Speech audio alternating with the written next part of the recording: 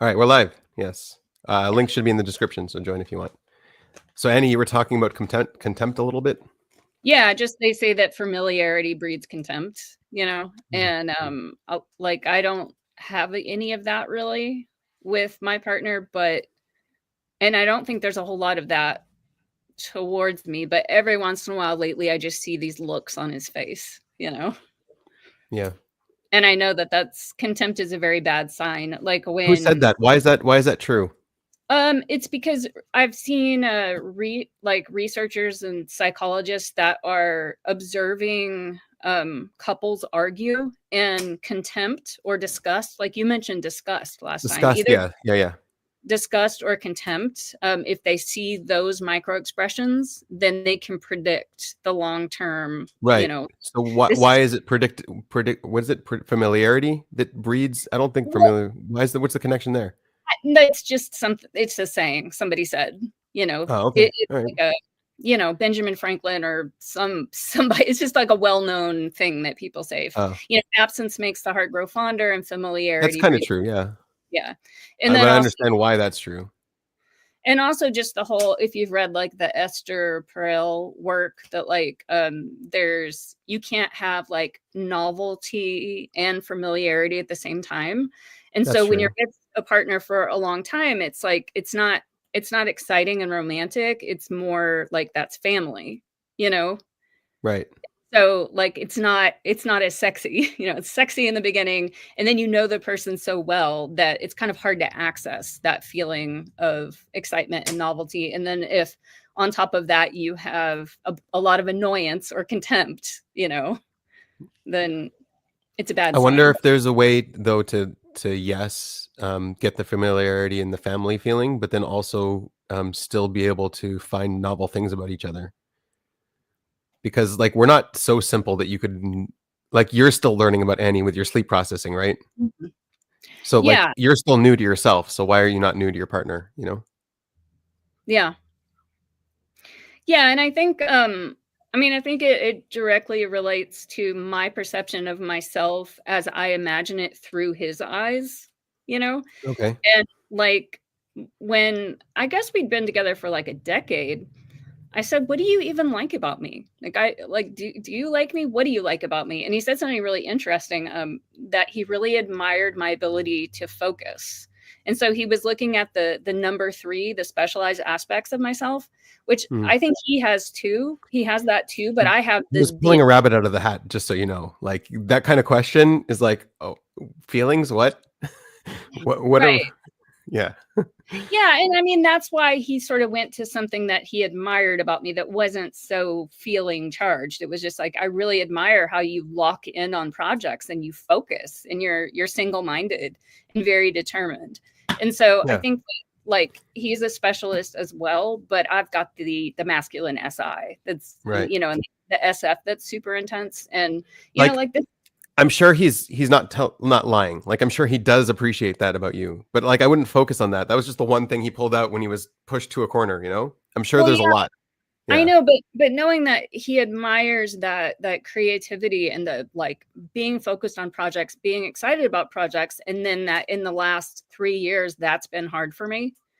I Wow. haven't Okay.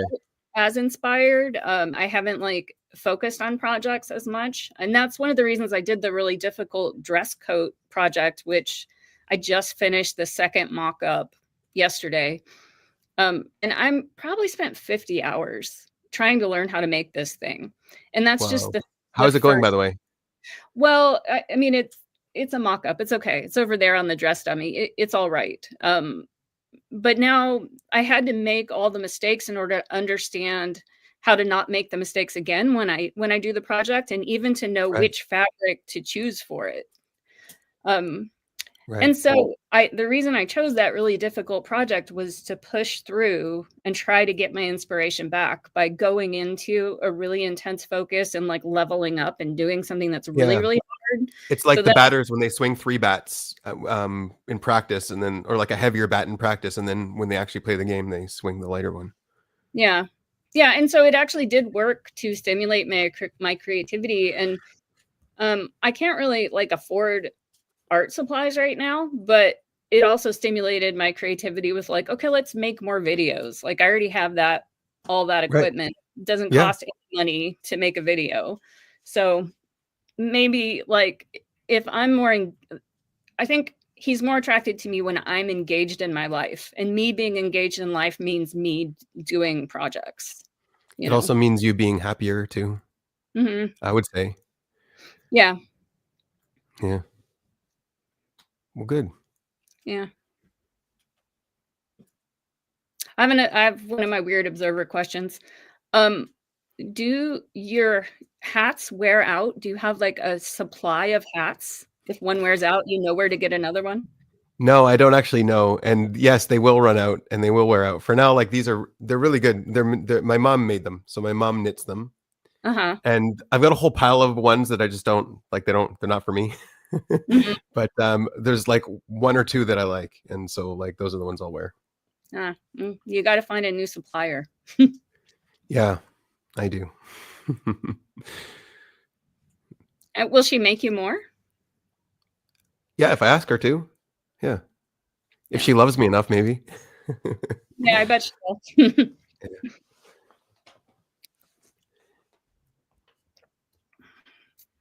Yeah, I made that new video about well, Oh, I you'll saw see. it drop. I didn't check Yeah. it out. Yeah, yeah. Yeah, it was I posted it like 10 minutes before this started, so Yeah. but I'm having lots of dreams. What's another dream one? Okay. Yeah. Yeah. Yeah. Yeah, I have some ideas for the other channel, but the dream ones are easy because it's free content every night. Right. Yeah. I like when you like, for you, the veil is really thin, like, how much access you get to your unconscious, it's kinda cool. Mhm. Like, there are things that you're repressing, but you're not really repressing them because you see them so vividly all the time. Mhm. You can't ignore them, yeah. Yeah, and I think a lot of times I can see the connection and the meaning, but sometimes I kind of can't. So I guess that's still super unconscious because my conscious Mm. mind isn't making Right, the connection. right. Yeah. Yeah. Yeah, I wonder what it would be like to talk to my unconscious the way you talk to yours. Well, you said you remember your dreams though, so I d Depends on the dreams, yeah. mm. I If mean, they're very traumatic, I'll remember them for sure. yeah, and then when you remember them, do you easily see the meaning? When I remember them, the meaning is already there. Yeah, I don't need to even look, yeah, Mm. Yeah, mine are cryptic. So right. I mean, I had to learn how to interpret the meanings. Yeah. Yeah, Luna has a point. Um, Right. yeah. Yeah, I put it up earlier. Oh, I didn't see. When you put those up, I read really slow. Yeah, I'm it's okay. embarrassed, No, you were in the middle of talking about something else, so you can't talk and read at the same time. right, Yeah. but I am just embarrassed how slow I read. That's why I don't do subtitles in movies. Oh, I can't read that fast. My comprehension is above average, but my reading speed is very slow, but my listening speed is 2 times speed. So, yeah. That's the highest it'll go, so. Hey, what's up, Nico? What's up? How are you? Oh, did you come back ready? Is that what your name means? No. Oh, okay, alright. I need like a good chunk of evidence, but I really need to like read through it. I'm gonna like I'd like to come back with like a whole PDF doc and stuff and like fully Hank, what's up? watch your and also Hello. fully watch your science of climate change video as well to Ah, okay. I where mean, I you got the glean gist. from. You're good. Let's burn some stuff. Yeah, let's burn some stuff, yeah. Burn Yeah, burn the let's go. gases that haven't burnt yet, that aren't CO2 yet. You need to burn them, methane and all that stuff. Oh yeah, those are worse than Yeah. CO2 definitely. There was an empirical proof that I wanted to show that I could like actually set up the experiment here and This is run a very it hard and shift, by the show way. I that just have to say, this channel changes like from feeling talk straight to like ST. I like it. All right, I know you do, Hank. We know that. sorry You should talk to your Andy, unconscious more. It's okay. I'm Sorry, usually like I was- only one of very few NFs in the room when it No, comes. no, it's good. I mean, I was talking about me. I Yeah. like talking about Oh, it. Yeah. uh-huh. Yeah. right, yeah, yeah. So, well, I guess first off, like, how are you guys doing? Oh, this is my Did- There you weekend go. There's the starting. feeling. All right, feeling nice. I'm Good gonna go job. to the home garden show later, probably today. But yeah, this is my weekend starting, the so I home and like it. garden? Oh, your Yeah, what are weekend you starting gonna already? do? I love those home and garden What? shows. What are you gonna do there?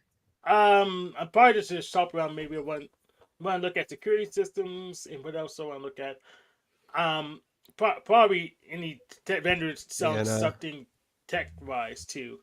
But yeah, Oh, there's okay. a So you're, Pittsburgh Home and Garden Show at event center downtown off of what's that street? Fort Duquesne Boulevard. so don't if you worry, Anna. We spanked Nico last time after you left. And he left with his tail between his what? legs. I don't even know what happened. oh yeah. He made a bad joke, a tasteless joke about weather and how he likes tornado season. Oh, I Yeah, didn't so we gave even. him a big spanking and he left completely destroyed. Don't worry. Well, So thank goodness.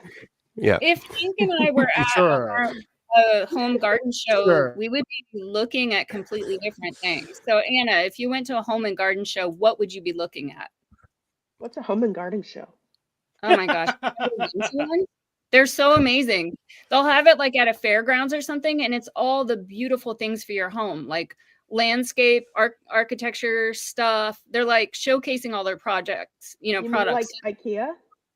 No, there might Yes. maybe furniture, but like landscape design, maybe like model tiny homes, beautiful things that make your house beautiful. Kitchen countertops, different fixtures. So Hank says he's going to look at security systems, but for me, like I'm looking at all the pretty design stuff. Of course. Yeah. Yeah, I mean, I love home goods stores. I could spend hours in there if my husband let me, but gotta chop, get out of there as soon as possible, because I don't know, the chaos, right, makes him crazy. So, but I go to the things alone. I don't go with Yeah, Rusty. right. Drag him along. He Although he Yeah. likes it lets too, to carry stuff. as a That's builder, he likes that sort of thing. Yeah, unless he get used to as a pack meal, why bother to bring him? It sounds like there's something there for everybody. I mean, Mhm. Yes, Definitely. there is. I Yeah. bet there is. That sounds fun. I would enjoy that, looking at all the things. Actually, that's not true. I think scans a lot quicker to like skip over all the SE that I don't care about. So I'm just like boop, boop, boop. Oh, found one thing out of like 2000 that appeals to me.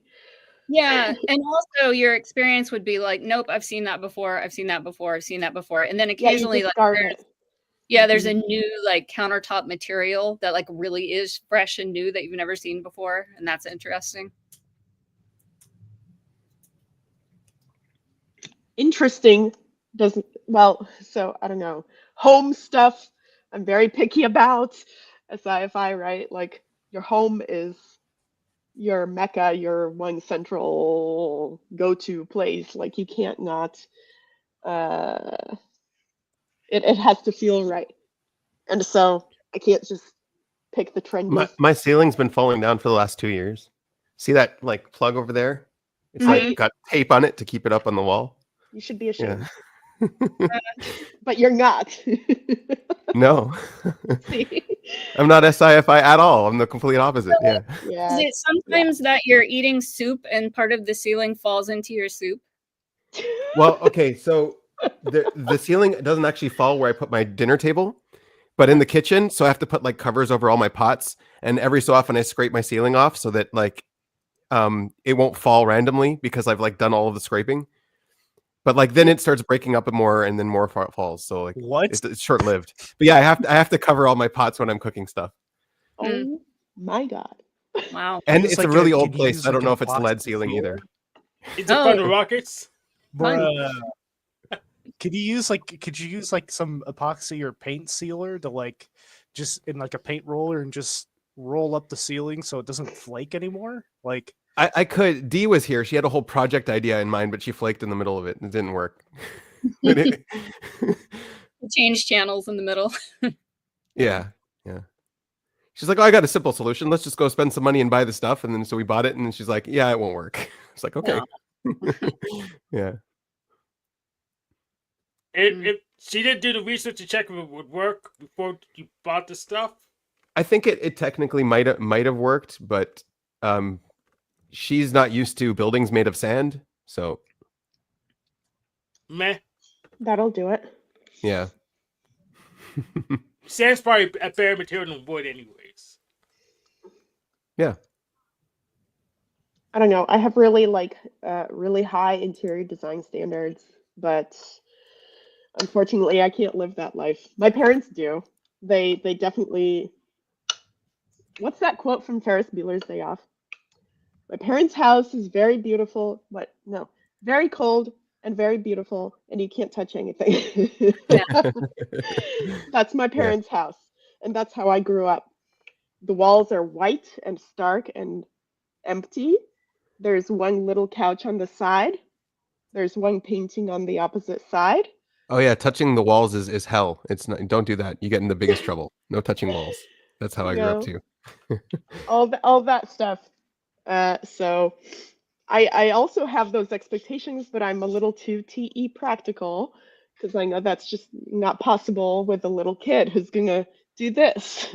Right. So Well, you know what? I built a table, and I compute my monitor's actually on a table I built when I got married, and I got really mad at my daughter. She drew all over it, but now it's my favorite part of the table. So just saying. you've absorbed it into your Yeah, DI. Yeah. Is it wood? Yeah, it's wood. Yeah, yeah. What kind of wood? I don't even remember. It's like plywood and some 2x4s. It's not like a very good table. Oh, I But see. Right. Yeah, I was just picturing because I still made it. Russ made all of our furniture, and it's like Oh, nice. slate and tiger wood or something. Oh, Like Sounds crazy. expensive to even. Well, no, I mean he knows It's where to cheaper put than it. buying. Yeah, he got a bunch of salvaged tiger wood, Oh, okay. and the slate was from a pool table that he Nice. didn't want to use the pool table anymore, so you just cut it down, and that's our dinner table. I love the repurposing thing. I follow a lot of little like Instagram things of like people repurposing. I would never want that, but it like in my environment, like I can appreciate something without wanting it myself, right? And that's the same with like fashion or something. I could see someone objectively look good, but know that I'm not going to wear that. Same thing. So Yeah, Russ's style is really different than mine, but I like it. Yeah. I trust him. I like That's walking awesome. into the spaces that he creates, even though they're total. Like he would never have sequin curtains, in a room. right. That I do. And yet you cohabitate together and he looks at Well, them every day. I'm in a different building. He doesn't come over Okay. here. He's hardly All ever right. over. So because this is my office.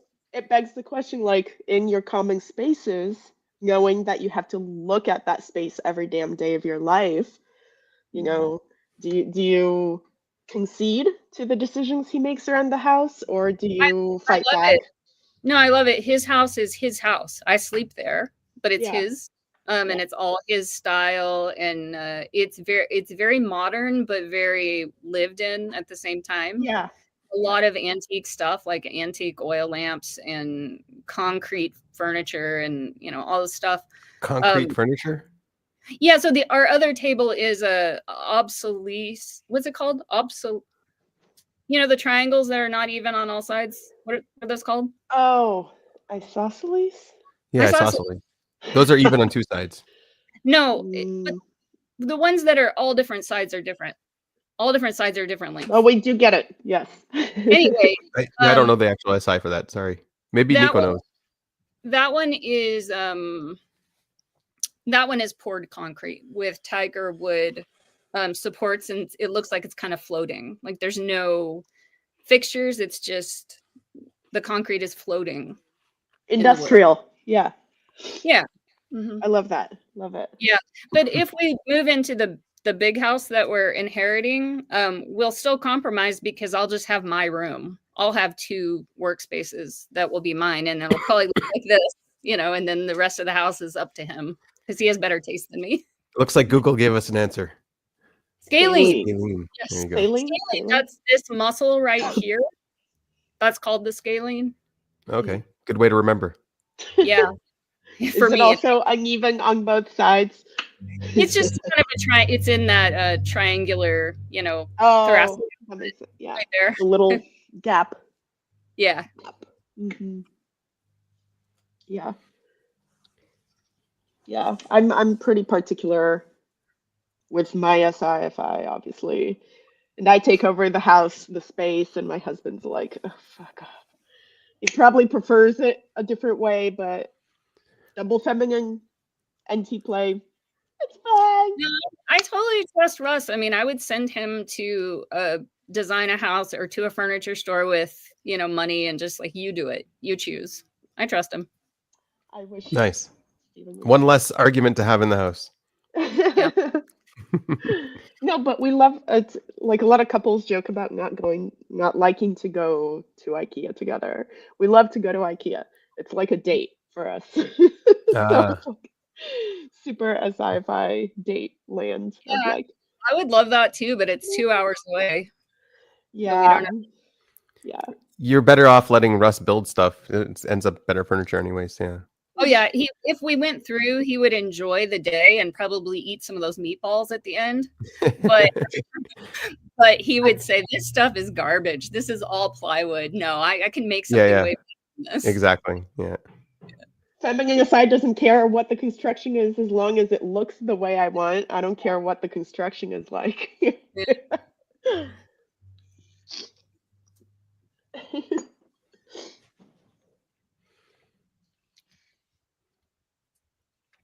Yeah, I guess you're also more visual, Anna, than Annie. Yeah, big time. Yeah. Apparently. Apparently. Allegedly. Allegedly. I think so. I mean, I am visual. But not to the degree of other people. Yeah. Yeah. It's a curse. Maybe a blessing a little bit in there, but mostly a curse. I like how your excuse is your name. I like that. Wait, what's up? Yeah. Can you hear us? So, yeah, I can. So my computer's internet connection legitimately can't handle the stream, and whenever the stream gets pulled up, you guys just lag to the point where my computer just says, "Yeah, you don't have internet anymore." If you turn off your camera, does it go faster? That's a good question. I'll need to check, but I don't know where it disappeared. It Kind used to of. tell me who had low memory and not. Now it doesn't. well, it remembers that it doesn't have internet now. So, I envy people who wake up in the morning and don't have to think about their appearance or don't worry about that stuff. Or, because, Well, who is goddamn, that? I don't know. Or, just enough to like put something on and move on. I can't do that. You mean you get stuck in that loop where you put something on, you're like, no, this doesn't feel right. You put a different thing on. Who do I I just want to be today? My character, since I have low DI, I don't know who I want to be. Do I want to be leather jacket Anna, which gives a different personality than a like flowery dress Anna, which is a totally different DI, different personality. So it really affects my presentation, really affects who I feel like today. For example, today I'm wearing a snot green color thing because I'm I got always green blowing too. my nose. It's about the vibe. So Yeah, I just wear pajamas all the time. So, and I love winter because I'm wearing my pajamas, but I need to go to the grocery store, and I just put on a really long, puffy coat, and no one can see what I'm wearing, so it just doesn't matter. And you probably don't care either. I don't. I mean, I cared more when I was younger. I would put more effort into it, but I just don't care anymore. Good for you. I just go into the store. They're people at the Walmart. Like, You should It's try it, Anna, Walmart, one so- day. You should What? try wearing pajamas, no makeup, going to the store in just a coat. No. You know what? It's You try higher it. risk. It's even higher risk for me because I have clients. You know, Right. I see massage clients, and You'll see that But I- nobody cares. right. Well, yeah, and The I've world won't stopped. end. It won't blow up. I've stopped worrying about what I'm wearing and worrying more about my attitude. Like I might see someone I know, so don't have such a sour look on my face as I'm walking to the grocery store. Right. Yeah. I don't know. At least be happy in your pajamas. It's not like I get hit on or anything. I had one guy. I was on my way to meet up with Versavia. I don't know. I just kind of dressed up a little because I'm meeting someone. I got out of the house. Yay! And this guy's like, "Your boyfriend's really lucky." I was like, I'm not paying attention. I had to walk past him too. I was like, don't smile, don't smile. Play last, play last. But yeah. Otherwise, for some reason though, I don't know why I'm inviting that. Like I can't go to the store without dressing up. I can't. I Hmm. can't. Like groceries, I have to go put on eyeliner because I have to put on my mask. I don't know, maybe it's an FM thing, like a visual thing. Like, how will they know that I am a force to be reckoned with if I don't wear Right. spiky eyeliner? Shan calls it war paint. Yeah, War it's like paint. yeah. But who are you trying to fool? The fruit, the vegetables. The people get out of my way. I want the last eggs because they're so expensive right now. you know Yeah. what's funny? The eggs are expensive, but the chicken is not.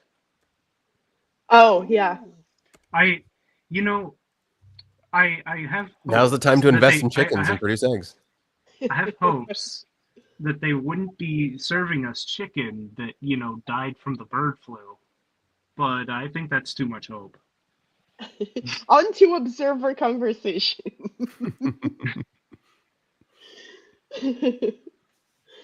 Yeah. But I mean, it's pretty disappointing when they're like $13 here in California, right? Like, it sucks. $13 per egg? No, No. per Okay. like All per right. 12 eggs. All right.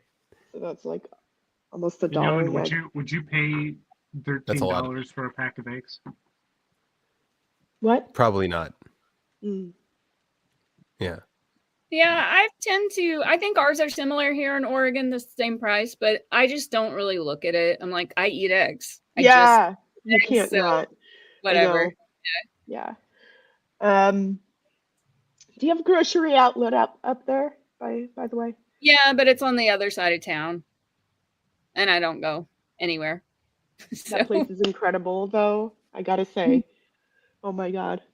It's my favorite store ever.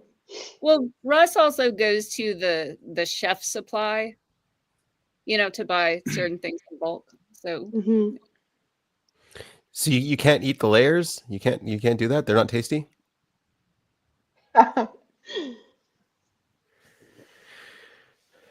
What the fuck? Evidently not. He says there's two breeds of chicken. One is for laying eggs and the other one's for eating. yeah, they're genetically engineered differently. Right. And the bird flu hits a whole group all at once. Anyone who's close together.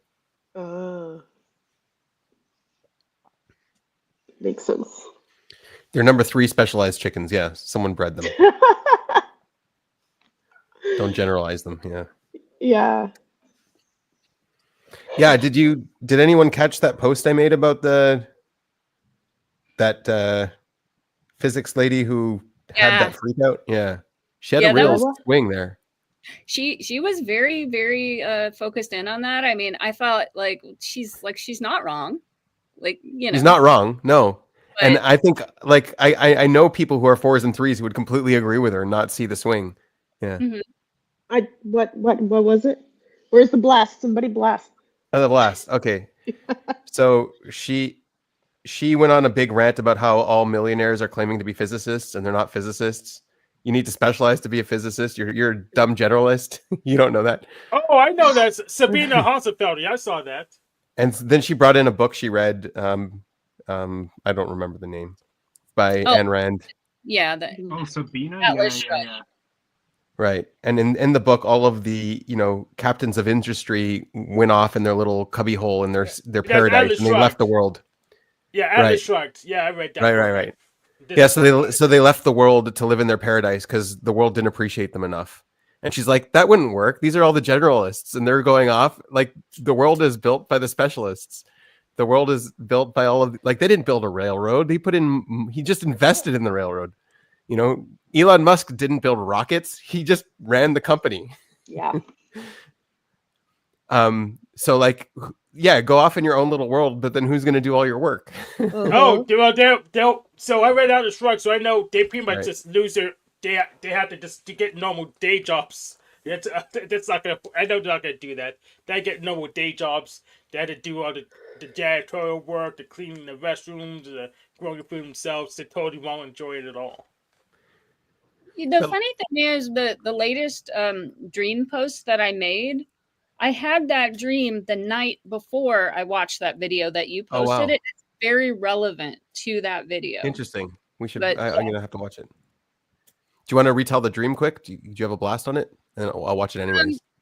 It was just I went to me and my mom and my sister went to an airport and for a flight which I hadn't done in a long time, and it was the very first day of the release of Elon Musk's new airplane technology that was supposed to revolutionize air travel, and Right. it was sketchy. It was very scary, and everyone on the flight was scared. And there was an advisor in between the pilots reading what looked like an IKEA manual when you're putting together flat pack furniture, like explaining to the pilots like how to fly the plane. It was just all really sketchy.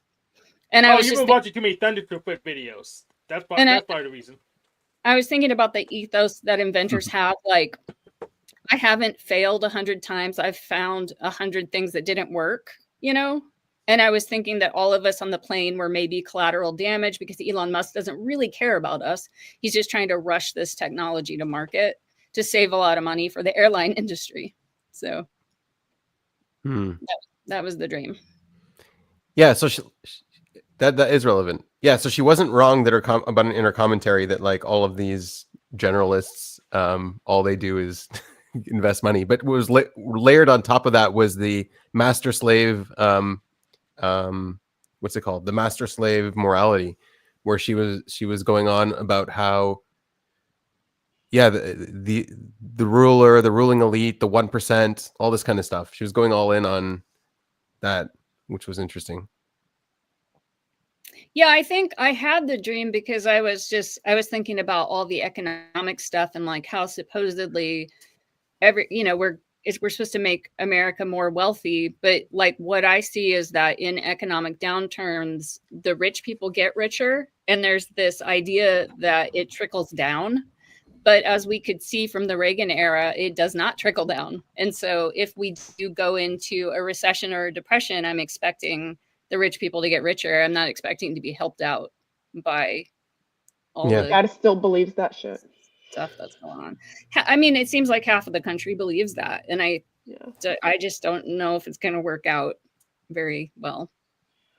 Like all of what's happening right now, my dad's like, yay! Are you kidding me? But the puppy's neutral on the matter, right? I hope so. Yeah. I want to meet that puppy. Looks great. Finn, right? That's a good name. Yes, yeah, he's a sweetheart, which is quite different from their previous dogs were Airedales.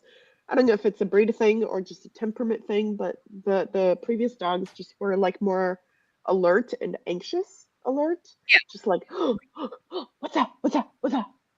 And that's a personality. Like either you're into that or you're not. And this guy, this puppy, he's just so lax. You could drop your phone on a concrete floor. You could vacuum. He doesn't give a shit. And that's unusual, or at least it's well adjusted. It's good. But quite unusual, I think, for a lot of dogs. So either they raised him right, or it's just purely a temperament thing. It's interesting to observe. Um, so I think Yeah. there's like a tone of a little bit of disappointment in my parents who are like, well, he's not really bothered by anything. I'm like, that's good. No, that's good. Yeah, I've had, a bunch of different dogs. We have 2 poodles currently. One of them's highly neurotic and the other one is super well adjusted. And they're, both the same breed. Would that be I've still a had good those trait for a dogs. guard dog? No, but poodles guard anyway. I mean, they Huh. bark when people walk down the alley, no matter, even if they're well adjusted. It depends on what you're looking for. Do you want a guard dog?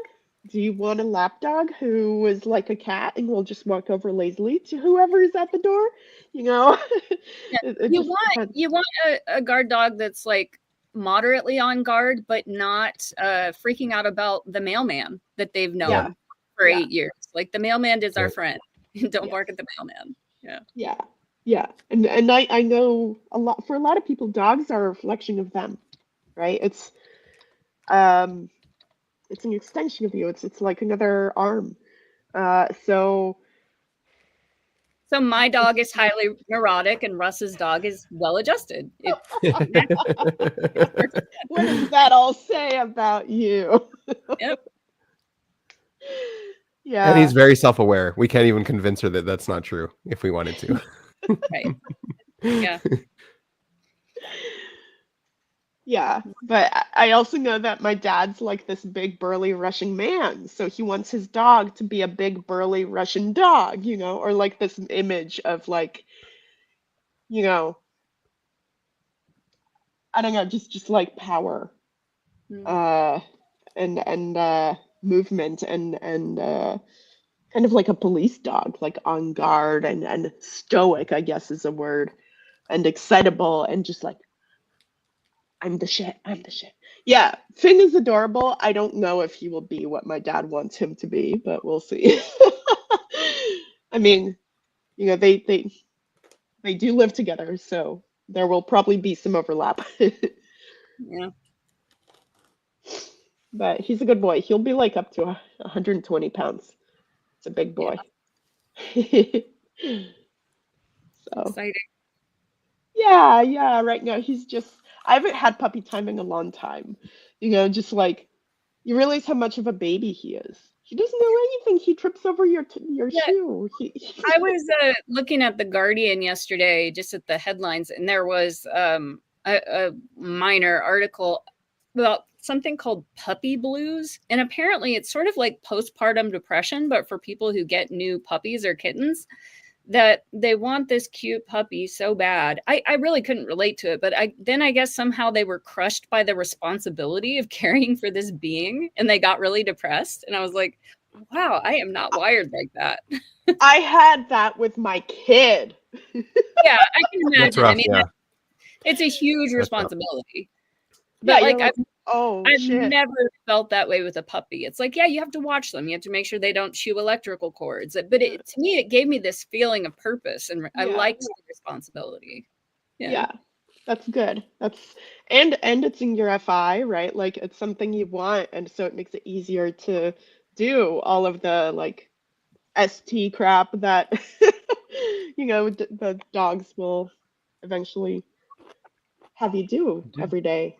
Yeah. Hey Ben, Yeah. I found a guy.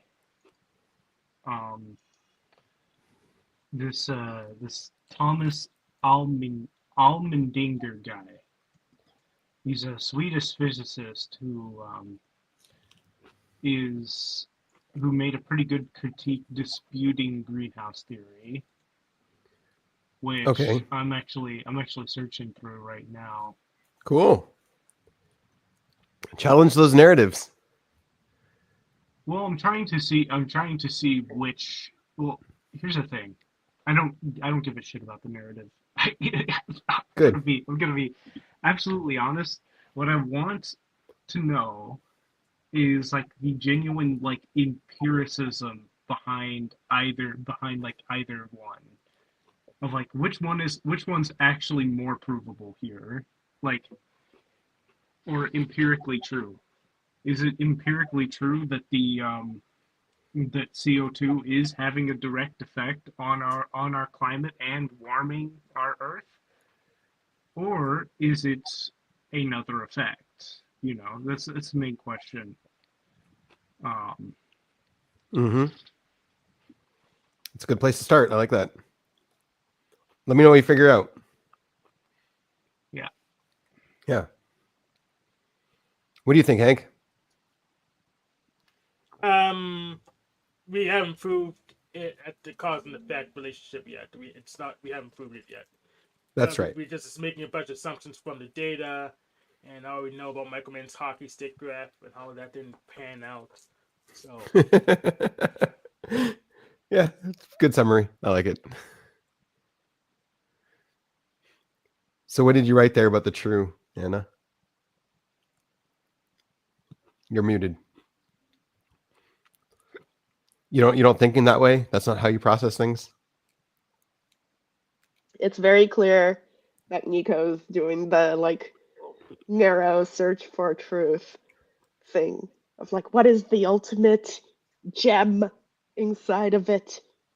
It's very interesting and endearing because I'm not doing that literally ever. So what do you base your worldview on then? How would you come to a conclusion about climate science? Consensus? Yeah. That's a bad word. I don't like that word. So mine is It's a swear more word on my channel. like the place I go to is more philosophical. I don't know what's true. It's all too big, and Nice. maybe this is a simulation anyway, or maybe nothing's real. But I go to the NF of what you, and I've made a video about this before, like years ago. I go to the NF of similar to what you said. I don't know what's true, but I know that it's good to not shit on the earth, you know? Yeah. Like, just take care of it. Like, I don't know the whole truth and the complexity of the whole matter, but it's good to be nice and be a good steward of the planet. but that's where agree. you're wrong. Yeah. There actually appreciates compost, but we shouldn't pollute it though. Right, you think it comes back to the SD common sense of daily life. Just don't be a dick. Care for the wild. So Benjamin's trying to bait my catchphrase. Truth is as a feeling. So that's pretty much Truth that's is how I just a get feeling. the truth. But I usually just go on based on facts and data, and it's pretty much relative to my place in the universe at the time. So I just go based on the facts and data available. Okay. It's not absolute because I'm not God. They gave the climate scientists. I don't like. I'm not a fan of this. I'm not a fan of this the citation that the climate scientists use of like, he is currently not affiliated with any reputable research institute or university. It's like, that shouldn't. I'm sitting here. I'm like, that should not be a prerequisite for Or truth. Yeah, for deriving empirical truth. It shouldn't. And That's if right. that's the ad hominem attack that these people are going to use, it brings. Right, they're not into question attacking what their he's own saying. theories. They're attacking him as a person. Yeah. Yeah, it doesn't really So- matter if you're Dirty. Yeah. It's affiliated dirty. with a reputable university because they had to. I mean, we lost a couple of presidents of universities because they had to retract their important papers because they cheated at the research. So I don't put that as a metric. I rather look at the data itself. Yeah, Or the assumptions. the global warming orthodox scientific community has rejected Allmendinger's work as utter nonsense, arguing that he is currently not affiliated with any reputable research institute or university. So if I'm peak. Doesn't he have a Nobel Prize? Isn't that the one? Allmendinger? Or is it somewhere else? There's another one who has a Nobel Prize that also has a physics on it. No, that'd be a shame if he had a Nobel Prize and they just say poo poo on it. That'd be hilarious. Right. Yeah, Nobel Prize in physics. That would He be also hilarious. had the real cause of global warming and its implications. Anyway.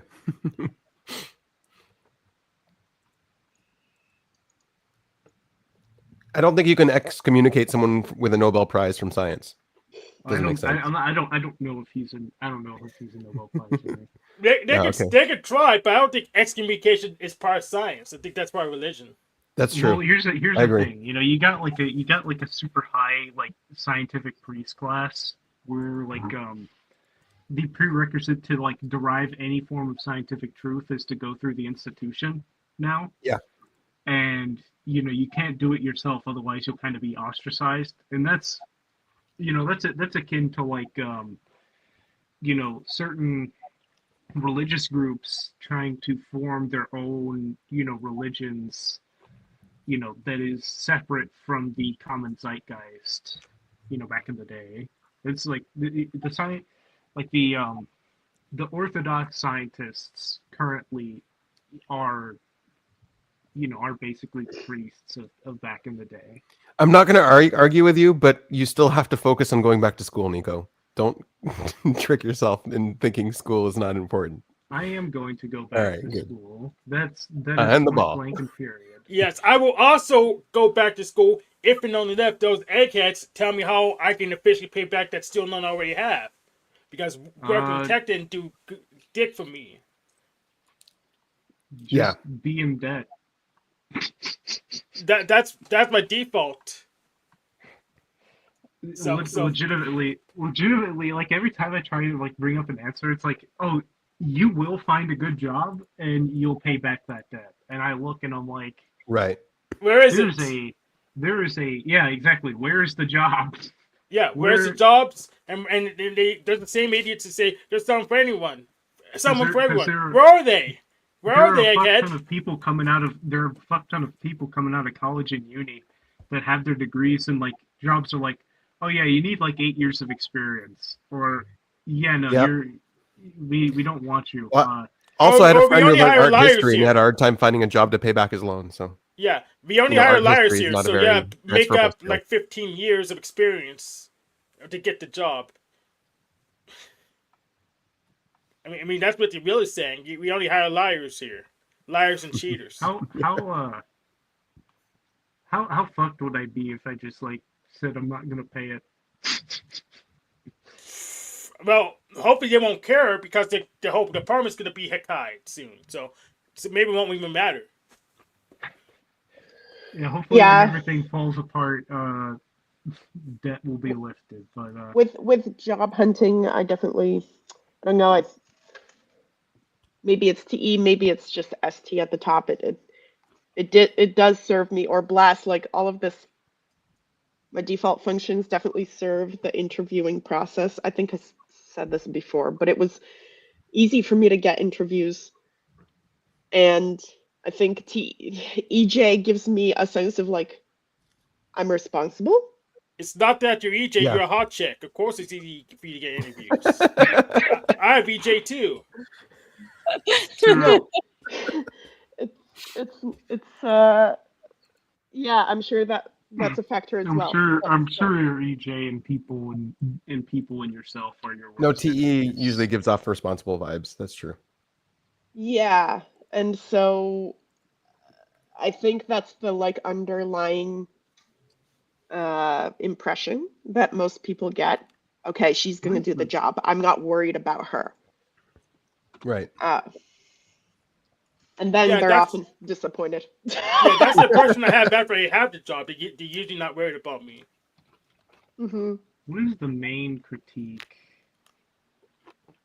of this guy, aside from ad hominem?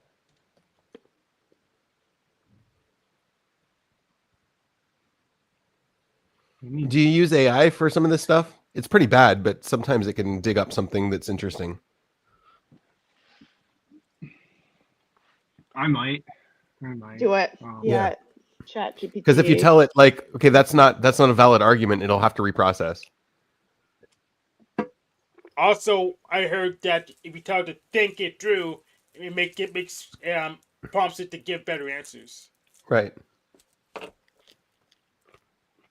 My neuroticism and ability to sit still is screwing up my research process here.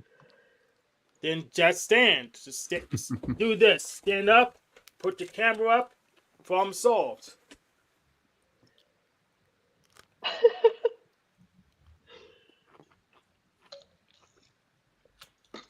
I have no food in the house. I have to get groceries so bad. I'm so lazy. Direct. Get some eggs. I do $13. need eggs. Yeah, for $13. Although I was asking If you my have your grocery. eyeliner on, you're already halfway there. I know. I'm good to go. I just need to go. Or I'm skip the eggs and just get tofu. It's cheaper. true. Same consistency. True. True. There's a lot of stuff you can make with tofu. In place of eggs, actually. There's actually a really nice ST like tip sheet of all the You whip out the AI. substitutes of Yeah, I used for to eat that like tofu with some kind of seasoning and like Oh, nutritional screw yeast. off. No, Kind of sorry, makes not you. good, tasty scrambled eggs. Oh yeah. Guys, how many of you have an air fryer? I don't. I have a little convection oven Oh. though, which is somewhat similar. I have a Okay. broiler. It's far better than an air fryer. Not true. You're SD wrong. I've never tried like so. What we have is a Cuisinart Incorrect. toaster oven that we keep outside because we use it in the summer when it's hot. You just bake things outside, but it does have convection too. Like, how similar is that to an air fryer, or is that different? I have not had the chance to experience the former. I've only ever had an air fryer. Yeah. It's But I probably can. like it's probably akin to like a heat gun. I Yeah, kind but of that's what an air fryer's supposed to do too. like. I heard that they make things crispy, like Yes, the direct heat. Yes. crispy roasted cauliflower. Would it? Yeah, It That is sounds amazing. Yeah, air it fryer, crisps them up broiler, because the heat hot gun, all because cooked with direct heat. so Especially if it there are crisps up. one or two people in the house, you don't need to use the whole damn oven to cook a thing, right? Like we don't need a lot. And But so is it it's easy like, to clean? sorry? Is it easy to clean? Yeah. Because fuck that shit with all the parts. I'm not Yeah. cleaning that. Yeah. There's only two pieces to it. It's just the basket and the actual in-out ejectable thing container. It's a little cumbersome, but it's fine. I also there's also a really good pro tip. After you cook something and you get like baking fat or chicken fat or all the pieces there, you can just pour water into that dirty air fryer Resin- basket Mhm. and preheat it, and all of the bits come out Oh yeah. in the water, and you just pour it out and it's clean. So super great SD tip. But the other day I made pita chips, like just made them, two ingredients. I couldn't believe it. It was so amazing. Little hummus, little pita chips.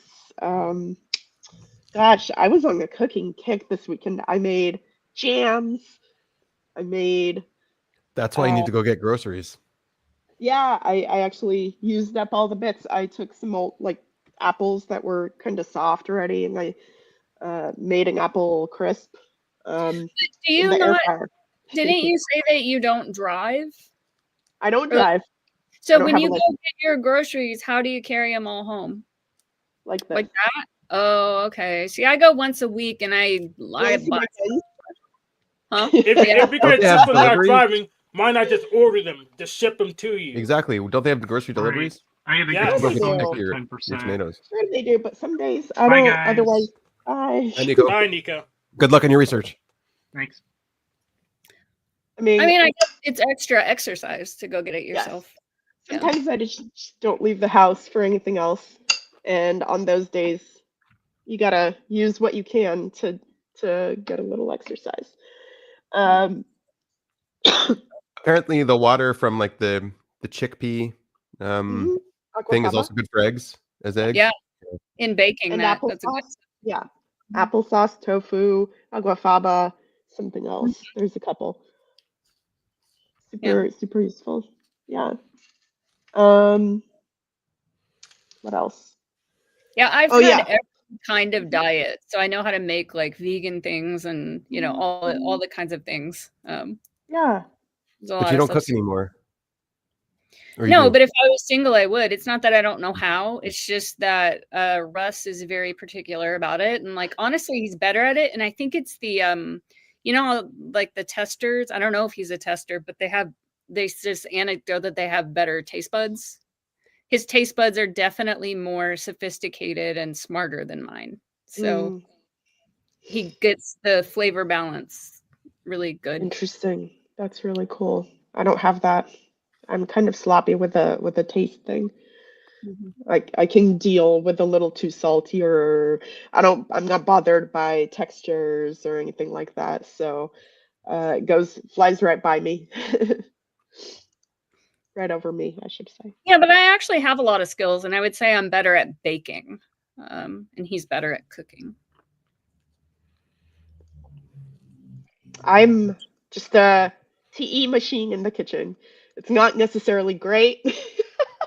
It's not necessarily. It's just like da-da-da-da, da-da-da-da, da-da-da-da. All the Mhm. parts, chopping and the doing and the doing and the doing. As long as it gets done in 20 minutes, I'm good. Mm. So I actually And Yeah, disagree with I'm Sophia's jealous of that with tea. yes. So I actually disagree with Sophia's notion that the road is built by specialists because without the Jones to organize them, specialists wouldn't even exist in the first place. Without You're generalship, right. there would be no need for specialists. You're right. That's why the swing makes no sense. Hmm. Over my life, I've been very impatient with people who take their time. And I'm only just recently, as I age, start to appreciate that a little bit more. But people who do not prioritize speed. What I don't understand is the people in the grocery store that are wandering around browsing like they've never seen food before. Like they don't know why they went in there. They didn't like. I know what I'm gonna get. Is that you? Yeah, that's me. So you're looking around like, oh, what do I want today? Well, I don't know what they have. Like, there's seasons of things, and it's just there's like different sales and stuff like that. But I'm so listy and so aware that I'm thinking like, oh, it's October, so I put this on the list because this is in season. I'm just like, so you come prepared. Yeah, and I also organize my list in the physical order of the store. There's this file list in the order that I'm going to travel in the store, and so I'm just quick, like grabbing stuff off the shelves. I should be an Instacart person. Yeah. So I don't. So being visual really helps because I know what we don't have at home. So I'll see eggs and I'm like, do I have this in my fridge right now? No. So yeah, that's more how I do things. I more look like, oh, they've got good portobello mushrooms this time. I'll get some of those. It won't be on a list because if it was on a list, I probably wouldn't get it. They wouldn't have any, or they wouldn't be good. That happens. Yeah. So I have a list on my fridge, and every time something runs out, I'll add it there, and before I leave, I take a picture of the list, which is sort of helpful, but the act of writing it already gets it in my head, so I technically don't need it anyway. But the nice thing about Grocery Outlet, which I really appreciate, is that the whole point is that they it's basically overstock, right? From like Whole Foods and all these nice stores, you come over there and it's all like, peppermint, almond milk, whatever, all these fancier brands and things for 50+% off. So it's super nice. I couldn't believe that I left buying everything I could and still not being able to spend $150 for 3 people. Yeah, and at that store, you have to browse because it's new. Yes. Yeah, it's always new. Catch your eye. Yeah, it's always new. I think they have like only a very few selection that is consistent. Like eggs. I also don't know what I'm going to cook until after I'm back from the grocery store and I look at what I got. Yeah. Oh, yeah, I already know. Yeah. I don't know either. I got that from my grandmother. She's a good cook. Like, so she also had lists and stuff, but I don't know, she was a Russian lady, and so her mother or whatever made good food, and like anytime anyone would compliment her on like her food being good, she'd be like, "Of course it's good. There's good things in it." She's like, "That's all you have to do to cook. Just put good things in it, and it turns out good." Yeah, That's the Not only rule. everything, but but but restaurants fail because you need to get cheap stuff where they can't have a profit margin, right? And also, some of them can't cook.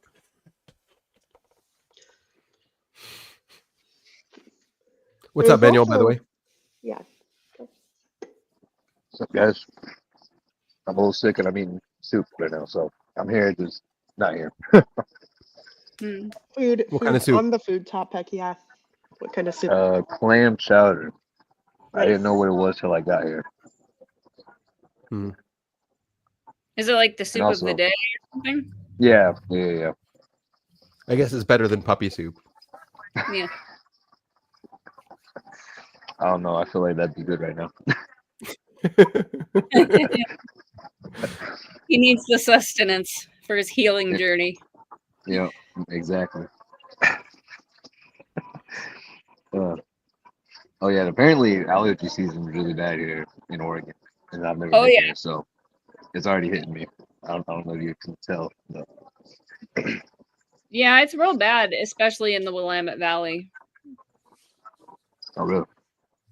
Yeah, it's just this valley. I've heard before that Willamette means the valley of the sickness, the valley of sickness. It's just really damp here, and people have bad allergies. Yeah, that's not right. So the natives knew. The natives knew. Stay away from there. Probably. Yeah. Wouldn't I matter. mean, I have allergies, and it's way worse for me than any other time in my life here. Like in Texas, it wasn't as bad as it is here. Yeah, in Albuquerque, it's not too bad. I mean, if you're not used to it, because like there's been a bunch of cottonwood trees around, especially Yeah, where I that's what was. get me. Yeah. Yeah, so I mean, I got used to it after a while though, but I don't know. Being here, there's a lot more Yeah, when different I lived fauna. in Arizona, it was only cottonwoods that bothered me. But here, there's like 100 things that get me. Plus, Exactly, it's a lot. exactly. But anyways, how's everyone doing? It's going. Still work day. Processing anything new, Manuel? Honestly, I haven't had time. I've just been busy. Yeah, Right it's now I'm been a learning while since about you've been here. yeah. Just been learning about biology. And the more and more I learn, the more I'm pretty sure, yeah, we're just meat bags. But anyway, that's for another day. Well, you said something under your breath that we didn't hear at all. Oh, I said, the more and more I learn about things in biology, the more I realize, the more I'm like, yeah, well, we're just a bunch of meat bags. That's about it. Oh, we're just a bunch of meat bags. Yeah. Yeah. Thanks, Bender. That's what Bender says. That's right. But yeah. And then I'm a little nervous for chemistry because I mean it's not difficult. It's just I need to sit down and like really ingrain the material into my brain. So I think the more you learn about biology, shouldn't you start seeing the cognition in your cells and how complex we actually are? yeah, I'm starting to see it more and more, especially like on the genetic level, because I didn't realize how much the genes dictate basically just functions within the body. So like a lot of receptors, a lot of Yeah, that's an interesting one because genes enough aren't all of the information in the cell. Like the DNA is not all the information in the cell. A cell had to come Obviously, from yeah. another cell. Yeah, it had to be cloned from another cell. So Right. it couldn't copy. Like it uses the DNA as like an information storage, but the information for what a cell is came from the cell it came from. right. It didn't come from the DNA. Yeah. Exactly. Well, and then other things too, like receptors, channels, Yeah. The But, DNA like, is the just source code, basic not the function. object code. Right. And then you've got all- mitochondria with their own DNA, right? Yeah, exactly. And so everything somehow comes from DNA. And if you don't have that gene, then you're just kind of like cystic They, fibrosis. That's basically what it is. Like if you don't they have a found a chloride, bacteria. Yeah, it's very recent that they found the bacteria, but it's been evolving for I don't know, millions of years. yeah, Instead of mitochondria, it has enough. Apparently it started fairly recently, like only 200,000 years ago. So they've got something like a mitochondria. It's like another cell, like a parasitic cell inside of it, or whatever. yeah. Yeah, a symbiotic cell inside of it. And instead of doing ATP the way mitochondria does, it's doing something with nitrogen to create energy. Right. Yeah, it's very unique. No other life is creating energy from nitrogen. That's Uh, useful. There's a lot of Yeah. nitrogen in the atmosphere. right. Well, and actually, I guess that's how, like, millions of years ago, that's how plants were started, was by bacteria that basically broke down nitrogen to create energy. Oh, So maybe. it's Yeah. very old. But but yeah, that's just what I've been learning about. Yeah, cool. Solving problems. That's what they do. They're problem solvers, cognitive machines, little Yep. cells. Yeah.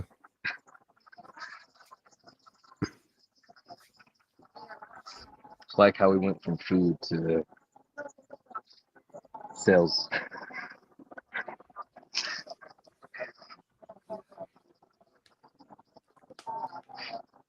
So you're worried about chatbots taking your memorizing job?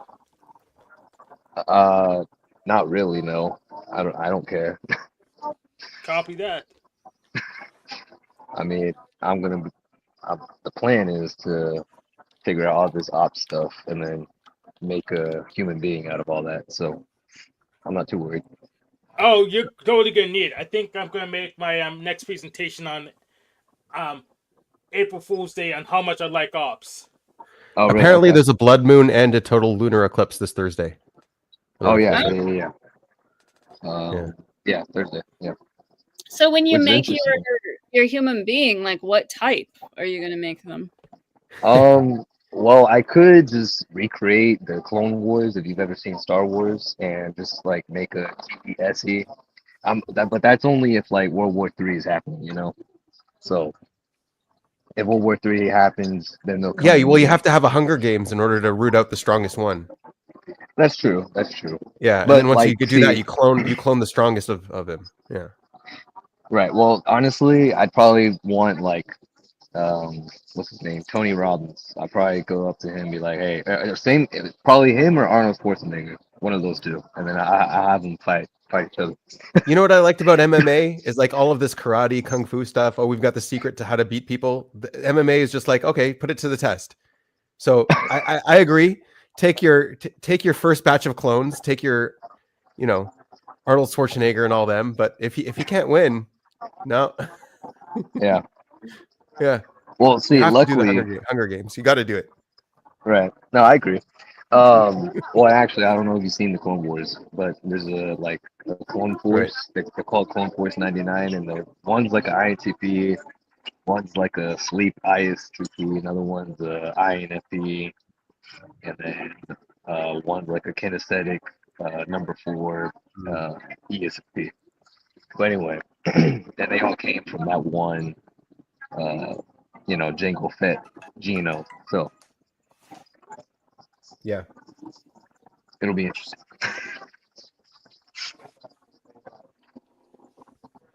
Oh, speaking of Star Wars, I'm watching the new Andor when it comes out. No, no, I never No, saw it. I saw the first season, I guess. Yeah, no. negative. And I'm glad you're not making anything that would be a threat to me. So yeah, keep on doing that. Bye. Oh, see Bye. it.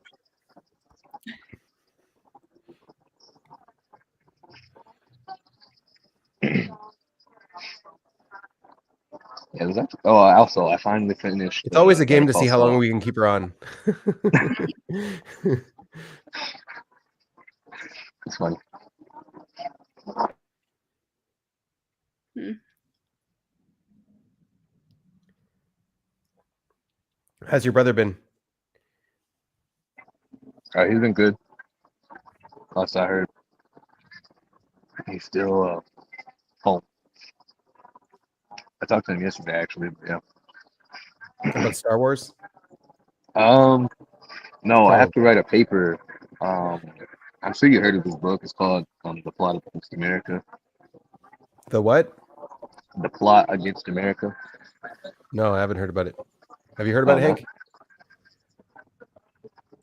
Negative. Okay. Well, it was written by a Jewish man who came from survivors of the Holocaust, and basically he grew up in America. But basically, the whole book is like if a certain person won presidency at a certain time, um, how would it differ from how history actually played out? So that's basically what the whole book's about.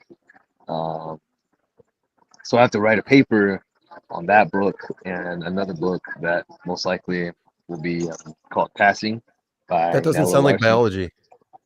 Yeah, no, it's American novels. I have to take it Oh, to okay. Yes, fulfill my because you have to be requirement. well-rounded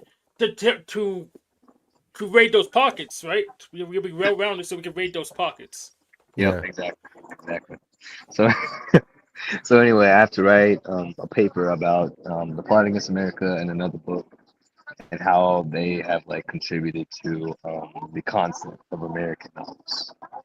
So what is this about the plot against America? This is a president who buys his presidency or something? I actually don't know because I haven't read the book. Okay. I was going to try to get it out of you. Well, okay. From what I understand, the gist of it is basically like Lindbergh. I don't know his full name, but anyways, Lindbergh. Okay, yeah, there you go. So Lindbergh, he ends up winning the presidency because in real life, Lindbergh and some other guy ran for president, but Lindbergh lost, someone else won. Oh, But okay. Something in this historical. book, Okay. yeah, but in this book, Lindbergh wins, and it's basically just showing like what it would be like if he were president and what would have changed, Right. which is ironic Okay. because It's a like a lot what if of scenario. Yeah. yeah, basically, but it's ironic because a lot of, at least from what I've heard from my peers and what they talked about in class, it's very similar to what Trump is doing right now. Okay. So So it points to just I, see how he's fiction going to be your devil. influences the culture, or I guess other fiction. Why aren't you reading Harry Potter instead? A book that people actually read. I don't even know what to say to that. Well, Harry Potter's not American, so Oh yeah, it is she's British. It's British, yeah, not she's American. British. So That that's a won't good fit. point. Yeah. That's a good Yeah. point. It's British. Right, Manuel? That's the only reason. Basically. Yeah.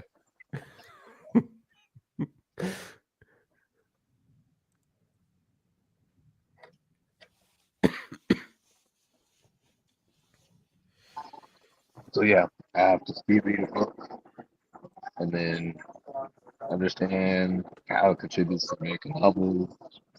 Tomorrow I have a lab practical, Looks chemistry. like it's a recent book though, 2004. It's fairly recent. Oh really? I thought it was older than that. Yes, that's what the Wikipedia page said, and I didn't hear about it. So it's recent and had no influence, but it's important. But you have to buy it anyways because it's part of the college experience.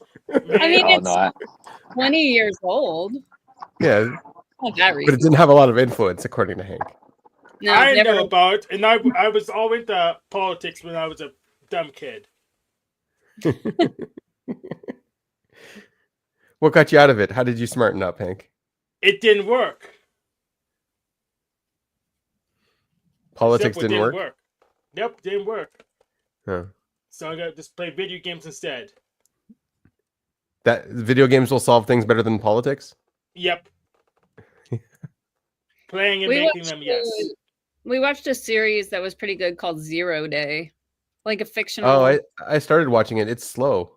It's really slow. Yeah, the final episodes we watched Oh, last okay. night. It was very powerful. I was eating and it was like upsetting. You know, it was kind of like when you Right. watch something upsetting, it's hard to keep eating.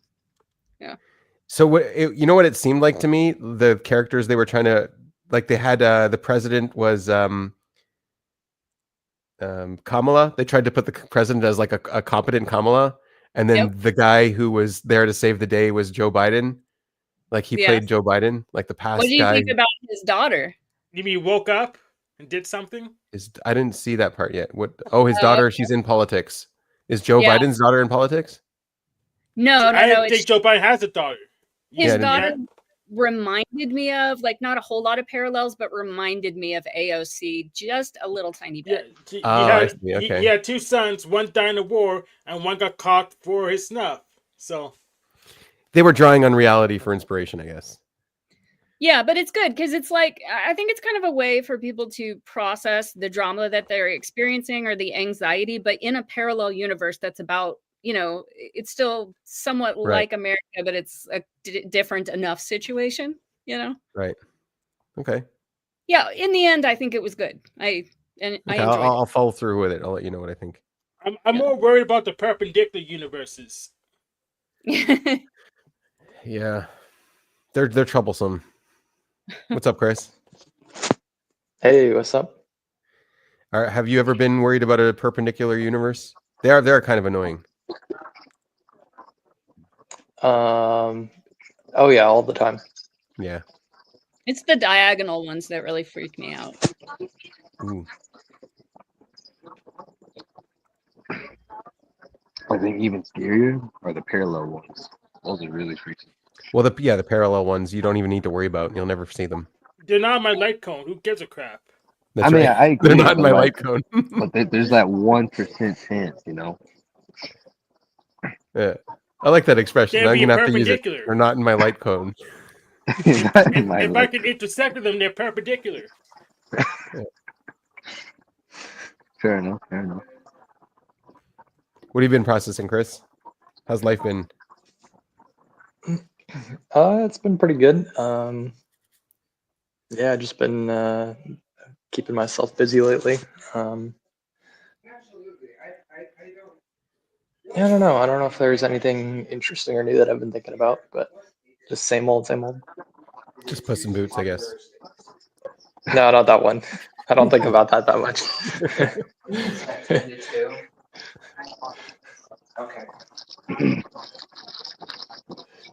So today seems like a low energy day. Guess No. so. Well, No. for you, yes, not for me. Go on, Hank. What's your energy like? And why? It's like middle high because it's my weekend. And there's plenty of stuff to do. Does the color that you wear have any like reflection of your mood? Like you're wearing red today. That's a very Nope. colorful. Do you Nope, I think don't need numerology. do you Maybe it does, and he's unaware of it. Yeah, maybe. But is it intentional at all? Like today I feel like wearing red. Nope, it was just the next thing on the rack. Okay. So there's some like order, you just go through the sequence. Yeah. Yep, go secrets, wash it, then just randomize it and just start again. No, I don't do numerology with the color. Wait, you That have you know have of. a Your method? unconscious does it. Yes, There's no so such thing as after it random. comes up, I just take the first out goes on the hook. Then I just go ahead and pull one off the hook every day or so. I had to buy new pants. In fact, on Saturday, I had a big pants rip near the end because I had to do load side what's it called, split loading. That's bad just on bailing, but I go up the ladder just to split and then go down up in there. The pants cried and fell apart like the second hour in, and so I had to use the I have red tape to try to duct tape it together so I don't leave everything hanging out. Are you duct taping what? Your underwear? My underwear was fine. But my pants was ripped to shreds pretty much. So you duct tape your pants and you wore your pants? Yeah, to wear my Wow. pants home. Oh, so I could home. just Okay. finish the shift. And then I Right, switched right, pants, and I ordered a whole new set of pants. I ordered 6 pairs of pants because the ones I was keeping, that one was too hard to patch. The other ones I'm behind in patching because I'm just trying. basically don't really know how to do it properly. So I'm Yeah. to experiment and all. So I just bought 6 more pairs, and I'm good.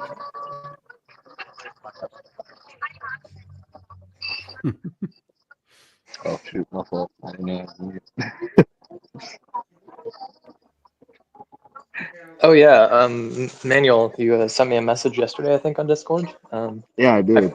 didn't get around to sending one back, but yeah, hey, it's going good. How are you doing? How's college treating you? It's going good. It's the last like week basically, so it's crunch time. But I'm a ESTP, so it's what I do best. Hey, I Reggie. need a haircut though. I'll say that much. I need a What's up, haircut Reggie? and I need to shave.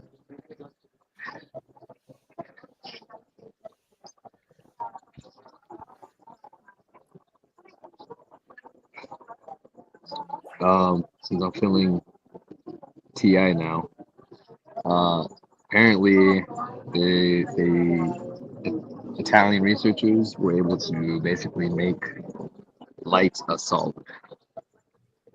I thought that was pretty cool. Lights assault.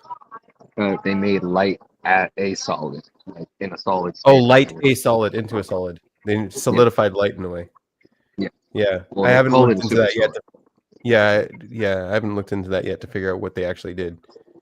Um, Me neither. these headlines tend to like Be absurd. Right. Well, yeah, okay. yeah, So from my misrepresent what's very really going on. right. Exactly. So from my very basic understanding of what I read and from what I know, basically they basically made like a crystal item and they shone light through it, and it was made out of a certain material that whenever they made the room temperature like extremely cold, like basically close to absolute zero, if not below, Oh, it so would just stick. quantum computing crap again, but we packaged for something else. Okay. Yeah, basically. Uh, so then as the light was shining through this object, basically because of the nature of this object, the light was able to stick to the piece of matter. So So when they say stick to, what do they really mean? that's the one part I don't fully understand, but from what I understood, basically the light was like basically just becoming form of matter, and it was Okay. bonding to to the atoms of this object, basically. Oh, okay. So they're Yeah, I just don't think exciting that. electrons on it, Yeah, I think and that's then the jump you're not repackaging supposed to it. make. I don't think light became a form of matter. No, they're BSing you. They're exciting Yeah, some yeah. electrons on the material, and then they froze it and say we did something We'll have to new. look at it. It's something. It is something special, but I don't think it's making light into matter. I don't think it's that. Yeah, no, I think Hank was right because they mentioned something about positrons and Yeah. excitons. Yeah, So, I think I think they're exciting electrons and pretending and onto something called pretending it did something special. Dude, see, I I'm think sure it's either more they than were just trying. exciting light electrons. Well, I I think hope they were so trying because to. it'd be really disappointing. It'd be really look really stupid for someone who had no physics because very little physics and guess what magic trick they're pulling because of Well, that okay. particular. That'd be very sad. No, I think it's done by actual physicists who know what they're doing. They did something special. It's just like the takeaway light has become matter is like it's just too buzzy. It's too clickbaity. Uh, It's not Yeah, representing what's actually happening. yeah. for the What I sake of academia, I hope you're right because Yeah. if they just doing this BS, it's toast. The whole thing's toast. Well, okay. I think if I'm recalling them correctly, I think All they right. specifically did something to prevent the electrons to become excited. Basically, I think that's specifically what they're trying to prevent. Is it cold? Is it freezing it to absolute zero? Is that what they Y- did? Yeah, that's what they did. All right. Well, I probably shouldn't read the paper because I have a very strong feeling I'll be disappointed. So I'll let Benjamin take care of this.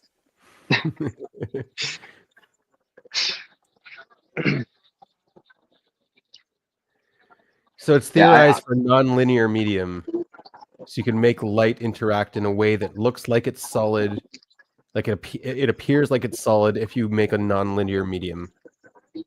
basically. So it's an illusion. Yeah. Ah, damn. But that's too bad.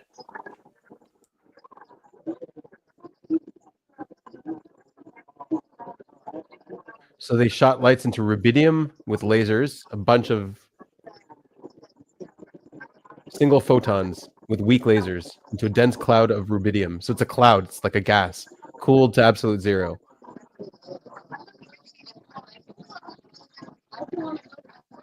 So yeah, light changes speeds based on whatever medium it's in, and because it was absolute zero, it went 100 times slower than it's normally going. So 100,000 times slower, which is quite a lot slower, but it's still light. It's still the fastest thing in that medium. Within the So cloud, my photons lost energy and gain mass. Yes, that's what happens. That's why they slow down. You need to do better than stage magic. Conditions allowed photons to attract and bind to other photons and exit the cloud as molecules. What? No. They need to do something better than stage magic. my internet crapped out. So what's kind of the punchline here? I didn't quite get the first part. The punchline doesn't make sense. Exit the cloud as molecules? That doesn't make sense. I believe it's because, like, from what I understood, it essentially like bonds with that molecule. So now that molecule Behave like a super solid for the first time. Yeah, that's what I figured. It was something like that. It doesn't bond to it, just slows down because they froze it. Yeah, so they froze light and then looked at light and said, now it's kind of like a solid. So it Or what? has no friction, so it behaves like a superfluid.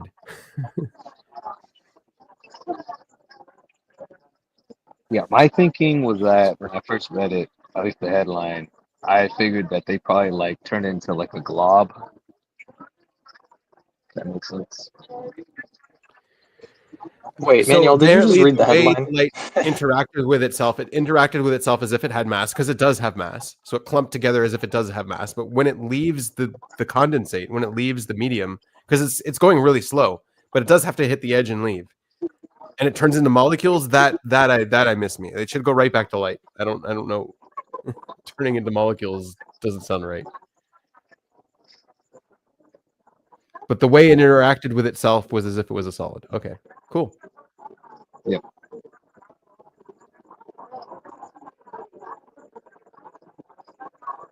Oh, you were trying to ask a question.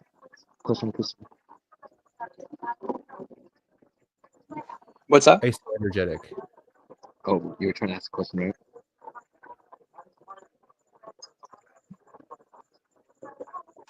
I don't remember now. But actually, no, I do have a question. I did want to, Ben, I know that you've talked about this before, and I was listening to this video. A guy was trying to explain, like, he had like a theory of consciousness, and it just made me think of the, what is it? The observer dilemma or whatever it is, where you have the issue with the whether it's a oh my gosh, my brain is drawing a blank right now, with the like the two different forms when you're observing the particles. It has the is it a wave? I can't remember. Wave or a particle, yeah. So I was just curious, since you seem to know a decent amount about it. So what is the explanation of the difference between, like, when it's measured versus, like, what happens when it's measured that changes the form? Or, like, what's the theory behind that? I think they're still trying to figure that out. I mean, I figured this out a long time ago, and I'm sure other people know this too. Basically, there's a difference between when you interact with something and when you don't interact with it. When you don't interact with it, it is what it is. When you interact with it, what has to happen is you have to transfer energy or information. You have to get something out of it. When you get something out of it, you've changed it. Also, you have to get something out of it at a specific time in a specific place. And for that to happen, it has to be localized. So like a wave that's spread out If you want to get something out of it at the specific time and place, you have to collapse it. And so that's all you're really doing. But you're actually changing the object. Like you can't observe something without changing it. It's impossible. Okay. Yep, I agree with Benjamin said. Yeah. I want to change gears. But the whole yeah, before you change gears, I just want to say the whole thing. I get so frustrated every time I see someone's theory of consciousness because really they mix consciousness and cognition together and they don't know what is what. And they're mainly talking about cognition for some reason or like one part of cognition. It's really weird. So, anyways. Remind me your distinction of those two. I'm sure you've told me before, but I can't remember.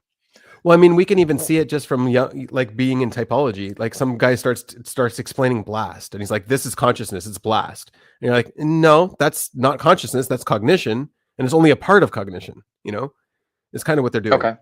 Yeah. Okay. Like goal setting. One guy's saying consciousness is goal setting. I'm like, no, that's cognition. It's not consciousness. So I have a question for Reggie, a software question. Would you say indie games is like the fast food of software development? Like very low barrier to entry, get in, kind of make a little money, get out. The fast food? I mean, doesn't fast food make like a lot of money though? Like yes, as an aggregate, but if you're an average worker's not gonna take home too much. Yeah, okay, that's fair. So an aggregate fast food's making tons of money, but the average worker is making minimum wage. Yeah, sounds about right.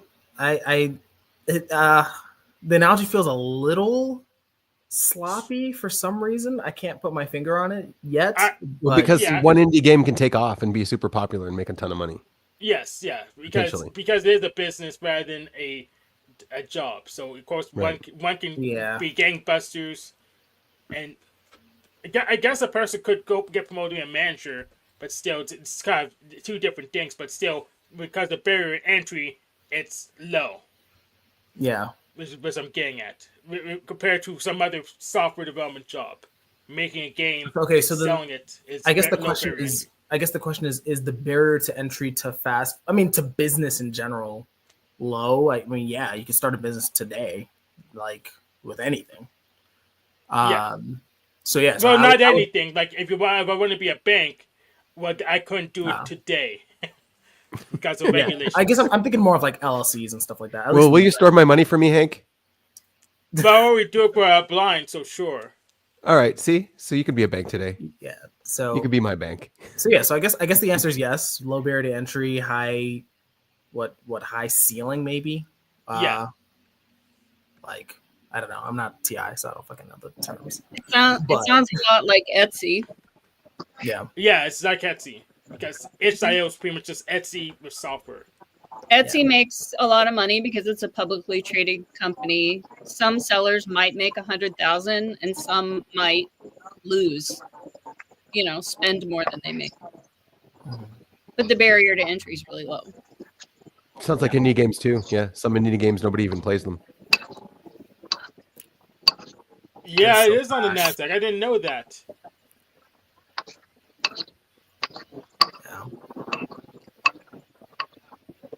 What have you been saying, Reggie? What are you processing lately?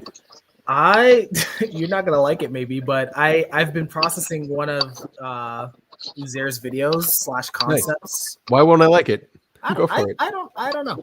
I think that so the TLDR is that extroverted functions are seeking more context, and introverted functions are trying to build convictions. And convictions is not the perfect word. I think we've talked about this in the past, but not the perfect word, but basically building conviction is probably the best word for now. Why would I like it? It lines up perfectly with what binary cognitive mechanics is saying. So, I like it too. Yeah, it lines up. Yeah. I guess for me it felt like I don't have the it feels a little bit sloppy in terms of like the wording. Maybe I'm getting a little bit too like in the weeds with it. But yeah, the idea I like a lot. And so basically what I'm processing now is I'm basically trying to expand my deepen my understanding of this so that I can understand like the animals and like leverage my own animal stack using this. Because it's one thing to Mhm. say like a function is conviction, but it's like, for example, like 3 out of the 4 functions or 3 out of the 4 animals are a mix of introversion and extroversion. Like, so it's like you have consume with like OE and DI, you have blast with DI with DE and OI, right? Mhm. And then like, yeah, you have the other 2 that are kind of like the more pure ones, but I guess I'm trying to understand how to like leverage this, especially as an extrovert. It's like, okay, how do I do blast better with this, knowledge, yeah. Okay, so I don't think I saw the whole video. I meant to, but I just didn't get around to it. Yeah, I think the TLDR is probably enough. Yeah. So yeah, basically what we have here on introverted is like the word refining, I guess. Like again, the words are annoying, and then contrasting is basically what you were saying, right?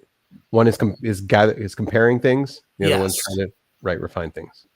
Yes. And then so, yeah, go ahead. And then so from here you want to build out blast and consume. I think specifically blast and consume. I think sleep ironically is easier because they're both introverted. So I could just narrow in on, okay, just like do things for you that make sense to you, basically. I don't know how to word that. But then once you start mixing the 2, like with consume and blast, I'm like, I don't really get this. Yeah, it's well, the other thing, he's missing some parts to be able to do that. If he's only building it from introverted and extroverted, he's missing some parts. What parts? So here, let me zoom out. Okay, so blast is here. Yeah. So blast is, yes, mixing introverted and extroverted, right? But it also has an externalizing component. How do I zoom in? There we go. I got it. Yeah, let me zoom in here. No, I got it. All right. Yeah, we've talked about this before. Right. I hate like the fact that I've talked about this before, and like now it's I guess because it's more relevant. And That's I'm remembering that's cool. No, I'm used to that's comparing. the point. Yeah. Yeah. So blast does have an extroverted and introverted element, but it has to have the externalizing element. And until you sort of decipher what externalizing and internalizing is, it's going to be really hard to build it back up from just those 2 parts. Because consume also has the same introverted, extroverted sides. Right. Yeah. But consume is internalizing, is that right? That's right. Yeah. Okay. So yeah, so and he got to it. He got to it at the beginning of his video. He talked about a little bit out of this applies to everything. He brought that clip. He's good. He's mixing in clips and stuff. He's doing really well. Like the way he's doing his videos, he's got it down. Yeah. Yeah. He's very, very one-like, but I can get used to it. I wouldn't know, but I think that yeah, like I think also, yeah, I for some reason I just really like just how simple it is. Right.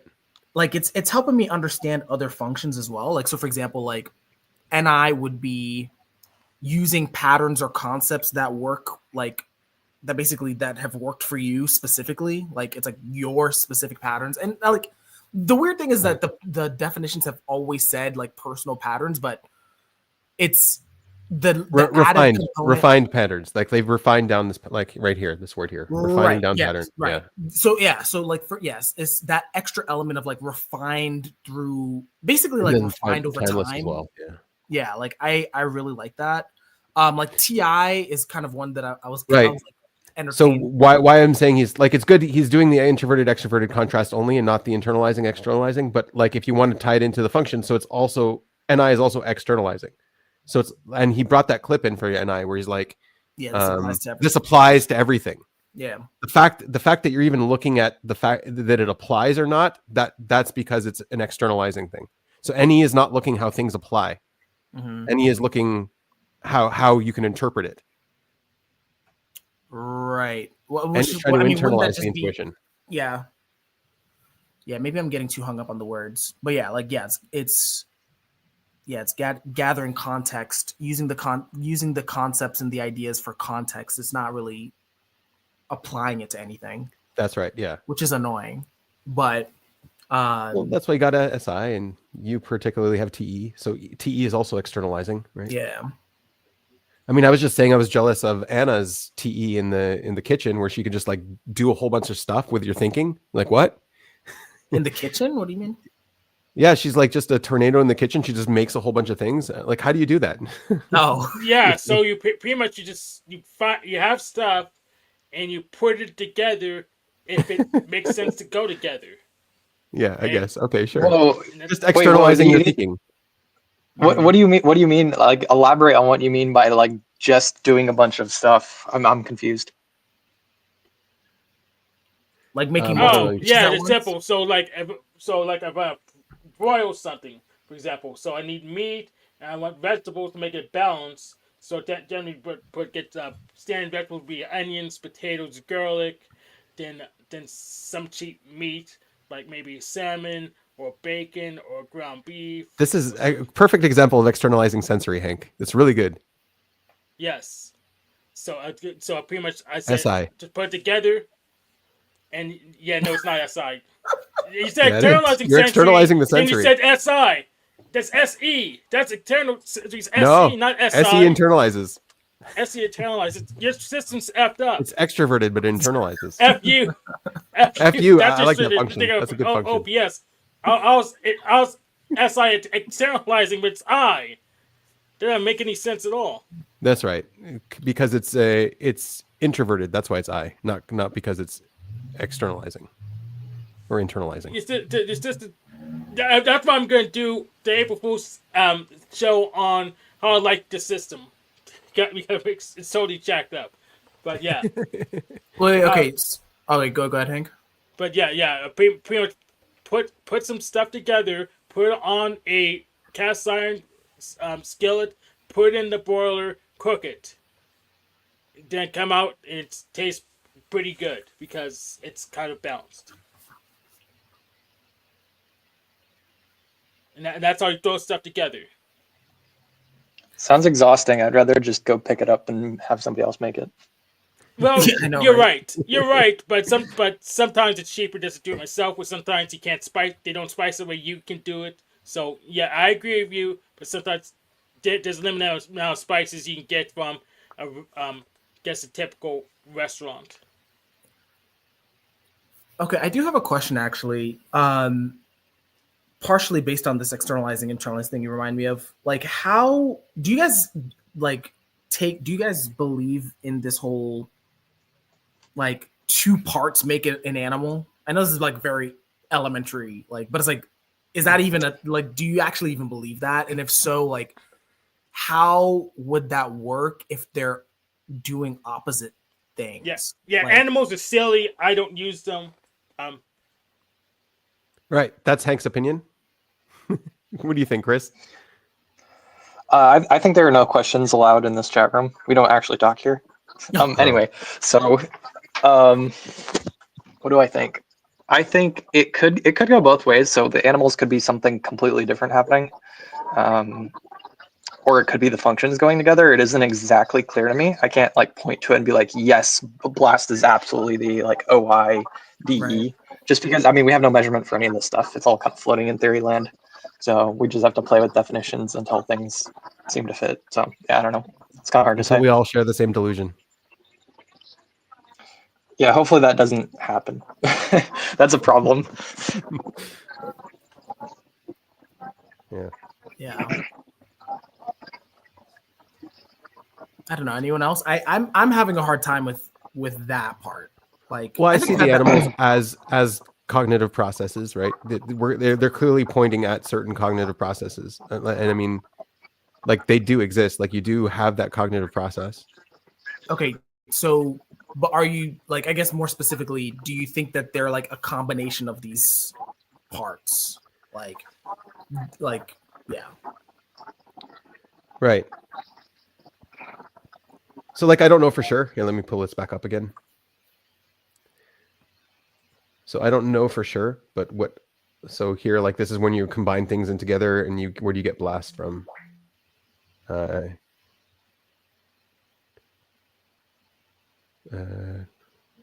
No, You're on a different page, right? No, this is all the combinations. Oh, Here. I don't Oh, we see called it something different. Okay. So would it be Yeah. Here. Observation. Projection.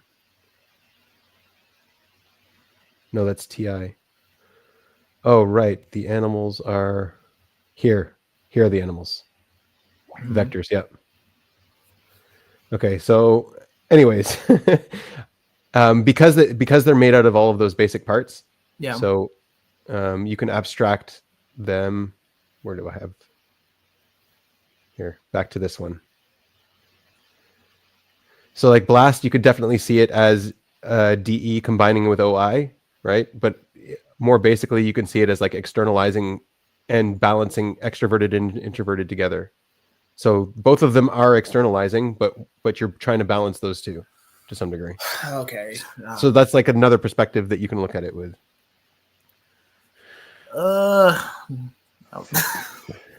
Yeah, I know you don't like it, but like blast primarily, what this gives the flavor is it's all externalizing. Right? Blast is not Right. internalizing at all. It's only externalizing. It's only seeing how can you apply things.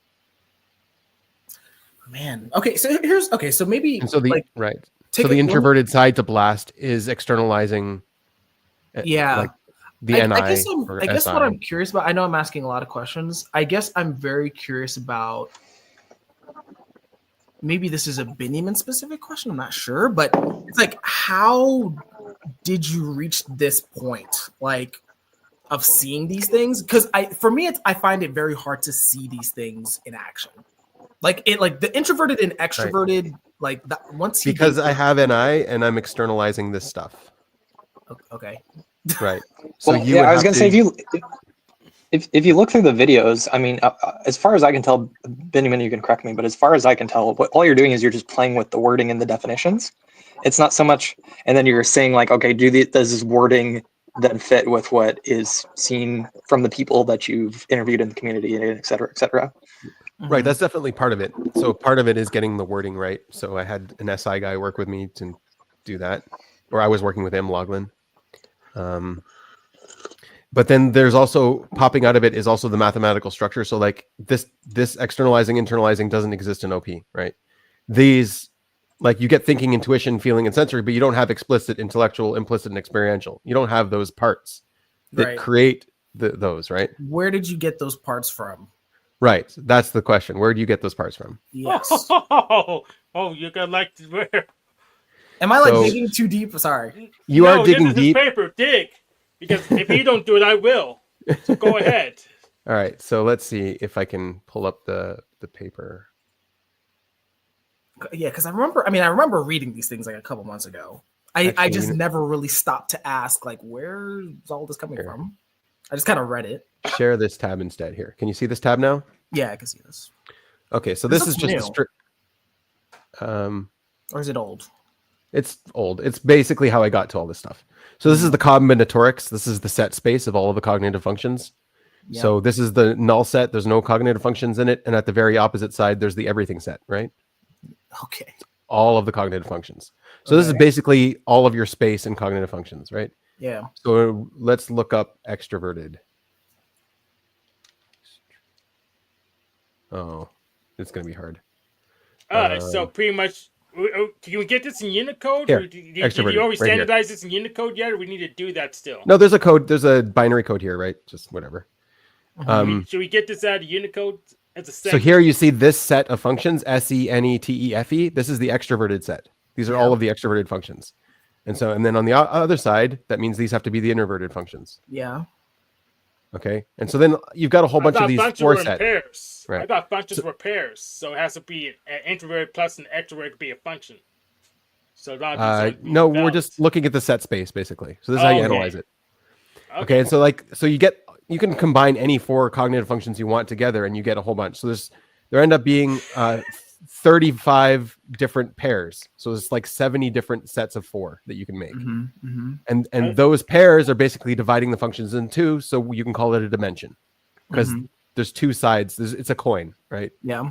So some of these are meaningless, like SENETE and SI. Maybe there's a meaning there. Maybe there isn't.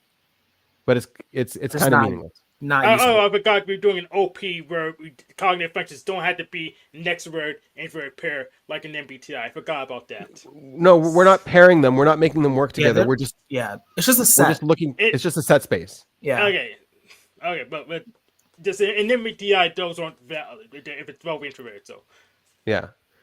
So this is probably actually even better for NE to learn because it is looking at all of the possibilities. It's trying to internalize the intuition. So this might actually even help you. So you got all of these sets. You got 35 sets that actually work.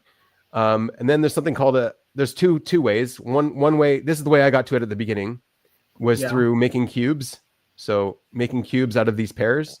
And then you get significant pairs. And so you end up with 7 cubes to encompass all of the functions. You need function pairs. You need 7 cubes basically.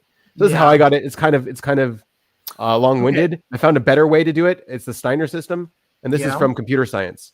And basically, the Steiner system is what it's saying is if you take any 3 functions, you automatically know what the 4th function has to be. And if you do that, there's only 7 ways to divide it. Yeah. So take any 3 functions, like let's take out do SE, NE, and FE. You know the last one has to be TE. No other function fits. correct. Because that's extroverted. Yeah, so you're like, right with that. Right. So these are the 7 ones that have to come together. And so it's like one of these is this is quadra, SEFENITI. That's my quadra. That's beta quadra functions, right? Yeah. So the quadra pop out of here. So anyways, these are the most basic dimensions in the information space. So looking at cognitive functions as information entities. So if you wanted to divide them into 2, you have these significant divisions in this information space. This is a coin. This is a dichotomy. What is this coin? Right. And so out of here, you get explicit. SE, TE, SI. The last one has to be TI. Yeah. Or if I take out TE, it has to be TE, right? If I take out any of them, you know what the last one has to be. Yep. Yes. Right. Yeah. I got that So part. right. So you have to give this a name. So first yeah. of all, you have to see what are all these things have in common. Well, they're all explicit. You have to prove them. Sensory is proving and thinking is proving. Whereas the other side, NE and F, N and F are all implicit. There's no proof there. You're not proving anything. Yeah. It's all inductive. It's all implied. Right?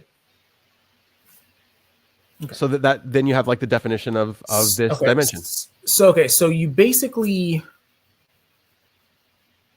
I'm trying to understand how your mind works. Basically, is what's happening. Like, so basically, I know how he did it. He pretty much assigned values to the pieces of function, and luckily he figured out that he do need the pairs to be a valid function, so I can't roast him on that. So that's congratulations, Benjamin. I can't roast you on that. I was totally going to. Okay. And what I have, I made this extra page here. So if you just want to take like 2 things, let's take explicit and let's take here extroverted.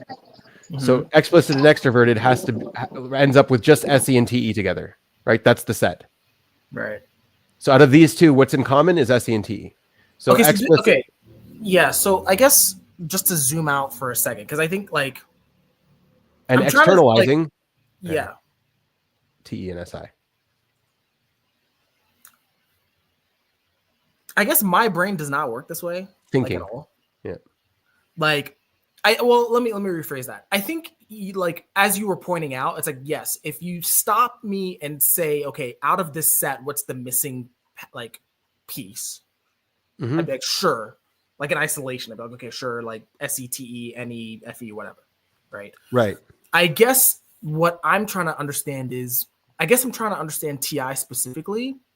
Because so in theory, like TI should be you're building things based on what you believe is true and false or what makes sense, doesn't make sense. So was this just like a stack of like, it's like you started with the set that made sense to you, and then you started with these like what definitions, words, whatever. And then you're pattern matching. Like I'm trying to figure out how you went from the set all the way up to a cube, all the way up to like. So this was retroactive. So pattern matching, finding the Steiner system, finding the cube stuff was already after I kind of found all of the patterns. So I had to justify those patterns before I can present them, because like you have to find some reason why they actually even work. So all of the combinatorics and all that stuff came about in order so I can mathematically support the categories I was seeing.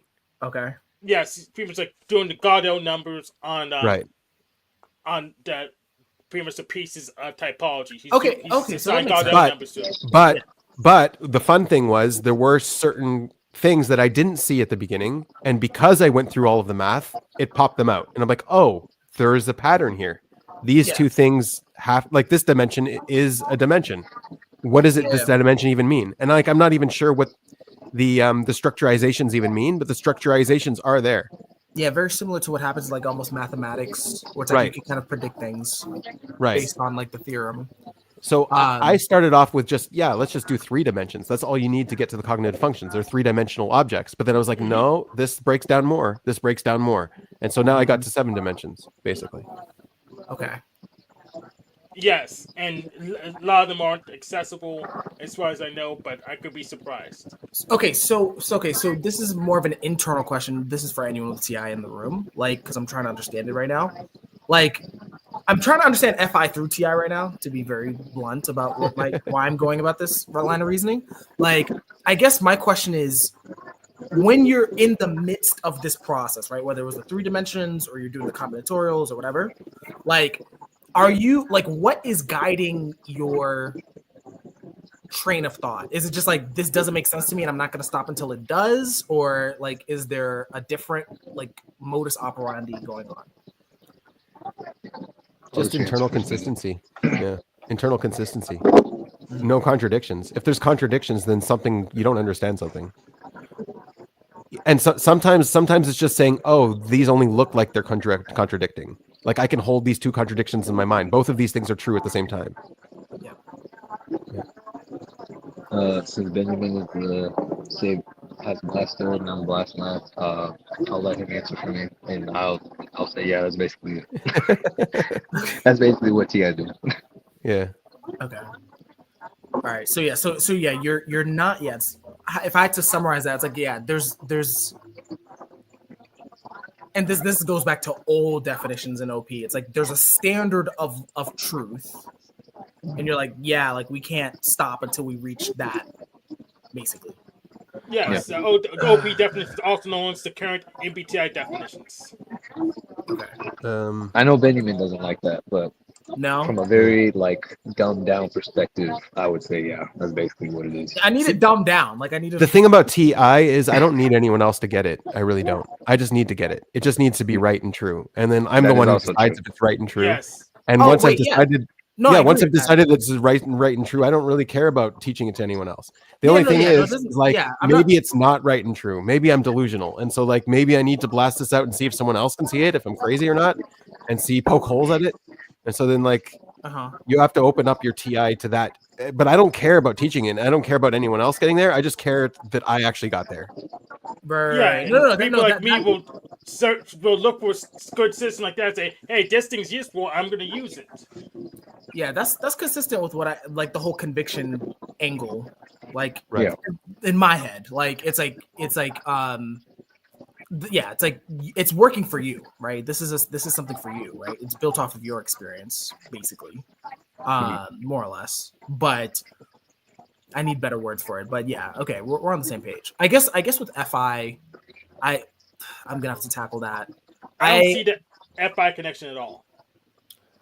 Well, I mean, it would be you would replace, like, quote unquote logic or like that type of thing with like values or morality or whatever, like, or even, I mean, some people dumb it down to emotional states, sure, but I don't think morality fits in. I think, okay, so this is one thing that Jordan Peterson and Nietzsche actually argue about.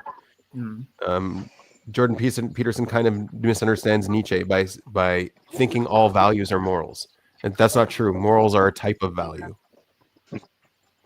Values are way more broad. Okay. So I'm okay with broadening are a value too. So I'm okay with broadening it to just values. I'm not. Like, I'm not getting hung up on the words right now. Okay.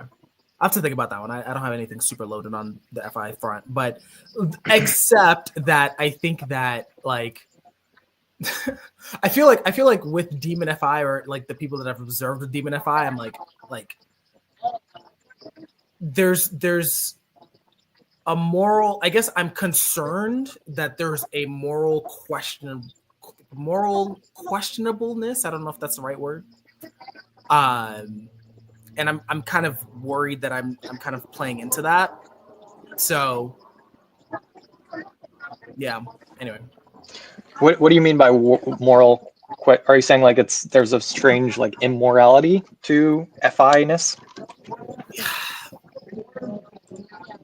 not to FI. I think like to people with like Demon FI specifically, like where it's like they're not following their moral code or value code or just doesn't know what it is. Like for me, it's like I feel very not consistent sometimes.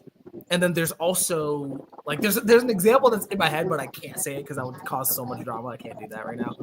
But Don't worry, I'll infer it and I'll say it. So just No, keep talking. I'll figure it out. No. But suffice it to say, I think that I've seen examples. They might be isolated examples, and they might like, but it's like I've seen examples where I'm looking at what like TE people are doing, and I'm like, why would you ever do that? Like that feels wrong. Like that's kind of the gut reaction. Like so yeah, no, will the power. That's why. So you're saying like they're like not following their virtues? Is that a good summary? Well, I think okay. To be fair, I think more accurately, maybe it's like they're not following mine, and I'm projecting. That might be the most accurate thing to say. That's awesome, Reggie. That's good. Yeah, I like that. But it doesn't. Yeah, it makes me wonder if they have a moral code, like or value code. Let's say value code. So, like, you could contrast FI with FE. So, like, one of the main differences there is FE is externalizing and FI is internalizing. Mm-hmm. So, FE externalizing is going to be trying to apply the values, and whatever value applies to the situation is going to be the one they're using. Yeah. Whereas FI isn't going to try to apply the values. Yeah, so like FE is just gossip trying to control other people, and FI is people who actually do good things in the community. So, right. Yeah. That's an interesting summary, but sure. I don't know what a value is not applied. I have no idea what that is, but maybe you can enlighten me. How do you not apply? How do you have a value without applying? Well, how I would interpret it is like they're saying just saying to do a thing and they're not doing it themselves. Hypocrisy. Yeah, very not private hypocrisy. Yeah, If a value has no application, what's the point? I mean, but I think it's hard for you to relate to it because it's like how that would be a lack of integrity. But some people are out of alignment. Like it's a lack of alignment, and that is a very uncomfortable way to live. But they have a value, and they're not living up to it. They're going to be miserable. Yeah, that's what I was thinking. That just like not internally consistent that way. But I think also like, and that could be for various reasons. Like one reason, I'll give the most charitable reason right now. Like, what if the value was just too high or too difficult to live up to? You know, like that happens. Where it's like, oh yeah.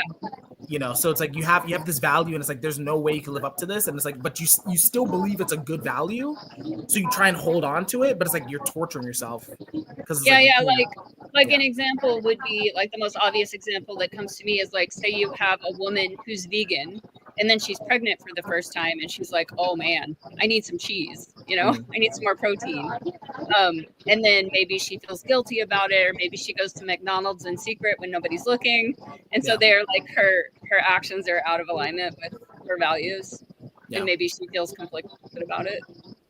Yeah.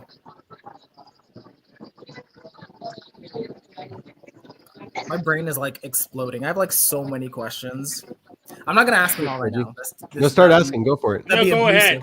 That'd be abusive. No.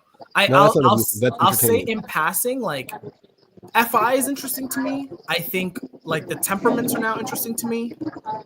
Like the temperaments have always been interesting to me, but like especially in this like new light of the like well, I guess I have to add the externalizing and introalizing because that's actually helping a lot. The externalizing, internalizing, and introverted, extroverted, like it's like, okay, there's like the temperaments show themselves different ways, I guess, like depending, which Right. we've known, but I guess I'm just now curious to see like how does that actually play out? Because like I'm gonna be very honest, like with OP, I've been very like I've been dabbling in the theory for years, and it's like the actual application, maybe this is a good example, Benjamin, like the actual application of this valuable thing, I didn't really care about. I'm Yeah. like, all right, whatever. Like, you know, like it's like people have their type, whatever. Like, but Right. I think now it's becoming very something about this feels accessible to me.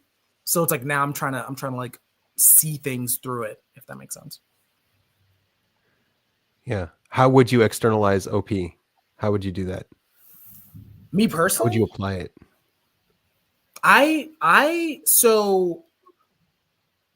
First of all, I would want to fact check some things, me personally. Like I would want to know like if this whole do your demons thing is a big deal or not. I would want to know that. And like use the theory to kind of like almost circle it back around on itself to be like to stare at itself. And be like, is this part of the theory even relevant to anything? Like, because I feel like it feels almost like an add-on. Does it make sense? Right. To me. Yes, I think that in terms of application, I would want to know how to apply these things in like interacting with other people for sure. If I could see, for example, if I could see someone externalizing, let's just, you know, I don't know what type of externalizing it is. It's like, okay, like if they're externalizing, what are the implications of that? And like, how can I best communicate with that? Or how can I like move around that? Like that type of stuff. I think also for me personally, I think as an extrovert, building that internal world of convictions or whatever word I need here, I'm going to use convictions for now. Building that's really hard. I find that really difficult. So if there are little hacks to help build convictions, that'd be great. Yeah, I think those are the main ones. Mm-hmm. I don't know if there's necessarily any hacks to build self-convictions. I think you just got to live life, and that crap will just smack you in the face. I mean, I've lived I don't want to say a lot of life. I'm not that old, but I've lived a bit of life. And I'm You like, have. Yeah, you got you know, stranded in Europe without a passport. yeah, those fun times. It's like, what am I supposed to, you know, it's like, I still feel like there's, it's almost like there's something missing in my way of processing where it's like, I feel like people with my life experience would have had more convictions by now, let's say. Does it make sense? What convictions have you built so far, Reggie? I think that, and then yeah, Manuel, I know you wanted to say something, but I think that real quick, I think that the biggest conviction that I think I have is related to willpower. Actually, I don't think I'm the type of person that like can push myself to do things. I have to kind of negotiate with myself. That's been a really big conviction I think I've had for a while, actually. Okay, I'm like 100% convinced that like willpower is kind of not a thing. It's anybody who has good willpower is negotiating properly with themselves. I can't back that up right now. I know it's somewhere in there. I could go formulate an answer if you want me to send you a novel, but I don't think willpower exists. I don't think there's such a thing as just do things in spite of yourself. I mean, yes, sure. I mean, I don't disagree with that, like from my experience, but I know there are many people who talk as if they can like run a marathon tomorrow, even if they haven't trained, like David Goggins level or whatever, right? So, but yeah, so that's one of my convictions. And then I have other ones that are kind of like just weird and personal that I'm like, all right, whatever. Like, I don't know if they're worth talking about, but they're all anime related. So that's fun. So yeah. Anyway, let me let Manuel talk real quick. Well, okay. A pattern I'm noticing, just to add on to what Chris was saying, every at least the like number one FIs that like are like alphas or blah blah blah whatever, a lot of FIs I've noticed will always say like willpower is not real. So there's a pattern there. I don't know what it is. I'm sure Chris, if he really wanted to, like he said, he'll figure out the answer, the equation. But anyway, since you were mentioning anime, Memo, I don't know if you remember my brother Memo. Yeah. Get some sleep. Last play last. And something he's been processing with me. Allegedly. Uh, Something he's been processing is like, what is the Delta story? And what he means by that is kind of like he's been trying to figure out how to type, or he was kind of playing around with it, because I know how to type and he can type, but like he doesn't know like what is the life story Right. of like a beta, an alpha, a gamma, a delta, and so like he watches a lot of anime and a lot of movies and whatnot, and I do too. But I don't really look at it from the lens of like, what is the story here? What's the story of this character? Because I just want to watch a good story, right? And I mean I kind of noticed it offhand, but he finally asked me one day. He's like, so like, what is the story of like a delta? Because like, if you look at like mainstream stuff, like a lot of like what we consider, at least what my brother and I consider delta is like Five Nights at Freddy's. I'm not sure if you know what that is. It's a video game series by Scott Yeah, Cawthon. Yeah. yeah, but like we would consider that like delta, or like Poppy's Playtime is like a delta thing. I forgot what else we consider delta. Oh, so you're doing typology on Yeah. stories. That's fine. I don't know how good it would be to try to get a narrative, like categorize narratives of people. And I know that's what Dave likes to do. Powers likes to do when he's typing people, get their story, get their narrative about Right. themselves. I don't either, but but I still think there's something valuable there, and I think that's No, what I Reggie's think trying it's to get good to at. get the narrative, but it's also good to listen to the narrative. What are the ups and the downs? What are the difficult parts? And what are the Right. easy parts? What are the obvious Right. parts? What are they responsible for? Right? Because like getting an overarching story for beta, that's kind of a lot of parts together. You know what I mean? It's not Right. Yeah, going I to be. understand I. Yeah. So it's just like it's just doing what personality database does, except even more general. But like, Right. okay, I'm hearing a little bit of a DE story, DE elements to this story. Like some of the hard parts are their DI, right? And then you can start picking out what's going on. But I Right. don't think like, yeah, I don't think you're going to hear a beta story. That's not going to happen. And I'm not sure yet, so I'm gonna hear more about it. I don't know what the Delta story is, man. I'm sorry. I Well, know well, what no, my but I- story is. Yeah. Well, no, He's that's what I trying was to gonna get NI. at. He's trying to NI it too much. Basically, is what he's doing. I don't think it's too much. I think it's personally reasonable to do. I think All right. it's perfectly Well, reasonable to do. I would argue that Benjamin already did it. It's just the stories are giving meaning to the definition that Benjamin has found. Anyway, Yeah, Oh wait. Does he have? Wait, Benjamin, you have definitions for like the what do you call it? These quadras? Yes. he doesn't. Yes, Oh, he you does. do? He technically does because it's mathematical definitions, but we don't know what that means. Right. Literally, so he can't explain it to us. But This is my best definitely guess. define And it. Chris said he was going to help me with this, but Chris, you failed. You have not helped. Yeah. In fact, Oh, hey, I work slow. Hey, I work slow. Wait. I Okay, all right. I We're still still have waiting on time. you. You still have time. Yes, you still have until your death. Until my death. I'm going to die before you. Until my death. I always provide everything late, by the way, just to set the expectations correctly. Okay. I always provide Okay. everything late. Screw that. I'll help you. I'll do the research because I'm totally gonna vote that on next month, so I'll help you for sure. Okay, so So okay, so like here, Delta is over here, right? So Delta is Yeah. doing the SINE and the TEFI. Delta's in here. yeah. Okay.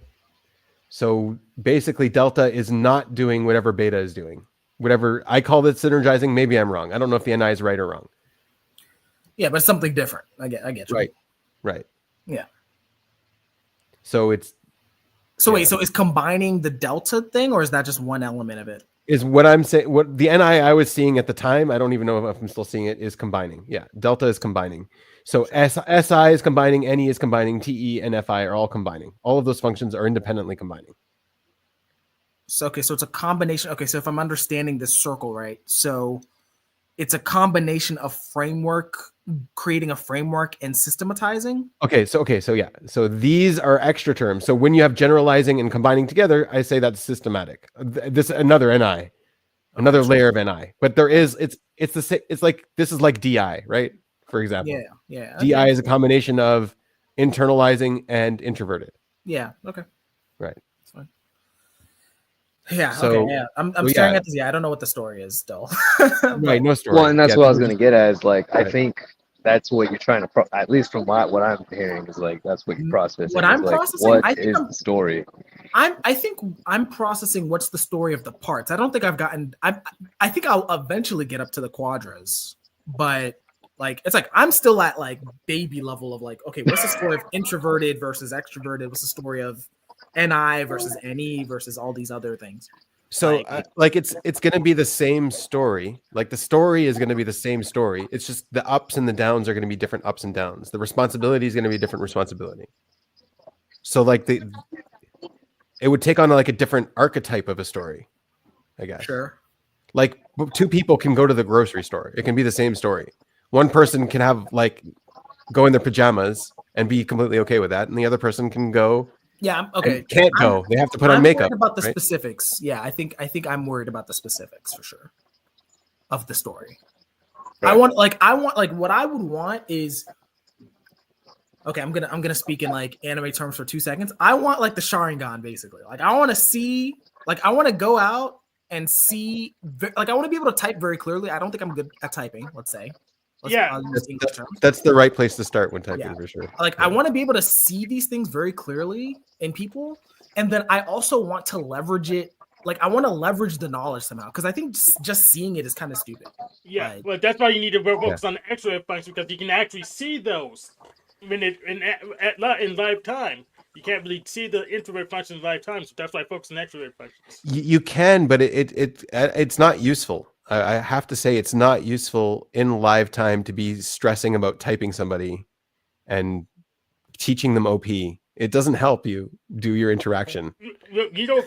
None of you really even know OP because it's so complicated. So What, of course, you can't teach it. where it did, I can tell you where it's helped me when I see like a TEEJ freaking out. I don't know he's a TEEJ until I see him start freaking him out. I'm like, oh, I know this. That's a TE. And then I see the whole tribe get worked up about it and start like, all the drama starts and I'm like, hey guys, it's just TEEJ freak out. Don't worry about it. yeah. And then to them, it's all real, right? So like, how am I the calm one in the room? How am I the one helping everyone? Like the double deciders here are freaking out on the TEEJ and trying to cancel them. Why? Yeah. So like Because when you they're see the triggered. freak out, for me that was easy. That They're helped. triggered. But until then, like what are you gonna do with this stuff? I don't know. That's exactly what I want to do with it. You don't think there's more nuanced uses of this stuff? Like, Oh, of course. I would imagine there would be. Like, maybe I'm wrong, but But Yeah. for sales, obviously. For sales. No, I mean like for education styles. like For like advice. student style, yeah. Like, I mean, I guess which is also Yeah, for advice. Like you can give bad advice to people. Yeah, I would say that there is, but I think a lot of that knowledge is basically locked up because we don't know a whole lot about it. I mean, we have a framework, which is, I mean, Benjamin has binary cognitive mechanics, and then obviously there's OP. So, like, we have the framework. It's just what are its applications? I would say most of society just doesn't care, and on top of that is just a lot of it is a lot of time consuming, I would say. And then on a biological level, we haven't even figured out any of that yet. I So think we should ask Hank or Chris because they're the blasters here. They know how to apply shit. So what's the application of OP? Oh, so for OP, there isn't really anything in OP except for the binary cognitive mechanics part where you assign Godel numbers to cognitive functions that can't get from standard MBTI. Plus, OP confuses itself because it's kind of not compatible. It types people different than what an MBTI thing would do, and it has the stupid animals in a way we don't even know what they do. So for OP, I don't know, but for MBTI, it helps me know who I'm dealing with, and know what to expect from them. So it gives me like a predictive model to say, well, how likely is they going to do this or react this way to that. So Good. What about you, Chris?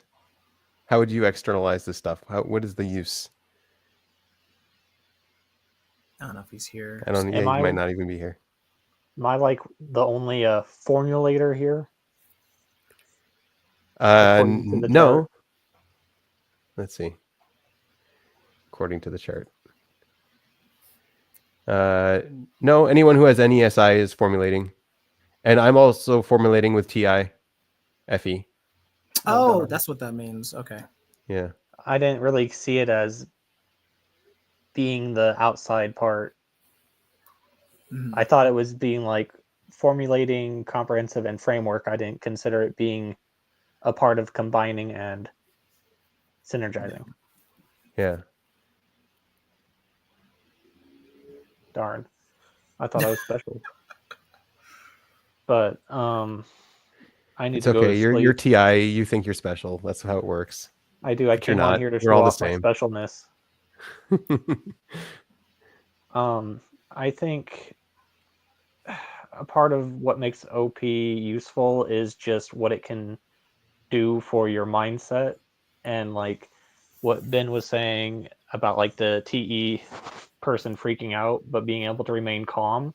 It gives you the tools to like change your perception on situations or understand that there's actually different ways to view what's happening, and it can allow you the opportunity to make different choices than just going all in on like whatever.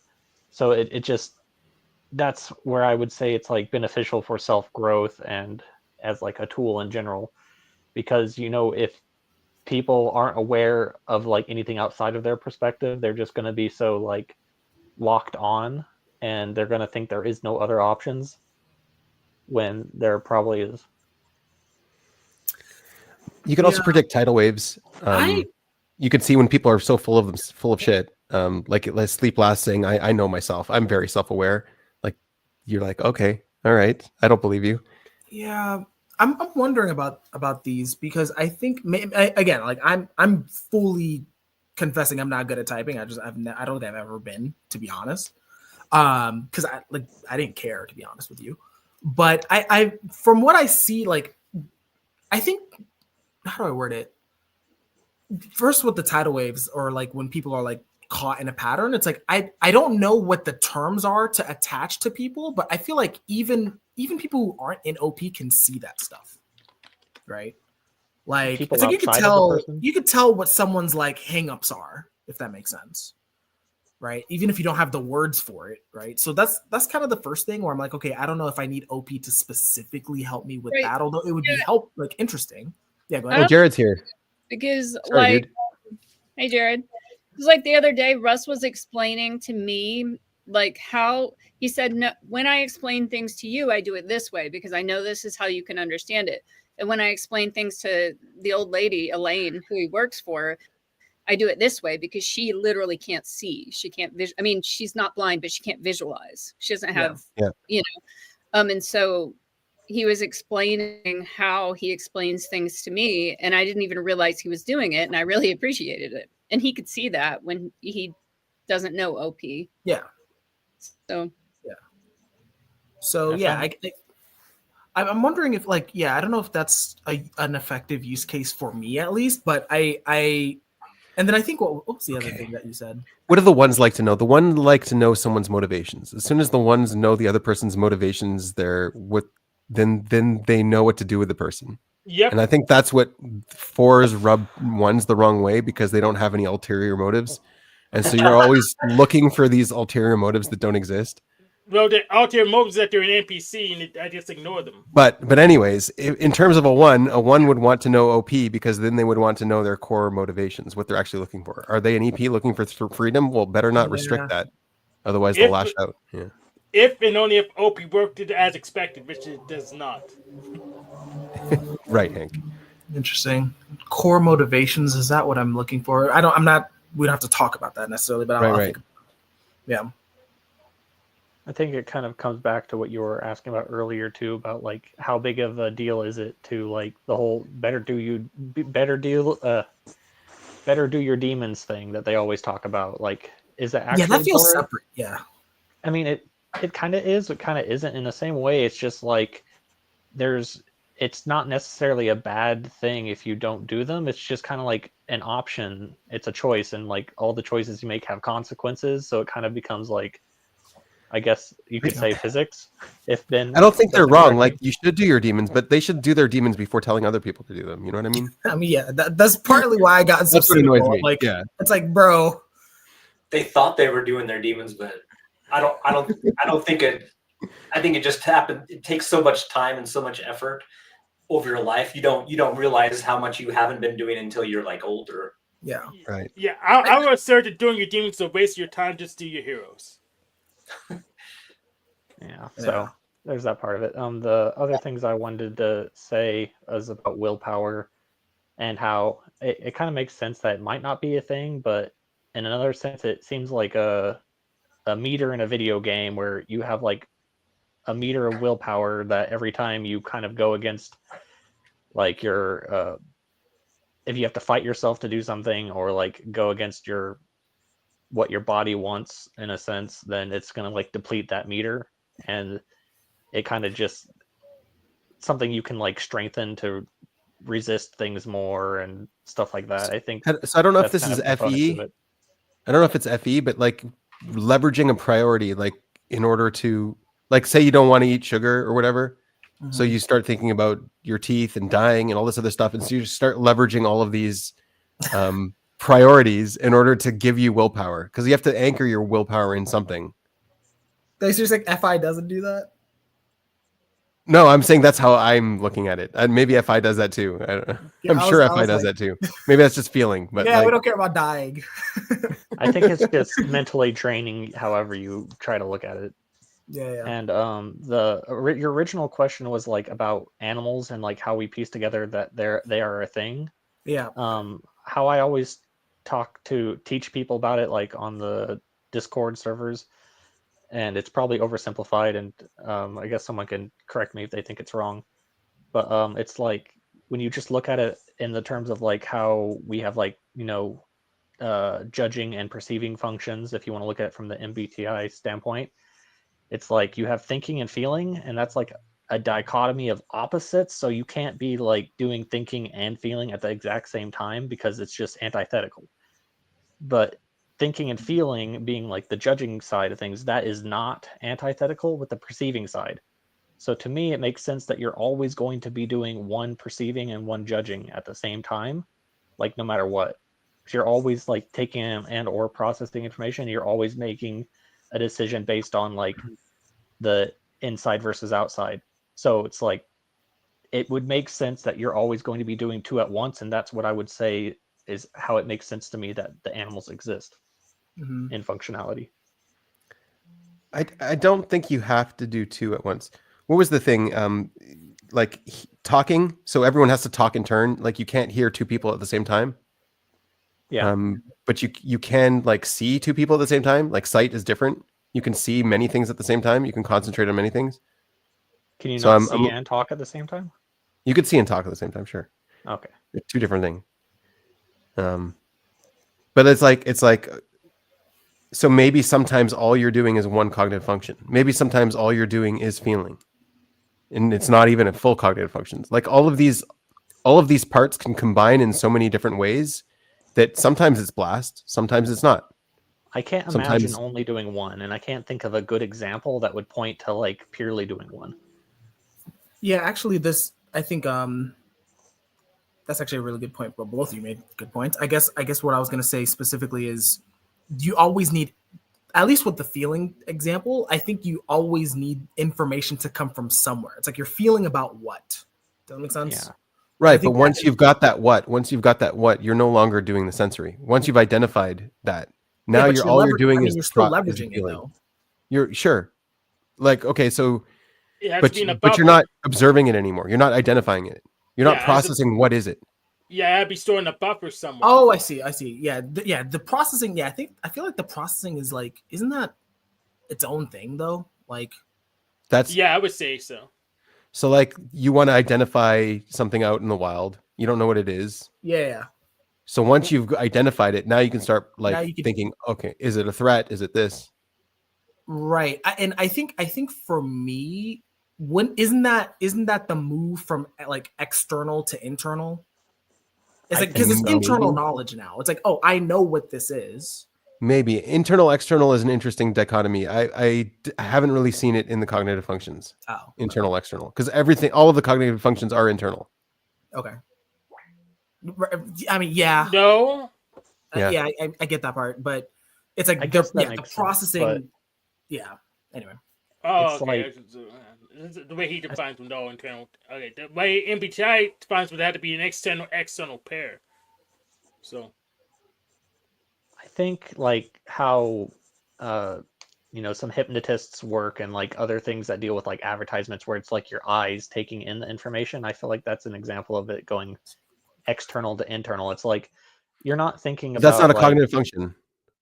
And then there's so many processes on top of just the raw data that you're taking in. You've got facial recognition, you've got shape recognition, you've got contrast, you've got all of these processes that are coming in. Then you've got your whole database of all of your sensory that you're trying to, like, when I see Reggie, I'm like, oh, that's Reggie. That's it. I'm not thinking about, oh, okay, his nose might be different from the last Reggie, so it's not Reggie. It doesn't happen. Facial recognition kicks in. I kind of get part of what you're saying about it not being related to like a cognitive function, but then some of what you were saying sounds like it deals with a cognitive function. Man, now I want a Reggie clone. I'm saying that like what you see isn't sensory. How you process what you see is sensory.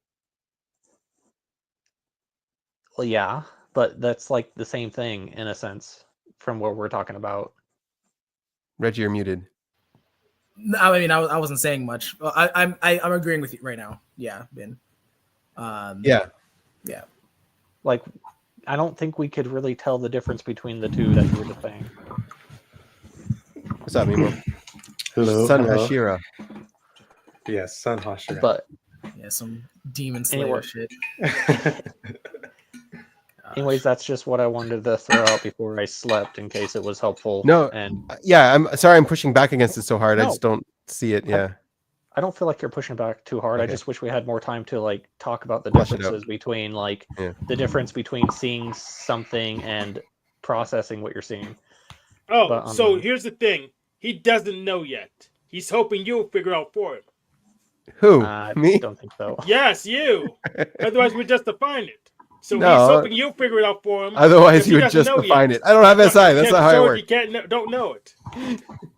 Yeah, but I feel the same way as Reggie when I see your like the charts and stuff and like the Steiner system stuff.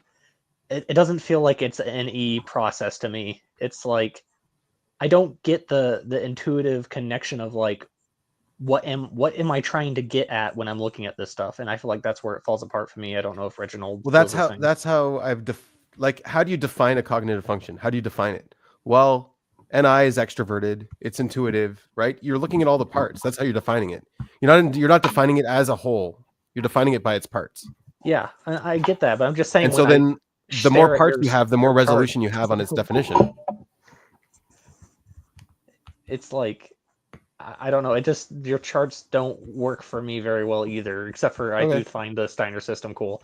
I just feel like there's a difference where it feels like a bunch of SE being thrown out and like listed, and I feel like Yes. it's not appealing to the NE is what I was thinking. Shut up, Hank. Well, he isn't ISTP, so it makes perfect sense that you need to know SE thrown out. I mean, yeah, I get it. What am I going to say? I think it's great. Was just wanted to point out. I don't care what you think, really. Honestly, it's great. It is great. I know it's great. Hey, I'm responsible for putting my opinion out there, man. I would like to help you to understand it because it would help you out if you did, but no, all I good, understand it, and I can understand it. It's just like being introduced to it initially. It's like hard to process. Oh, I through see. my way of thinking. Yeah. And I was Right. saying that because of how Reginald seemed to react to it as well, where it's like was difficult when first seeing it. Yeah, it took a minute, but that's helpful. Yeah. Yeah, I hope you got something out of it, but I need to. But go to anyways, sleep. what I was trying to point out was all of these processes add up to something. So like when you see NI being used, it's a whole bunch of dimensions together, all adding up to create this cognitive entity, this cognitive Right. object. So the cognitive object we're talking is NI when they add up like this. When they add up a different way, we're calling it blast. When they add up a different way, we're calling it play. And so our cognition is shifting between adding up all of these cognitive processes together to perform a function, a task. And then it'll shift in a different, like, I think the mind is way more malleable and dexterous than we give it credit for in OP. And I agree with him. Yeah, I actually agree with this. Yeah, it's sort of easier to simplify it to understand it, though. I mean, right. That's why, like a while back, we were talking about balance, and like if you're on a balance beam and you're going like this, adjusting yourself, right? That's the same with all these cognitive functions. They have to be like, you have to be like switch hitting back and forth through so many things all the time. Right. It's just impossible not to, right? Right. I don't know. I feel like I agree, but I also disagree in like some specific elements with how much people's attention gets pulled away from like actually being conscious. It's weird. But a conversation for another time. Yeah. I'll talk to you later. One of the things that unlocked it for me was do you like think about doing the function? Like do you process the function or do you just do the function? Because when it's a savior function, you just do it. You focus more on the outcome or what the like not outcome is in terms of application, but outcome in terms of what are you actually trying to accomplish with this function. Yeah. And you just use the function. Whereas like if it's a demon, you're like, all right, so how do I do this? Like you're not focusing on the outcome, you're focusing on the process and trying to get the process working. Yeah. Yeah. Sort of like it takes all year round. Yeah, let Dragon go. He's been trying to leave for like 10 minutes. Thanks for having me. Yeah, it's a game to keep him to stay. Good night. Later, Dragon. Good night. Oh my goodness.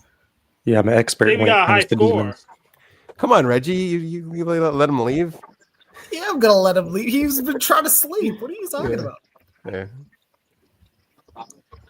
Well, what's up with everyone else? The newcomers. Yeah, how you been, Jared? How you been doing?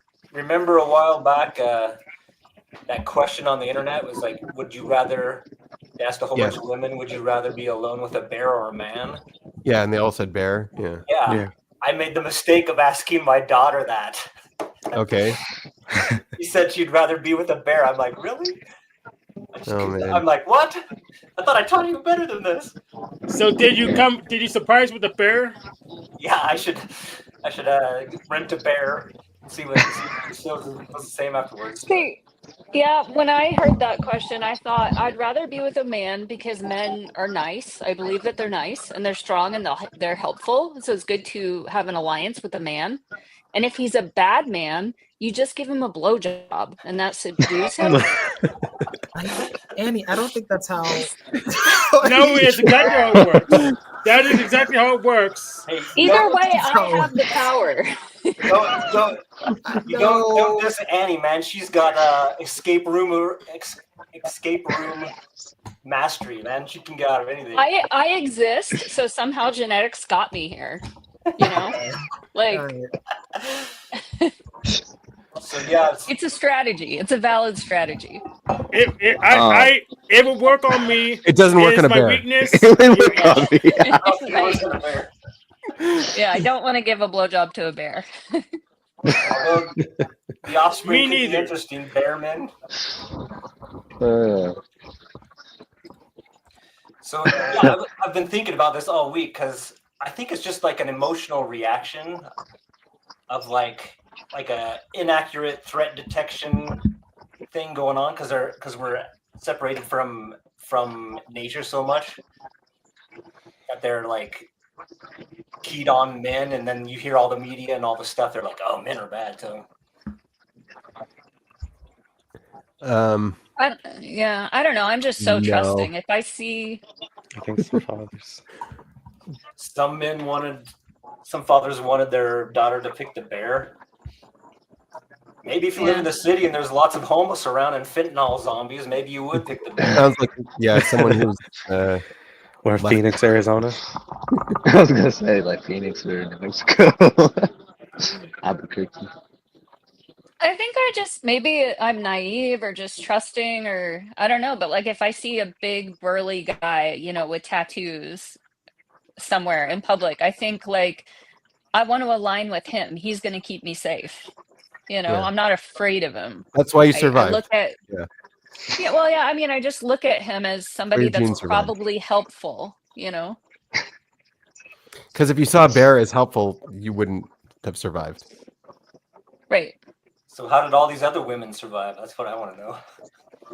I don't know, but I heard an interview yesterday with Terry Gross and Bill Burr, and man, Terry Gross, he did a great job because he's so argumentative.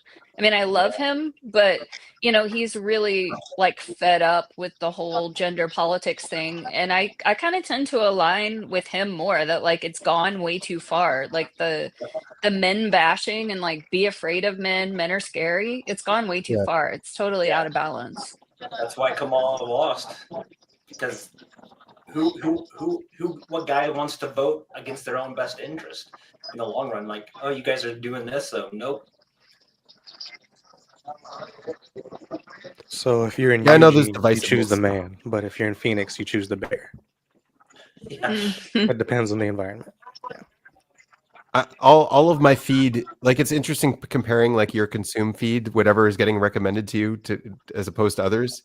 And so like I'm getting fed this controversy and this gender war stuff. And like it could easily be solved by just, feeding less controversial things and like less extreme things. But if you're getting fed this all day, it's just going to keep playing out. Well, they have to do it to make you buy their products, which is why I block my ads, so I don't have to look at that garbage. Yeah. I was gonna say it's all the number ones and twos that are scheming, and they need the money, so or that's what they want. So Well, I want the money. I they're don't getting the money. necessarily need it, but I do want it. Yeah, exactly. Well, that's what. Well, they don't need it. They want it. So.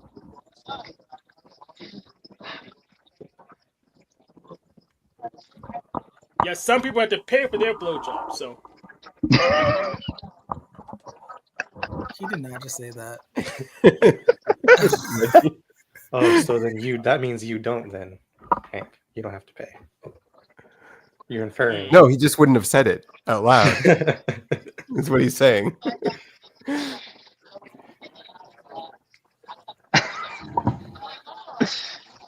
So what is this thing about a beta story that you want to over NI? No, Delta story. The Well, I'm Delta trying story to that you're trying to over NI? Yeah, so I'm instead of trying to see my specific parts, this is how I typed before, like seeing what I do every 10 seconds. I'm seeing what I do throughout my entire life story, and I'm comparing that to other types, like what their life stories are. And so like I've differentiated TI versus FI, their life stories. Now I'm trying to see what the difference between NI and NE is. And so I'm narrowing that down by going from quadras down to types and whatever, if that makes sense. So you're getting it narrowed down? Yeah. Okay. And it's going to apply to everything afterwards, right? Hopefully, well, I guess myself. Yeah. Yeah. So just trying to figure out NI and NE.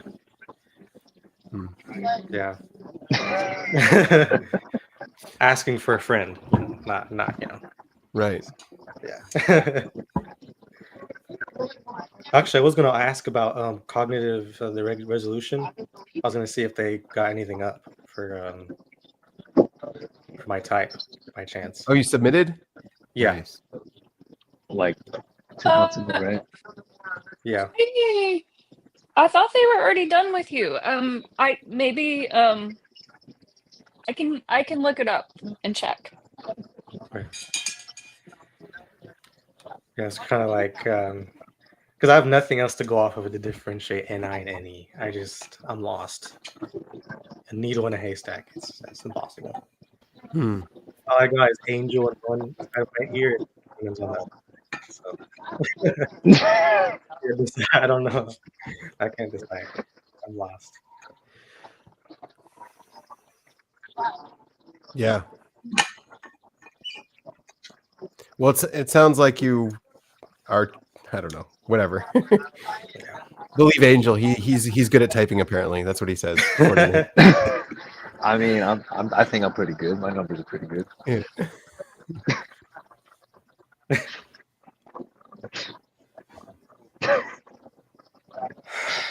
Wait, sorry for the NINE question.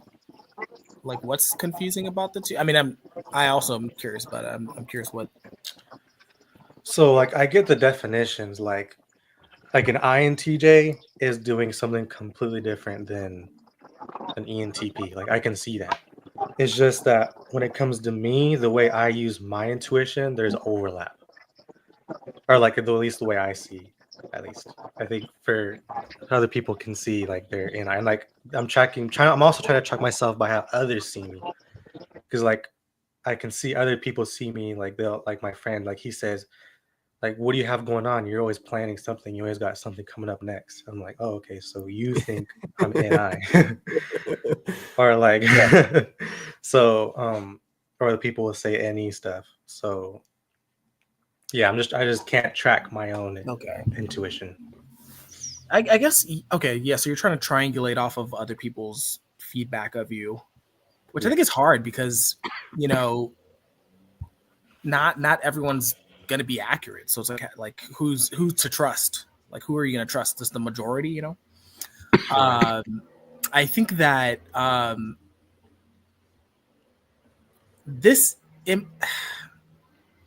not the best typist, but I do know that it's like getting back to definitions is just like really scrutinizing those definitions and just like tracking yourself might be the best, as opposed to just like going off of random things other people say. Because again, I think people can say whatever they want. Like I can say, "Hey, yeah, you're really organized and planning." Well, like I don't know you, you know.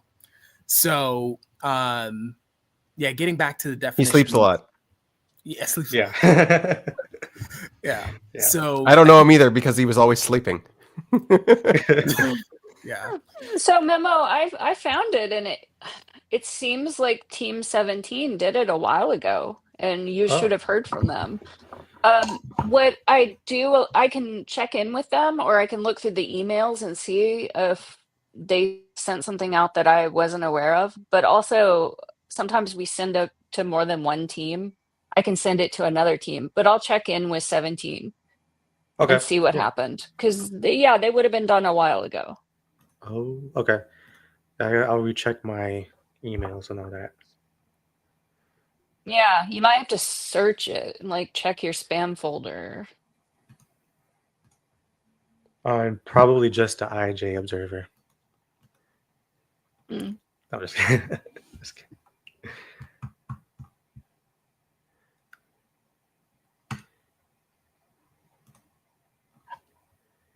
Can we see your drawing, Jared?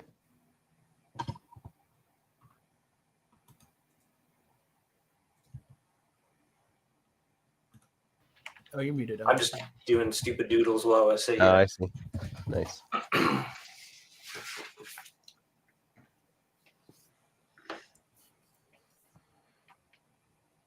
Yeah, so that's interesting that we had a whole bunch of planetary things happening all this year too, and so now we've got a full moon, blood moon, and eclipse, lunar eclipse, and it's going to be Purim, which is a holiday here for us. It's also in the middle of Ramadan, the high moon of Ramadan. Oh, did I tell you guys I'm doing Ramadan this year? Are you doing it? I'm doing it this year. Do you have willpower? Is it helping? Do I have willpower? Does will exist? You know, it's been funny. I think I've not. The first couple of days were really challenging, like with the dry fasting and stuff like that. Okay. But yeah, it just kind of tapered off. Like, you know, my friends gave me some strategies on how to work with it. And I think honestly, maybe this is me peacocking or whatever, but it's like just knowing that other, like my friends are also going through this makes it like way easier. I'm like, okay, like it's like this can't be that bad. Like, you know. So wait, by dry fasting you mean you've not had water? Okay, good question. So during the fasting hours, it's not like it's a 24/7 fast. Oh yeah. It's like from sunrise to sundown, sunset, yeah. basically. Right. Yeah. No, I mean, I could get on board with that. That's basically like one meal a day, you know, Yeah. which They is eat in totally the morning and they eat comfortable. at night, 2 meals a Yeah. day. Yeah. Yeah, Oh, true. okay. But if you're talking about not drinking water for like hours, I can't do that. Yeah. that's what I'm saying. I don't. Yeah, I don't want to. Yeah. We have a guy in my unit who's doing that, and he's very thin. He's got a high metabolism, and it's wrecking him. He's not able to. Yeah. You know what's interesting about that though? Apparently, people in Ramadan typically gain weight.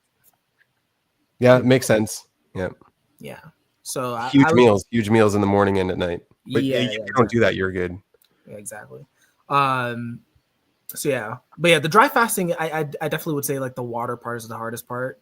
Right. Yeah, for sure. I think what he's doing is sleeping during the day and then he's just awake at night. So it's like kind of cheating. Oh my gosh. Okay. But he still has to wake up to pray. So Yeah, you yeah. know. What's the purpose of you doing this, Reggie? Me personally, it's a good question. I'm not planning to convert to any religion or anything like that, but I really liked the idea of like, how do I word it? I like the idea of like purifying the soul. You know, this is me getting like super into my own introverted stuff, but I like that idea. I'm very enamored by it, so I figured like fasting would be one way to test myself and see, like, really like an experiment almost. Like do I change from this behavior? Like does my like personality change, or does my like character change, or whatever? I'm also doing it because honestly my friends are doing it and I like the social element. Yeah. So yeah. Cool. So it's like the super soldier serum. It just makes you. I You mean, want to it's see who you become. yeah. Yeah, basically. It will improve your willpower, but even though it doesn't exist, it will improve it. Even though it doesn't exist. Yeah. So I think we do. Willpower exists, but it's finite. And so, like, if you're trying to not eat sugar, quit smoking, quit drinking, run 5 miles every day, it's too many things because you have a finite amount of willpower. So it's better to focus on one thing at a time. Like, cut out sugar, get comfortable with it until that's normal, and then quit smoking. Right. Yeah, if you're like very, very disciplined and you're like, you have this list, I'm going to do this and this and this today, you're going to last until like Right. maybe noon. And then you're going to be like, oh, fuck it, I want a cupcake. Yeah, you see some people who have so many habits, and you look at their life, you're like, hey, how do I do all of that? It's like one at a time over long periods of time. You'll get there. Yeah. Then you sort of build up the skills and the efficiency to get it done quicker. Like, I had to do my taxes this morning, and I was like going through and grabbing all the papers, and I did it pretty fast because I've been doing it for a while now. I'm bragging, by the way. I already have mine You're done. flexing. I'm Flexing, you got your taxes done. On my That's what we're terrible. doing. Well, you're slow by comparison to me, but you're not terrible. You come done time. No, they're due in 4 days because it's like a corporate. It's a business stuff to do on March 15th. So that's fine.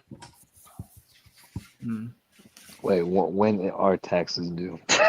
Oh, so he April. does them quarterly. So he does. So here's. I think taxes aren't they April? April 15th. Yeah. Yes, for personal taxes, April 15th, but he does them quarterly from business. That's a business one though. I just knocked my taxes out in That's your Annoyingly reminds taxes? me of an enzyme. That's what you're setting in for your taxes? I you'll love it. That's you're talking about fasting. This guy's force-fed algorithm. There's the algorithm coming into his mouth. He's like a Pac-Man. Nice. He's eating the Matrix. Yeah, the death cult bunny eating the Matrix code of our dying society. Yes. Yeah, I don't know about these other number one FIs saying willpower doesn't exist because I don't think like that. I don't know where that came from. Well, I've noticed Layla says it. I noticed James Clear says it. Who else says it? It's a lot of the INTJs. I Some of guess the I'm just not far enough in the TEDJs. hero journey yet. Well, I guess I would say willpower is there is such a thing, but don't rely on it. It's not reliable. It comes and goes. So you have to have some other system in place. Hmm. And that's just routine. The routine is in place. You just do it, not because you want to, not because you have the willpower. You just do it. How do you rebuild your routine though? Because for me, it feels like my routine gets knocked off so easily by it's like always changing. Yeah. So, I mean, personally, I think showing up is the most important thing. So, if you're doing like a routine around exercise, then showing up could be defined as just doing one jumping jack. So, there you go. You showed up, you stuck to the routine. And then, on a different day, you feel way better and you do some jumping jacks and body weight and maybe run for a couple miles. So it could be different every day, but you show up every day. But when you're sick, you're allowed to watch TV. When you're sick, you are, but if you are sick, you have to gauge like, should I or should I truly not exercise? But a lot of times when you're sick, you will feel better if you go for a walk because then you're moving your lymphatic system. So in that case, you could still show up for the minimum. But if you have a really high fever, then it's okay to just stay in bed and watch TV. No, we eat in ramen, instant ramen, and candy exclusively.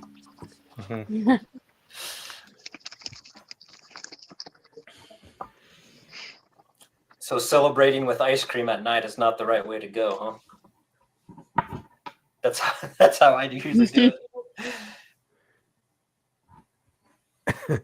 Yeah, I mean, I've known ultra runners, ultra marathoners that are diabetic or pre-diabetic because even though they look really skinny and fit, they're, eating gummy bears on their 100-mile run and they're just like fueling with sugar.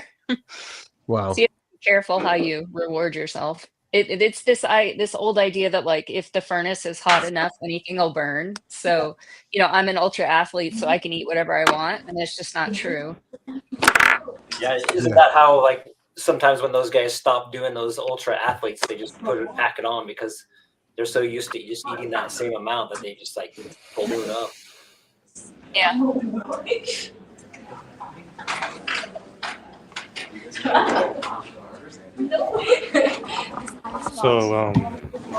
So Reggie, have you found Vinland yet? Have I found Vinland? I think you have to make Vinland in the world, don't? Like, isn't that the case? Yeah, you gotta make that. Yeah. Well, have you made it or not? No. Yeah. It's like asking if I've made heaven yet. Like, no. Why not, Reggie? Come on. Yeah, my bad. Yeah, I've been slacking. My bad. After you fast tomorrow, then it should be all resolved. Yeah, exactly. I'll just have the perfect wisdom. Nah. It's been a while since I've thought about Vinland, to be honest with you. I think I moved on a bit. But Vinland was a good time. I think that was a very core memory. That was another like an any channel change topic. Mm-hmm. Nice. Yeah. I've been watching Freerun recently. Oh, is that good? It looks Freerun is interesting. Like, so it's set in like a fantasy like world, like alternate like elves and dwarves and stuff like that, right? I find it very like a very calm show, which I like. Like the pacing's really good. Like it's not silly, but it's a very calm show, at least for now. Which I like. There's not like a super deep message or anything like that, like in Vinland or anything like that, but I think it's a really good feel-good show, I think. Yeah. Memo think of Lord of the Rings. Yeah, Lord of the Rings, yeah, is a good What Like is that's it? probably like an inspiration for it, to be honest. What was it called again? Freeren, Frieren. Yeah, it's pretty good.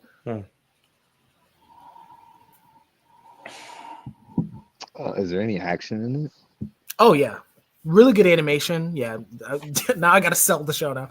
Really good animation. Like I'm not gonna pretend to say there's a lot of action sequences yet, but I'm only like 6 episodes in.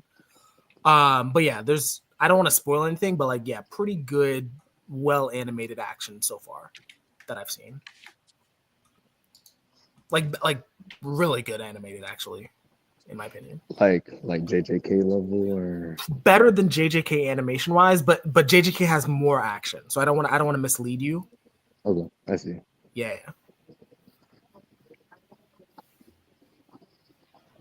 I don't know. It gives off NESI vibes.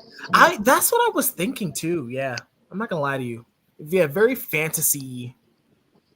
It felt like home territory to me. I'm like, oh yeah, I could rock with this. Like I've been watching other shows where I'm like prostitutes and all this stuff. I'm like, all right, that's cute, but I can't watch this, bro. I'm sorry. Like, Wait, I heard prostitutes. See, now you're interested. Yeah. See, I'm like, all right, now I need to know, right? Yeah. There's You're talking other to show. the ESTP here. Yeah. There's a show called Apothecary Diaries. Oh, okay, yeah. Or it's like courtesan. I feel like there's a mix of SI elements in there too, because it's like very historical based. But I don't know. Like I'm not. There's just a certain point where it's like, all right, we need to make sex jokes one too many times. I'm just done. Like, I got you. See. Yeah, I'm over it. Hank gets it. Yeah. Do I? And so have you seen Arcane? I've seen season 1 of Arcane, or more specifically, I'm the type of person that watches like anime reactions. I watched the anime reactions for season 1 of Arcane, which I know is like a cheapened version. Mm-hmm. Still really good though. I do that too. I still really like it. It's cheaper than subscribing because and it's faster than trying to travel to high seas to get it. Travel to high seas. Yeah. Yeah. I've heard season 2. I've heard very mixed things about season 2, so I've been holding off. Yeah. Not sure if you've seen it yet. I've actually just seen season 1 like you, but I actually watched it. Nice. But I stopped at the first episode of season 2. It's good. Don't get me wrong. I don't think it's my cup of tea. I just can't get into it. But it's still good. Yeah. I just can't. It's just not my vibe. But it's still. So Reggie, we were talking about you were talking about like how you wanted to like get better at typing, right? Yes. I think for you, and just because I know Memo, I think you genuinely just need to watch. And of course, this is coming from the Skib, so take that with a grain of salt. But I think it really helps to watch a bunch of shows. Shows, okay. Because then, like, at least the Dave Powers way, then you understand like archetypes, and then you're able to see them. I don't watch a bunch. I'm not gonna lie. Like I'm more of a YouTube reel type of guy, which is brain rot. So yeah, I could watch a few more shows. That's still a bunch of shows. I would say it helps a lot to like watch shows to then ingrain the archetype. Yeah. And see how that relates to a person. And so with that being said, I recommend either watching Better Call Saul or Breaking Bad. If you want to watch the series, then I would say start with Breaking Bad, because then Breaking you really Bad, understand. I watched season 1. Mhm. I heard it's like one of the best shows on television, but it's amazing. For its time, it was top notch.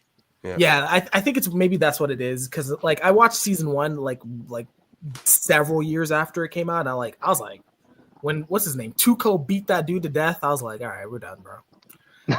I'm sorry. What? Why'd you stop there? Yeah, I'm good on so that. Good. I'm good on that. So you just don't like gore or what?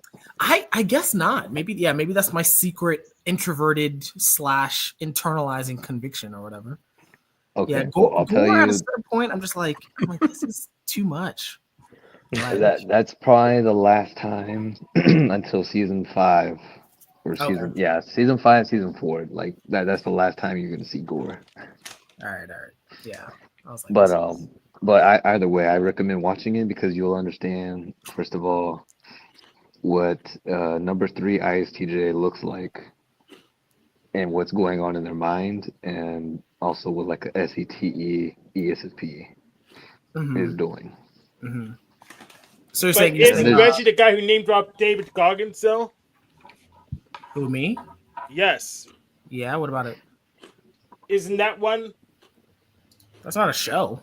No, that's not ISTJ, though, right? David Goggins? I thought it was an ESFP. ESFP. Yeah, ESFP. All right, well, I guess personality database disagrees with you, but your system's topsy-turvy anyway, so it makes sense. Personality? Yeah. Yeah, I could typing I'm not gonna lie, it's like I will watch the shows. I'm willing to watch shows. I don't know if I'm willing to watch random strangers on the internet. I think that's where I cut off. I'm like, I don't care about these random people, bro. That's hilarious. That's what I do. Watch random strangers on the internet, then talk to them. So I think maybe one of the reasons Manuel's so bad at typing is he's trying to get archetypes from shows, not from real data from real people. Yeah, well, I would actually disagree with that statement. So who wrote those shows, Benjamin? Did they write themselves, or real people write them? Real people wrote them as archetypes of real people, not as they're not real people. Well, if that's the case, they should be even easier to type. Because they are exactly the ones in the shows. So they are should be easier to type then. But they're not going to help you type reality. They'll help you type more shows. Well, and that's why after you watch the show, then you apply it in real life, which I've been. But nobody's an archetype in real life. No one's. Well, yeah, obviously. Donald Trump. Well, yeah, I was gonna say Donald Trump is literally There's a couple. No one's that Jesse guy no one's that dumb. No. You're digging yourself a hole because I've seen some people, bro. I've been to high school, man. I know. There's some people that are special for sure. American high school.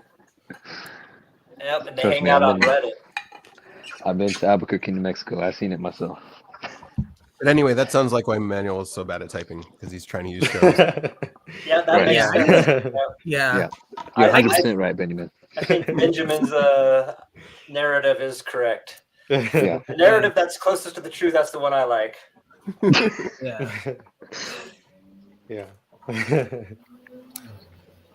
So I guess with typing, it's are you guys is it just like a chore that you have to do? Like it's like just like because I've For me at first it was. I don't do it unless I like the person. Like if they have a celebrity, I'm like, not interested, so I won't. If you like the process, then it's not a chore. Yeah, man. Yeah, I like the results. Well, then it's a chore. I agree. Yeah, I like results, and I have a book, so it makes it or you'll easy skip for me over to the do. process. If you like the results and not the process, you'll skip the process. You'll be sloppy. No, I won't. I'll You'll follow use the TV shows process. to type people, you know? From the book, because I have a book and you don't. Wait, what? Yes, I use gift differing, so I have a book and you don't. Okay. Yeah, Is that the sequel? Did you Differing Gifts is the sequel that Hank wrote? Oh wait, I've heard of Different Gifts? Yeah, it's those two gals, the MBI MBI gals, yeah. Yeah. I have a book and you don't. What I do like is how David Chen typed directors based on the movies they make. That was interesting. Oh, like the Dune guy? Yeah, like it's harder to type the characters. Like all you'll see is an archetype, but you can see the nuance in the personality of the director. James Cameron. Yeah. James Or Cameron. that other guy that wanted to get all like realistic shots of Superman. Just Zack Snyder, yeah. Yeah, Zack Yeah, Snyder. yeah. That's true. Denis Villeneuve, however you say his name. Yeah, Denis. Denis. Yeah, I think he's French. I will say, like, No, now I I'm think really he's thinking about it. Canadian. He's Quebecan, I think. I was gonna say, now I'm thinking about it, like when I first started typing, it was hard because I had a very small like database because all I had was my my family because it was COVID times, and then obviously the internet. So then I would just follow along with the like who they were typing that day or that week. Yeah, it's hard to type off of a database of only ESTPs. First of all, by that I meant my mom, my dad, and my brother. Okay. And then, but yeah, and like using the internet and like having to type people, but like over time, I started getting better and more accurate predictions and more better conclusions. So then I was like, okay, I think I'm getting something here. But I will say it's a lot easier in person than it is like watching someone over the internet. Well, for me it isn't because I usually have a recording, so I could just go back and watch it again because I do panels. That is an advantage of having a video. You can go back and watch it again. That is true. Well, even though I'm mid at typing, I still do it automatically, and I remember people's types better than their names. Man, that's a matrix. That's hilarious. That's matrix. That's my type then. And I don't see the girl in the red dress. I just see their type.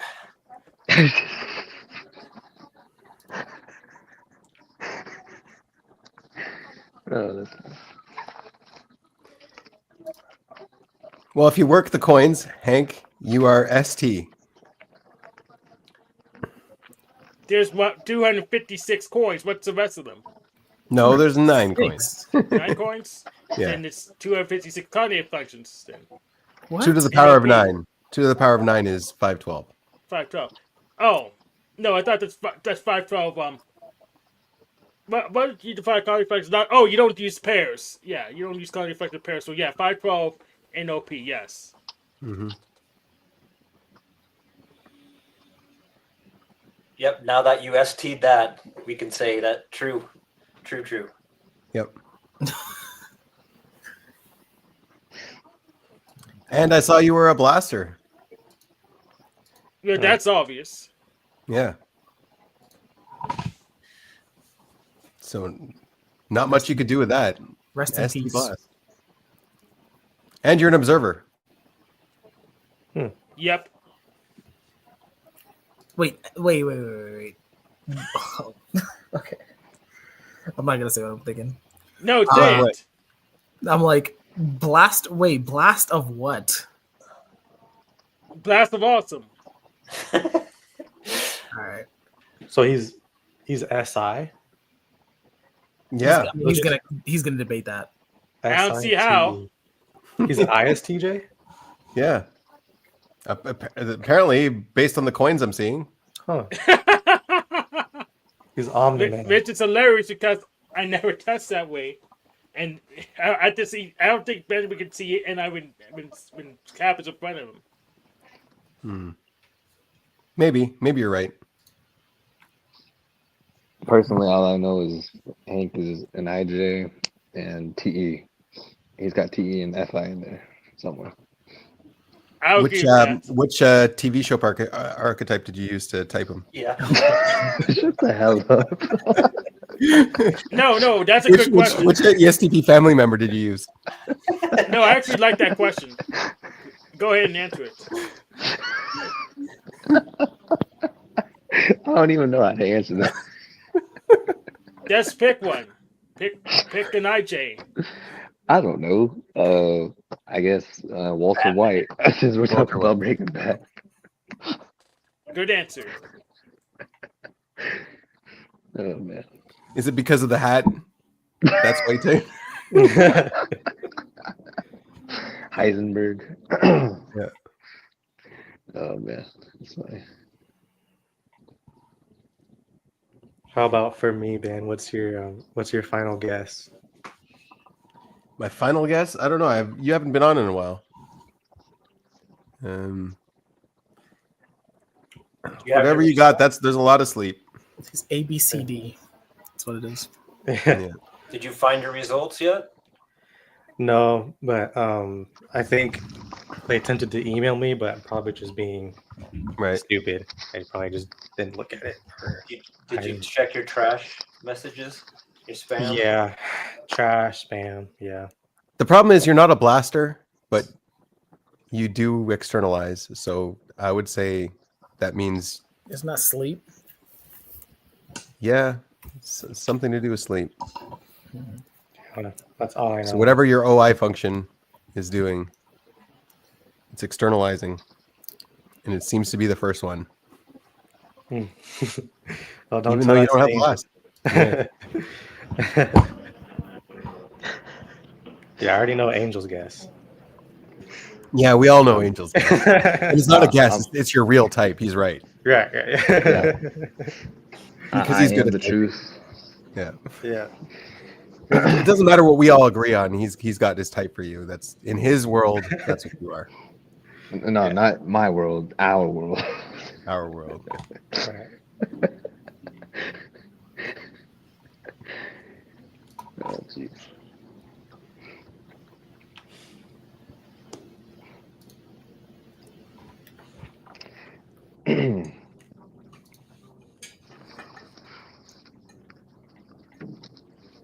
I do recommend watching Breaking Bad and Better Call Saul. Amazing shows. Because they're good Again. shows, not for typing, right? Just tell me. I mean, if you really wanted to, sure, yeah. But yeah, they're really good. Yeah, I wish someone here watched it, but yeah, it was great. It was great, especially whenever Lalo, like, he has Gus at gunpoint. Like, there's no way he was supposed to survive I'm that. just gonna start throwing spoilers around now. Well, because I have a feeling you're not gonna watch it, Reggie. Yeah, no, that's true. I know you're not gonna watch Maybe it. if we throw a bit of spoiler at him, he'll actually get interested and watch it. So this is No. If it was anime, he might have watched it, but it's not anime. If it's anime, yeah. Unfortunately, that's the truth. I have a dumb idea. We dump the whole thing into some kind of drawing chatbot and turn it into an anime. Oh, just using some shaders to make it look like an anime. Yeah, we I was use gonna some say shaders. that's actually not a bad idea. That was what I instantaneously figured. That's what you were thinking. No, I gotta finish Free Run first. Get back to me on that. It's not even finished yet. Is it not? I thought it was.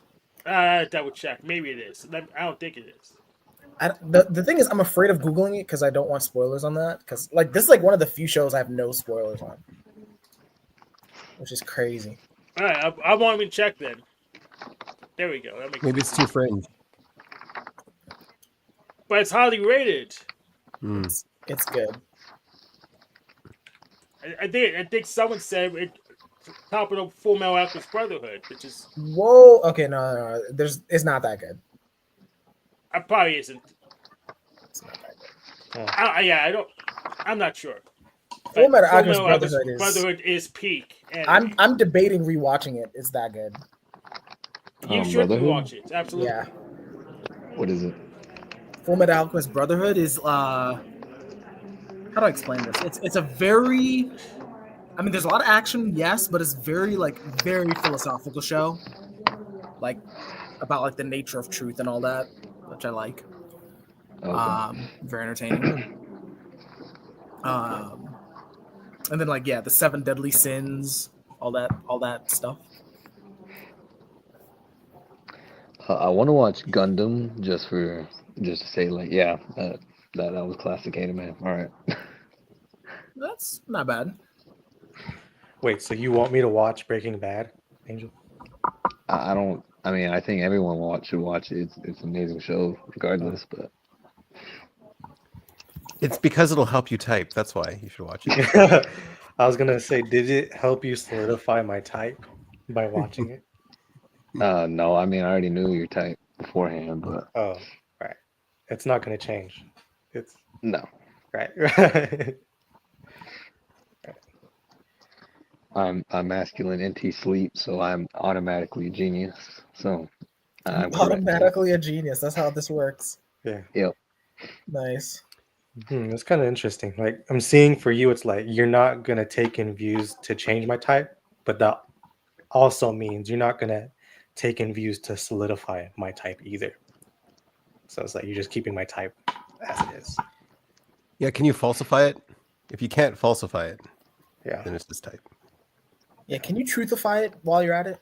There's no such Like, you thing. want- Only you want me falsification to- exists, right, Hank? I said No maybe- truthification, just maybe falsification. It's a joke. Yep. Like, There you come go. on now. ST for the win. Oh my gosh.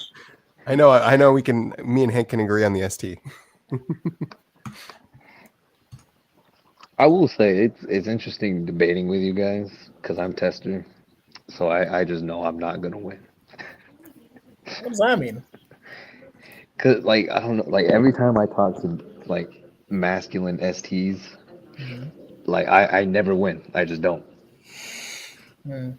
Cause one of my friends, he's I believe he's Jordan Belfort, kinesthetic, or either kinesthetic or audio. But every time we argue, he always brings up like this random fact that somehow disproves me, and I'm like, yeah, sure, I guess, but that's not the point. But he's like, well, and then it's like, okay, sure, whatever, you win. I'm not gonna fight you. But that's why you need a script for that. You prevent that from happening. You have a dialogue tree ready to trap An SI dialogue tree. That's right. Yeah. You need to have an SI script. Right? No, Prevent that an from NI happening. script. Okay, not an NI SI script, script. You right. NI script because you try to lead to a conclusion. Both You lead to a conclusion. No, to a conclusion because you know what they're gonna do. It's an NI script. NI script. I've Yes, never that heard of an goes to NI a script. conclusion. I've heard You SI just try- define what they do as a script all the time. Never an NI. You haven't met an NI yet. Oh, I haven't met an NI yet. What? Exactly my point. All right. Isn't Chris NI? Is he still even here? Yeah, Chris is NI, and I don't know if he's here. Yeah, he's probably So NI's in absence. NI's in absence. I'll try to think if there's a type that I haven't met yet. Actually, that'd be an interesting. Whatever type I am. No, I'm just kidding. I'm just kidding. I'm just kidding. He's met you. I'm just kidding. Oh, Chris is back. What's up, Chris? Yeah, no, I've been here. I'm just lurking. Oh, Have- because I have asked you you a written a direct script question before? and I didn't get an answer. Chris, have you written a script before? Yes. There you go. Checkmate. No, that's not Benjamin. ST proof. Checkmate. That's a century. No. What do you mean I- by I- that, Chris? What do you mean by a script? 10,000 word script for a YouTube video. There, Right, okay, that's checkmate. You lose. Game No, over. that's not what you were saying, Hank. You were talking about a script as a tree of options, a dialogue tree. Yes. Yes, that's A dialogue tree? Yes. I don't know. Script's a script, man. Yeah, it's a script. I guess it's a script. No, he's running. He's talking about a script as in like a coding, like not a script. No. Not writing. I think he's talking about an actual He said. English All right. And I don't like All right, scripts. everyone. I Okay, got a okay. counterexample Go for get all you. ST. You Encourages lose. ST. Do it. You lose. There you go. Encourages ST winning. Okay. I've done more copy and pasting of coding than writing my own, but you know, it all works. Do you do dialogue trees? No. He said I did a YouTube video. He doesn't. No, do I haven't dialogue done a trees, YouTube Hank. video.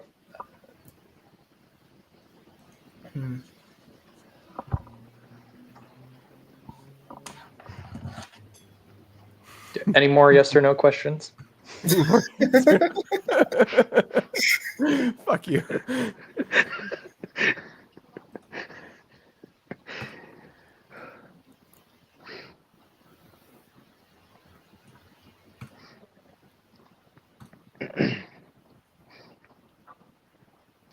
Hey, Emmanuel. Yeah. What type is Super Mario? This is a good question. This is a great question. I like this question too. I don't know. Don't ask me that. Does he I does he do change know. from game to game? No, from Yes, representation to but he's representation. usually one type. I don't know. Why are you asking me? ESFP. Didn't Come even. on, you know that. I agree. ESFP. Yeah. ESFP. Is it because you guys watched Yes. Why is that? I think I know why, but why? And Luigi's an IJ. Yeah, I agree. Luigi's definitely an idea. But How'd you guys reach that conclusion? He's scared of everything. No, I'm talking Yep. about Mario. Mario. Yeah, I don't 'Cause I'm know. not gonna He lie, rages I was at thinking the everything. exact same thing. Mario rages at everything. He what? He rages at everything. Rages He at eats everything. weird mushrooms that he finds and grows big. Yeah. What is that? Yeah, but it's the same That's mushrooms. consume. Super mushrooms, he calls Yeah, them. but he didn't know that the first time he ate one. He just eats one. It's like, oh, this makes me big. Hey, this is a glowing flower. Let's see what happens if I eat that or stick it up my butt. I don't know what he does with the flower. He's so violent. Yeah. It's hilarious how violent he is. So you're saying he's a drug addict? He's a drug addict. Yeah. Yes. See? ESFP done. He is a P. Mario Yep, Day done. was Mario Day was yesterday, by the way. Super Mario Day. Oh, actually, There's a day for that. Yesterday? Yeah, March 10th. Yep. Because I thought that was Harriet Tubman Day. Oh, right, March 10th. Yeah. Because it spells Mario, M-A-R. Oh. Yeah. I was like, what, Harriet Tubman and Mario? Yeah, Harriet Tubman.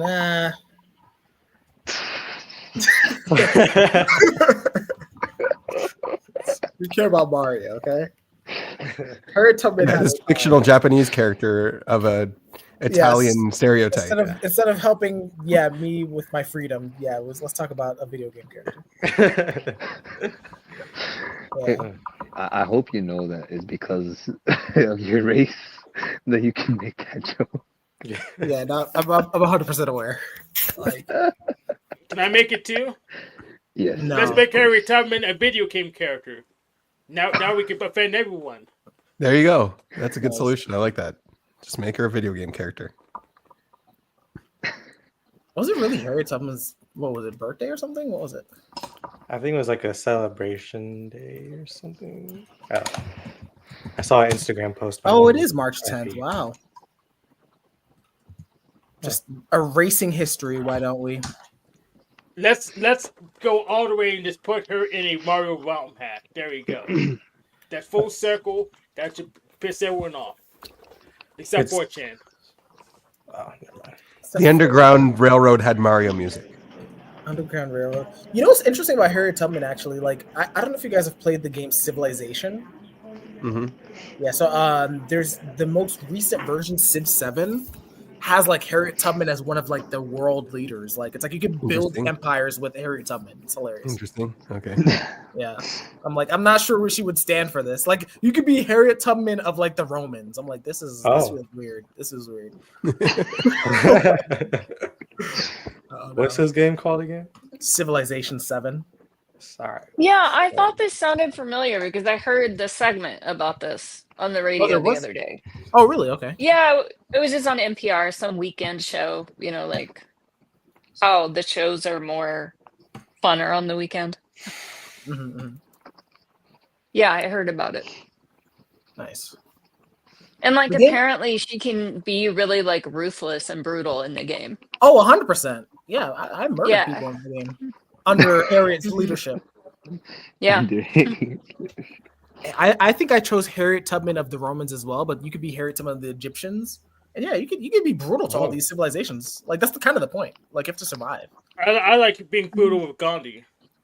Oh yeah, I think, was Gandhi a character? Yeah, it was Oh, Harriet absolutely. Tubman. He was the guy with the nukes. Oh my gosh. Gandhi got nuked. Yeah, Gandhi like nukes. It's so, yeah, whoever made this game, they had a sense of humor, because I'm like, this feels really weird. Like, Well, can you be Harriet Tubman of Wakanda? Or no? I don't think they have Wakanda in the game. Oh, okay. They've got mods. They've got mods. You can definitely put in. They do have Wakanda. mods? Okay. Oh, okay, good. Okay, good. Okay. I'm trying to think what else I was gonna say. Civ 7 feels very much like a TI game. I'm not a huge typer, but I'm like, this feels like logic on top of logic Civilization. It's like you have to read a lot to get that game. Yeah. So I'm not gonna lie, I wouldn't recommend it. Oh damn.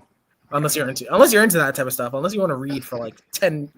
Like if you want reading to be gamified, sure. Like, Gamify reading.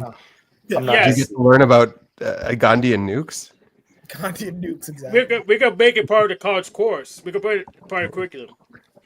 Probably standards run free That's sim, revisionist. so Yeah. we can update the books faster. But yes, we're gonna make it part of the college curriculum. Yeah. What were we trying to ask Chris earlier? What? Oh. And I? Yeah, we did No, we the asked him script that. before. He I don't did remember. checkmate. Oh yeah, the script thing. Yep. Checkmate. All right. Okay. You said checkmate, so that must be NI, right? Yep. I know.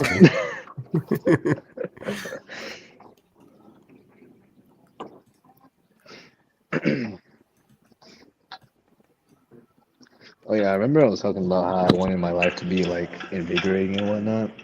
But if anything, I think it's gotten worse.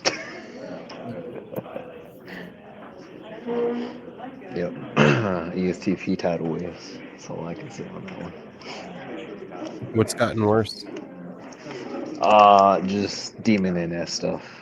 Well, I'm gonna leave it at that. Okay. But hey, that just means growth, right? So.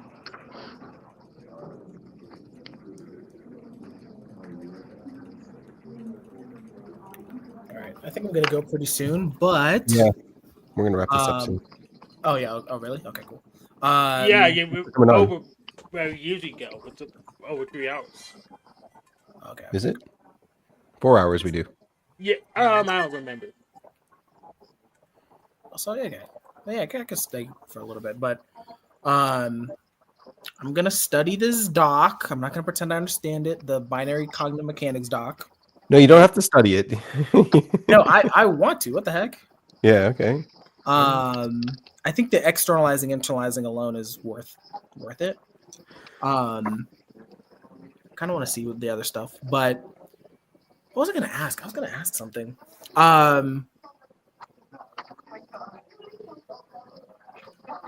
You said you have a whole bunch of questions. I did have a whole bunch of questions, but then we got distracted, right? Yeah.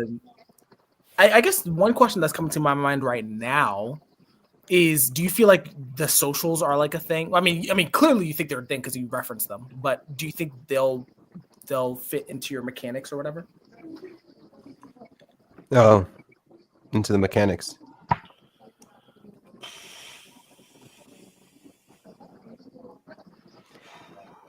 Yeah, I mean, it's a lens. It's like I think that what's it called? That field, that range exists. Like it exists, right? It's like how are you cutting the cake, and how are you defining? Yeah, social landscape is a thing. Okay. We talked about that video I posted on Facebook where I don't know if you saw it. No. I did a brief summary of her just going off on all of the billionaires that say they're physicists and say they build things. Oh yeah, I saw the post. I didn't watch it though, but I can. Right. Okay. Yeah, it was just funny watching a number 3 go off on the twos. Like, no, Oh, Elon like Musk, slave you did. master morality, right? Right. She's like, no, Elon Musk, you did not build any rockets. All of your engineered build the rockets. All you did was throw money at the problem and hire people. You didn't do it. You just had a big. You know, Yeah. I watch that video like every day. I didn't see it when Benjamin posts on Facebook because I'm not on Facebook, but I watched that video for sure. Right. But like, yeah, I see you didn't get caught in it, Reggie, because you're not a 3. You're like, Elon Musk didn't technically build it, but he did get it done. Spearheaded the project. Someone has to Right. spearhead the project. Right. See? What the heck? So like that's the complete different perspective. That's like that's how you can see there's a 2 and a 3. You're more on the 2 side and she's more on the 3 side. I see. Yeah, so yeah, that's actually kind of pissing me off. It's like, what, like, do you? So okay, I mean, maybe it wouldn't be Elon Musk specifically. I'm not gonna glaze Elon Musk right now. Right. It would be somebody, right? Like, or a group of people saying, "Hey, like, let's," because otherwise, what? Like this, like, the rockets are going to build themselves? No. Well, The Elon didn't specialists build will it. figure out something somehow Right. magically. I don't know how. About someone to organize them, but the Yeah, there needs specialists to be. somehow I think magic. managerial, like, this is like, this is the whole managerial. Like, is there a point to managers? Yes. And I think there is. Like, it's like you need things to Right. you need people to kind of keep an eye on the like trajectory of a project. Like, not Right, everyone yeah. can focus on. Yeah, go ahead.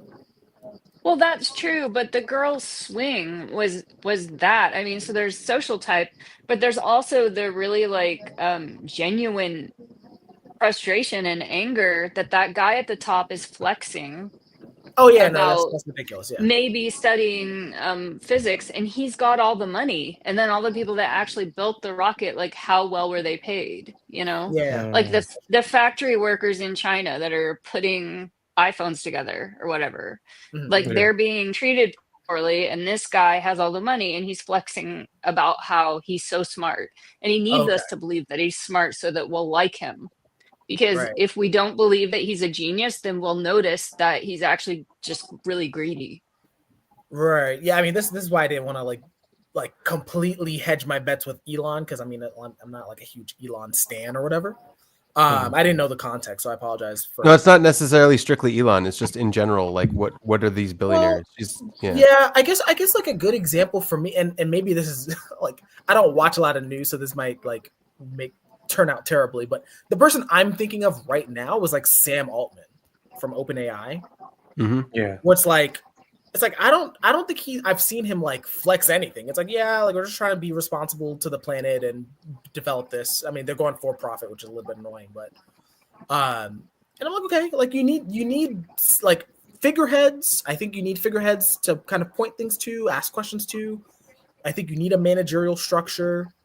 But yeah, flexing it, especially given what Annie just said, is like kind of ridiculous, in my opinion. It's like you're playing a role amongst a bigger thing, right? You're not the thing, if that makes sense. Yeah. You know? That's what I instantly thought of was Steve Jobs and Apple, of how he's more of the orchestrator than actually making the devices. But that could be said the same for the space race for NASA. Like the space race for NASA was different than the Manhattan Project. Oppenheimer was put on the pedestal for the Manhattan Project when there's still a team of scientists. But that's different from the space race. It was still a team of scientists, but there wasn't anyone on the pedestal for that in particular. But yeah, but like their accomplishments speak for themselves. Like this guy actually accomplished this, and this guy actually accomplished this. Elon accomplished everything, right? Like that's kind of I'm using Elon here. I'm sure he's not like, but like that's kind of what their claim is. Like I built the whole rocket. No, you have so many employees and so many other companies. What did you actually do on the project? Okay, yeah, I'll distinguish. I don't agree with that. Like claiming you built the rocket, that's stupid. Like, yeah, right. But everyone believes the narrative. Everyone goes in. Okay, yeah, he built the rocket. He built Teslas. Did you build a Tesla? Do you know? Like, did you do the motor? Did you figure out how the algorithm worked? Did you really do that, Elon? He probably going in on. And I get her point. She's not wrong, but I also get the point of the twos.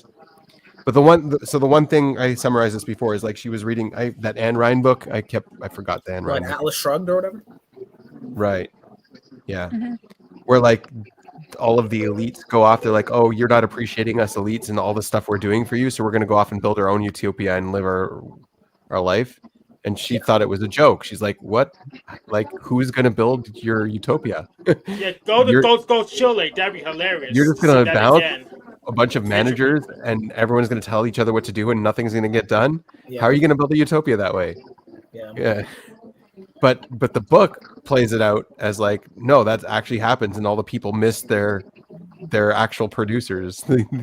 We miss Elon Musk because we can't do Tesla without him. Yeah, so what Ayn Rand doesn't have is war. If war could happen in her book, it just wouldn't work the way she thinks it would. So Wait, that's yeah. Like conflict war?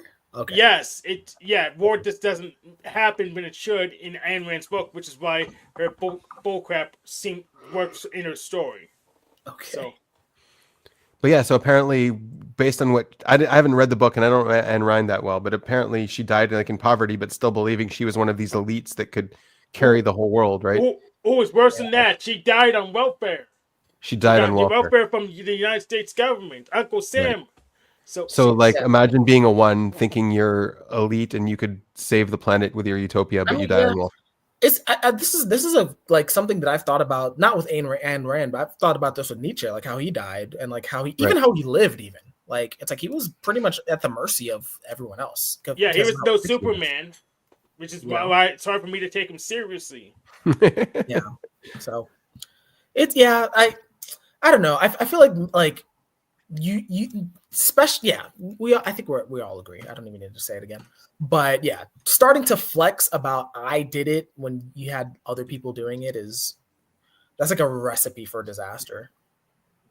I mean, I'm used to it from my job. Like every boss I've ever had takes credit for all of my work. Like that's what happens. That's just what companies are like. Oh no, I would have to take it out immediately. I get a habit of trolling people by doing something for someone else, then giving them the credit. I find it hilarious. Yeah. It's the 48 Yeah, see, I don't have a problem with it at all. Like there are organizers and there are managers and we need them and we need workers that do the labor. But where the animosity comes in is like the manager gets to eat and the laborers can't afford food or healthcare. Like it makes you angry. Yeah, and they don't even need healthcare. They can pay for the best doctors out of pocket. Mm-hmm. Question. Atomic mass is grams per mole, right? Anyone know? Yeah. Okay, Listen, great. is it? Let me double check. I like how the 1 and 2 are struggling to know this number 3 stuff. Yeah, we need to hire a manager to help us with this. With this question. No, I need a 3. That's what I mean. I know. Yeah, Nico already left. Yep. Atomic number is that what you asked? Atomic number? Atomic mass. Atomic mass? Atomic mass. Because atomic number just means the amount of... Yeah, exactly. Yeah. So no, it's not a gram per mole. Yeah, I didn't think so either.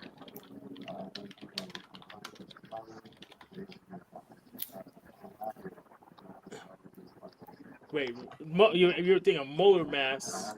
So that's no, molar mass is moles per gram. I know that. Yeah. So no, yeah, it looks like you're right. I'll just send you the Wikipedia page.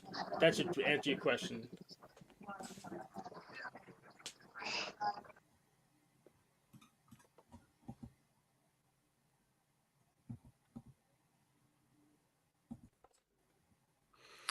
No, so an atomic mass unit is equal to 1/12 the mass of a single atom of carbon-12. What kind of SI shit? Excuse me. What kind of SI garbage? So you take carbon-12, you divide it by 12. That's 1 atomic mass unit. So no moles. No moles. No.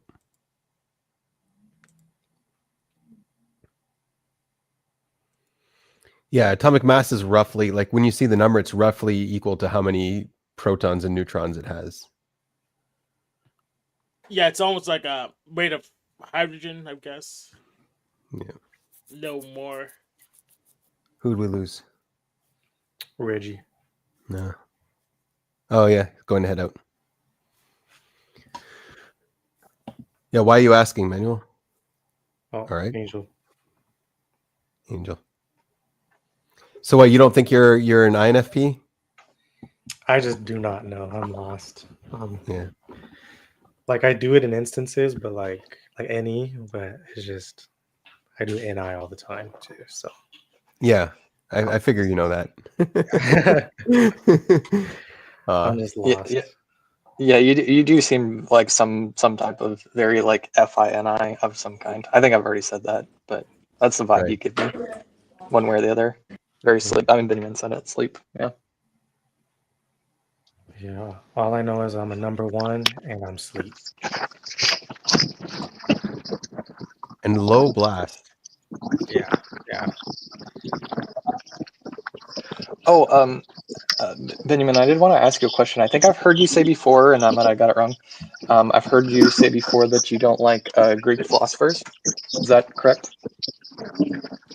No, I think Greek philosophers fine, but Greek ideology in general is as the foundation of truth is flawed. I think. Put it that way.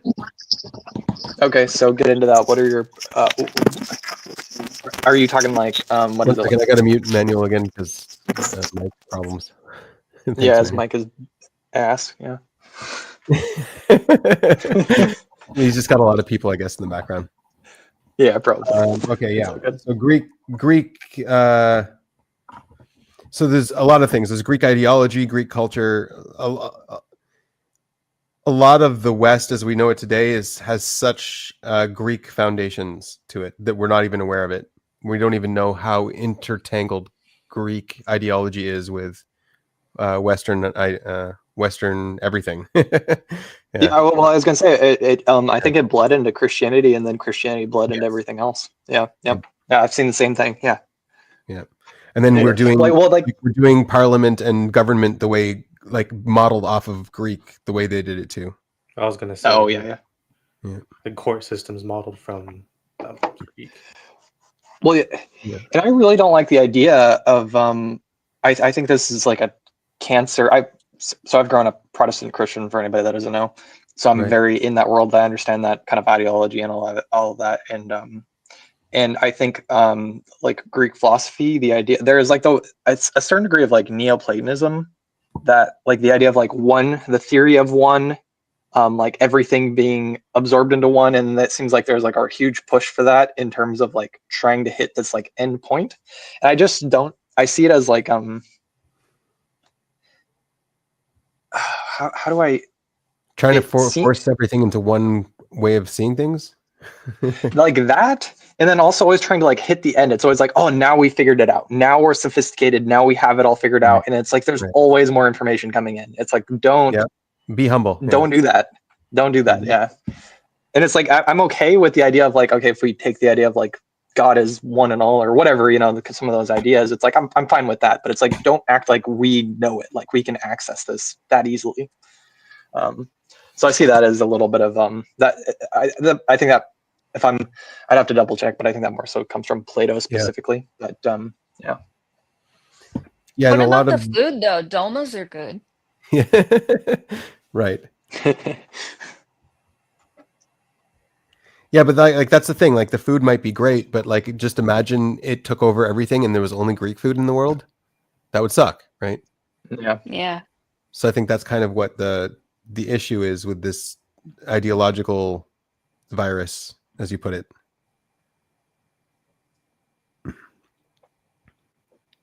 Yeah, I mean that's one of the things you can definitely learn from the Eastern world. They didn't get infected with the Greek way of thinking and building. So there's a lot you can learn from how you would do it differently, I guess. Yeah, I would agree. The way I see it is ideologies have to fight, and if we all converge onto one, there's no way for new ideas to sift through and for continuous like progress and an overall view. So it's like I don't, unless we're like absolutely certain that some of the, and we can get into the specifics, but if like for instance, if the whole world was Christian, how much would we not be seeing? Yeah, right. Well, one of the things you can see is like, where is the democracy in the Eastern countries? There's no democracy. They're all dictatorships, right? So they didn't adopt this Greek way of doing things. So like, obviously there's something about the Greek system of government that is better than what else was, but It needs to it keep doesn't- moving. Yeah. Right. It doesn't. Yeah. It can't stagnate. Just because it's better doesn't Yeah. mean it's perfect. Yeah. Yeah. Yep. Yep.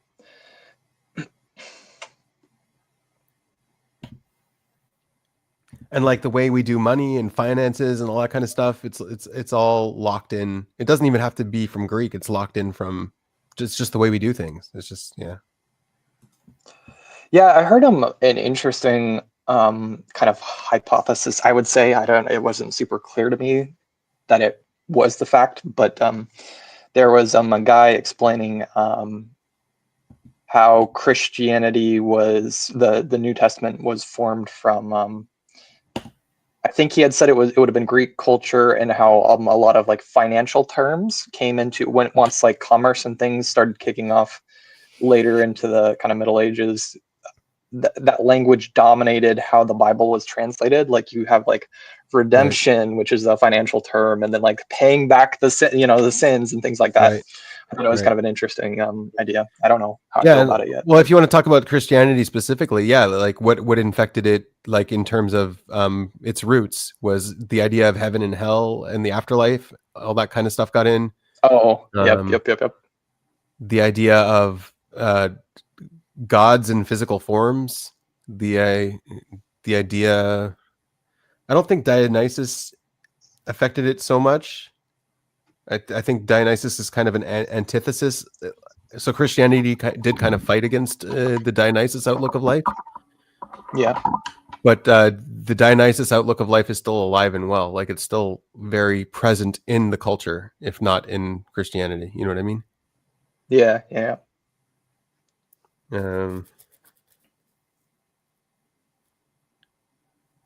Yeah, this is all Nietzsche. Nietzsche really went into this too. Talking about like he liked the Greek thing anyways, but he like I appreciate the Greek thing like he does, I think, but you can still, it doesn't mean it's perfect, and it doesn't mean you can't pick at it. Yeah, no. Like you don't want to throw out the baby with the bathwater, but the bathwater is kind of stinky. Yeah. Well, and the way I see it is like I see that in any kind of like religious ideology of any kind. It's like, and that's kind of what I'm going back. It's like I'm really scared of people clamping down on theories of the world like we have it all figured out. To me, that that's terrifying, because it's like you can't evolve, and you don't know what you're going to hit at that point in time, because you can't see. Like literally, you can't figuratively see, because you're just saying we know it all, and it's like that's so dangerous. On the timeline of truth, we are babies. Yeah, exactly. Yeah, and yeah, it's crazy to me. And I do. I don't know. Science I guess I'm kind too, of. by the way, science, like it's a good thing. Science came out of Greek ideas, right? Philosophy led to science and stuff, but then as well, yeah, it gets ossified. Science gets ossified because exactly that, you believe you know everything.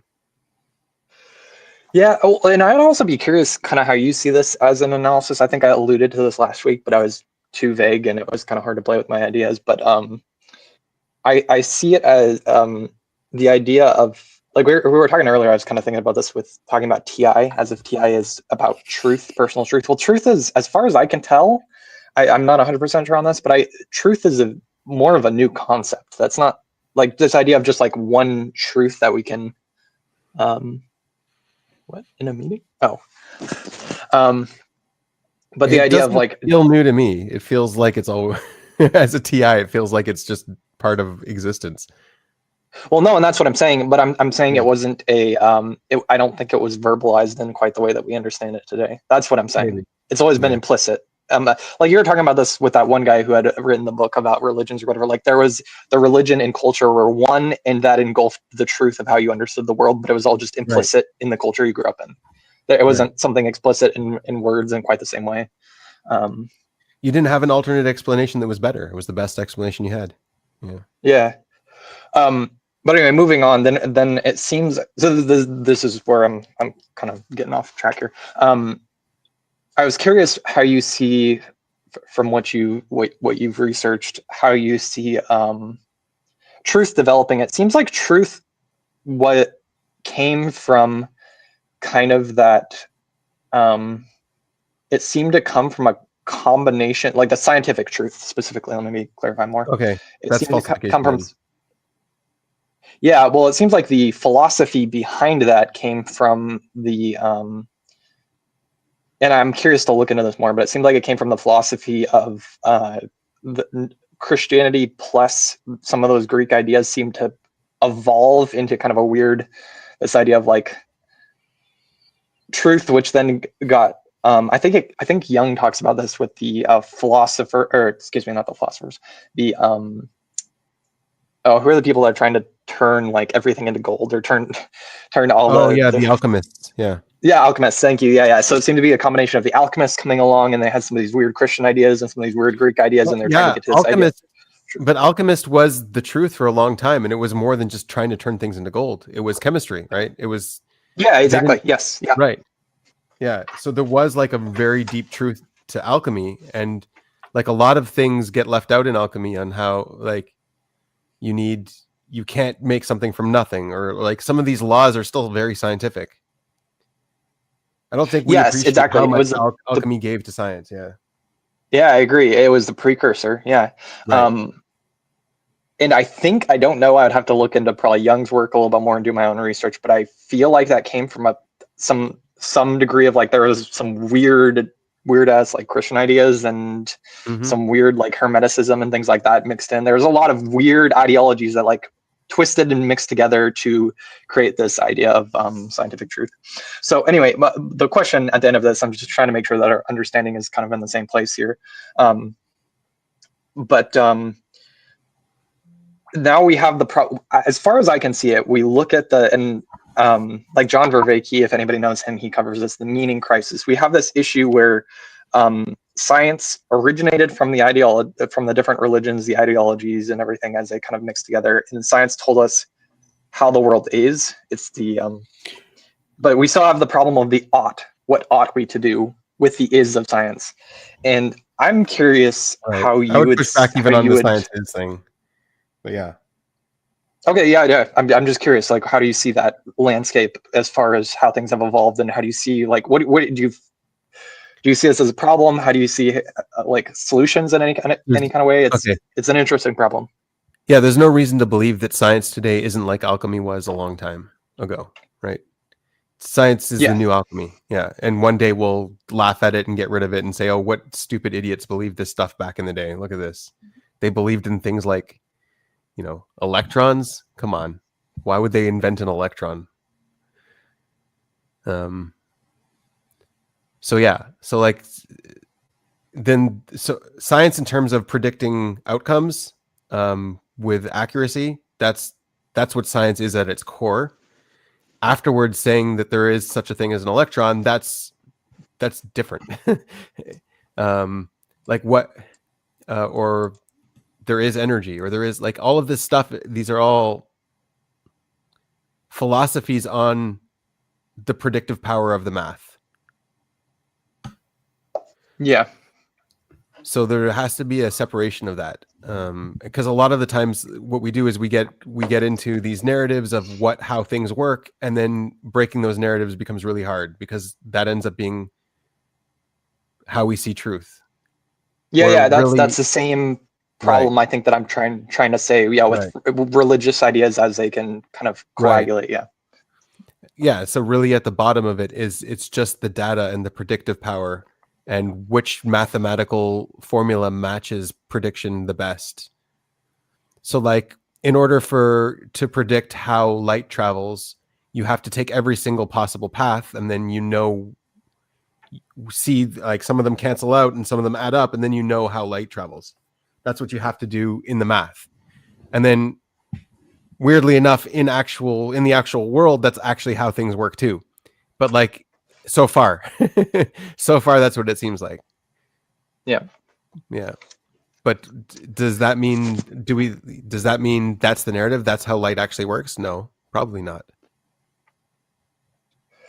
So to I guess get to the second half, now that I think I would pretty much agree with all of that, and moving to the next problem of like, what ought we to do? And as far as I can tell, Right. What we ought to do has nothing to do with science. It's exactly. Well, what we ought to do is to continue to, in some senses, develop our ideas, like continuing to develop these ideas to that seems like one of the obvious things we can say is like our science shouldn't be finished, because once it's finished, we have nothing that we ought to do. I see as kind of part of the problem, but there, I mean, obviously there's a whole bunch of ethical things that we can get into, but it's like just kind of skimming over like the obvious things, like don't murder people. Let's just assume we all presuppose you shouldn't murder people. Right. But it's like there's kind of a higher ought that we have to get to of like what should we be moving towards. But I don't know. How do you figure like what ought we to be doing? And that's the only way I can conceptualize it, as like some degree of a. So your question, first of all, assumes that we all ought to be doing the same thing. Like I'm not saying you assume that, but the question, the way it was framed, assumes that. Yeah. Where okay. like each individual person probably has a different ought. I would start from there. Like. So how do you figure that? I'm sorry, Mimo, but don't go into nuclear physics. Like that's not what you ought to do. Right? Yeah. Maybe become the king of Wakanda. Maybe that's your ought. Right? Yeah. That's more. But you get my point, Chris? Yeah. The specifics, are going to be different. Yeah. Right, for each person. Okay, so how does each person figure out what they ought to do then, I guess? How do you figure that, if at all? If you even have, I know this is like, yeah, no, I think I actually might have asked you this before. Yeah, my mind just went to the meta of that. Like that is the ought. Ought is figuring out your ought. Okay, yes, we agree. Yes, that's what I'm that's what I'm saying. But in order to develop that ought further, we can look to something like science and continuing to develop it. And that gives us clear oughts to continue to further what we ought to be doing, right. If that makes sense. Like the meta finding your purpose is your purpose. Yeah. That's like a Japanese samurai philosophy. It's not about. It's like if a home is not a place. Home is a way. It's a way. You have to find your way, and in finding your way, you're doing it. Right. Yep. Exactly. And the way I figure it is like looking at something like science is it's just a tool, and it's a tool we're continuing to develop to give more resolution and more a resolution to how to find a way. That's how I see it. I don't know. Yeah, more control over our environment, more predictive power, more freedom. Yeah. More freedom of control, freedom of action, more freedom of action. Yes. Yeah. Okay. Yeah. That's interesting. Yeah, I have to do a little bit of, I think our terms are different, but I think we're agreeing at the bottom of it. Yeah. Yeah, sounds like. Are you following all this, Mimo? Yes, I connected it back to the samurai, and everything is just the Macedonians' fault. Not the Jedi. I can't hear what Angel's saying. Now he's all buddy. I was gonna say I trained him well, so he understands. You did what? You say it in the chat. Yeah, you chat, whatever that is. I wouldn't call it a mic. It's probably headphones. Yeah, your headphones are really bad. I trained him well, bruh. I learned that on my own, like the samurai thing with Musashi. So you had to relate it to the samurai in order to understand it?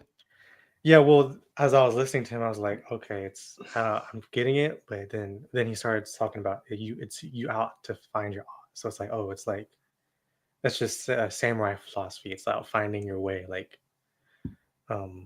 yeah, it's the same. Yeah, it's the same. Yeah, sleep. But yeah, Hormozy talked about it of this guy, this student. He went up to this renowned samurai master. He was like, "Oh my God, you're so awesome! I want to learn from you." And so the student went up to the master and he was like, "Hey, I want to train under you. How long will it take to become a master?" And the master's like, it'll take about 10 years. But then the student was like, "That's too long. What if I actually lock in and do my hardest and train and really do my best? Then how long will it take?" And the master was like, 20 years. And the student was like, "What? That doesn't make sense. Like, why?" And the master was like, "Because you have one eye. One eye will be focused on your training, and the other eye will be focused on your way."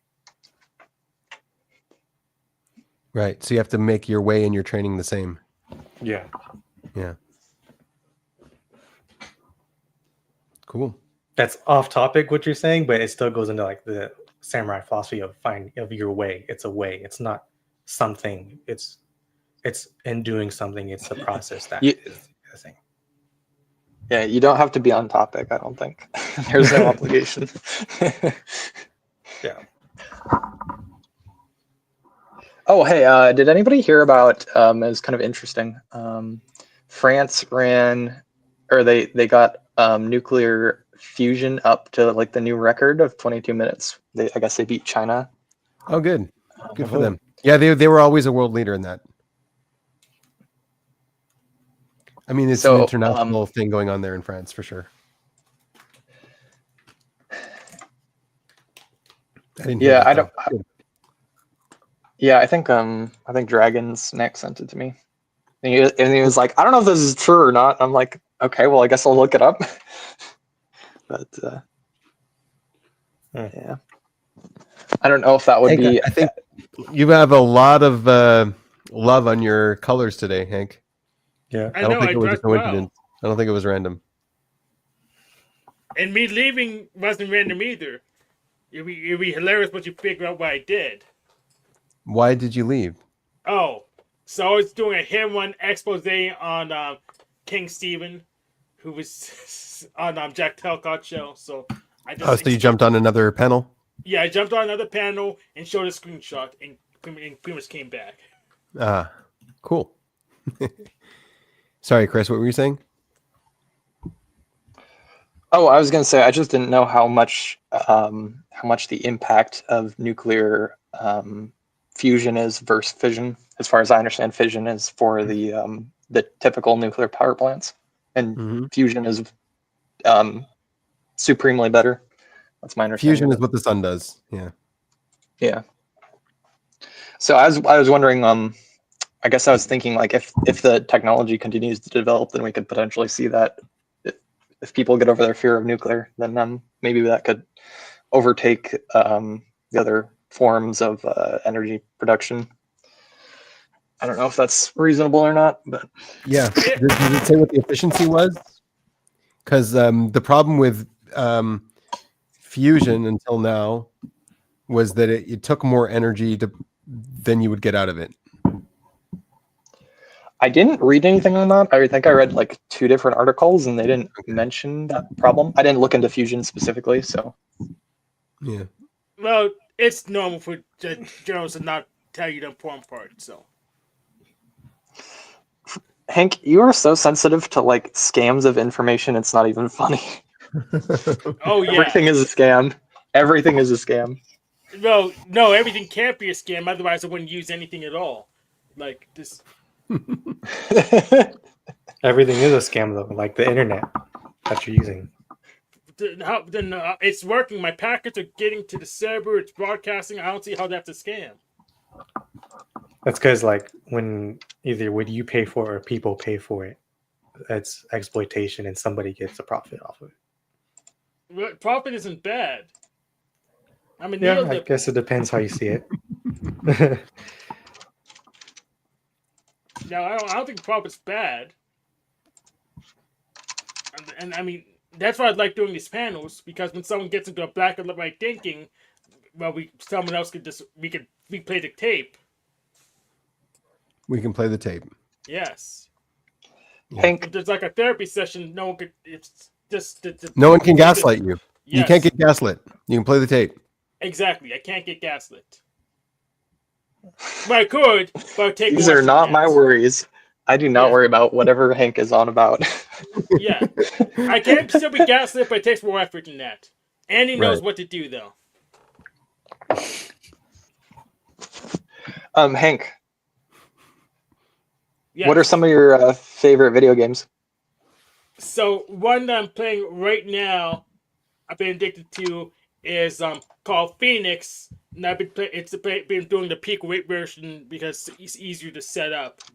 But it's called Phoenix. Let me get a link to it. But the one for the arcade is actually it's better graphics. I'm also playing Voxotron. I'm playing the robot and the snow dragon Voxotron. I'm gonna stream that again once I get my OBS set up so I can get the audio through. But I gave you a link to the game. I put in the Wait, private chat. is this a arcade game from the 80s? Yeah, it's an arcade game from the 80s, but it had a remake on Peak Away. But the one for the arcade is actually better graphics, the Peak Away version. But the Peak Away version is easier to launch because it's on a website. That looks super boring. Okay, what's the other one you're playing? Voxotron, the default cart one, it's called Robot and Snow Dragon, but it comes with Voxotron.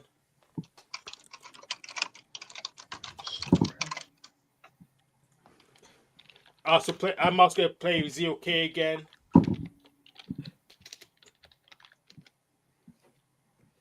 ZOK and Beyond All Reason. That looks interesting. What are you doing this one? Oh, so the Voxotron one, yeah, you shoot stuff in that one. You throw one character and shoot stuff, and ZOK you throw a bunch of characters and shoot stuff. Interesting. It looks like whatever I'm looking at right now looks like it has like back-end coding or something you can do. Oh, absolutely. So it's Okay. a fancy console, so Interesting. it actually has tools to let you code new stuff, new content, and draw new stuff. Now, And this is what you do in your spare time? I don't know. I actually try to make time. I try to cut some time out if you do this now, because this is I think it's that important. I actually schedule time to make sure I actually do it. No.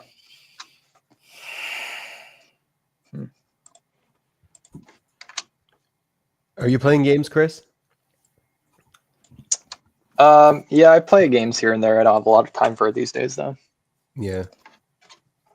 I don't know. In the last couple of years, it's just been like, You have a child.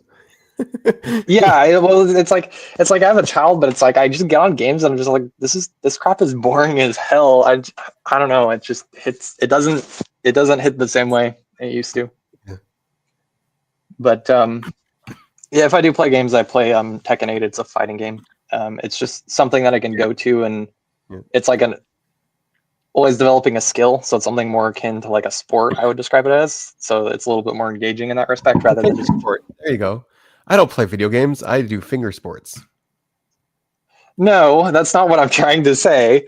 My point is that the type of like it's turning on a game to how do I put it? Like it's more of like long-term skill development whenever I do play it. So rather than just like jumping into a random game to turn off brain, it's something a little bit more long-term. And yeah, so it's to me that's a little bit more engaging. Video game. I turn it on.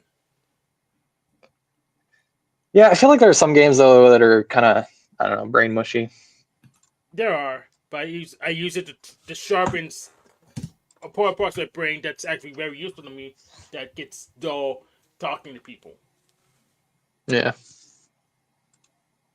There are different qualities of experiences, I feel like. Because like, I don't know. There's like the loot type of games. I feel like those ones to me I can't see them as anything other than like brain mush where you just go like kill things. The actual gameplay is really boring and you get loot and it makes the brain go ooh tasty and then you keep playing. Yeah. It's the loot that's how I see it. Not the game. Yeah, exactly. Yeah. But No, I'm not trying to justify playing a game as like, well, this game is different. It's not a game. That's not what I'm saying. That wasn't my point. Bar soccer. It's a finger sport. Yeah. But numbers Finger monsters sport. is different. It makes you do math. And so does Yeah. some mods of body space, but not the normal one.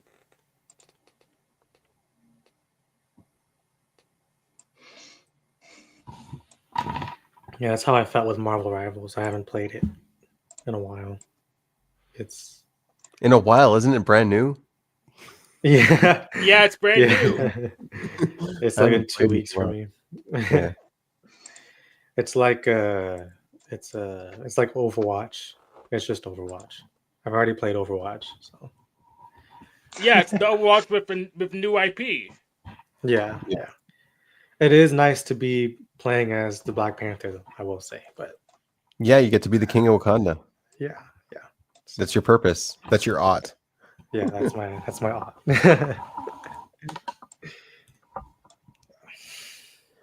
But in terms of like, I think people get that mixed up about purpose and meaning. I think they're different things, purpose and meaning. I think you do derive meaning from fulfilling your purpose. So I think purpose is like you could make that a subcategory of meaning.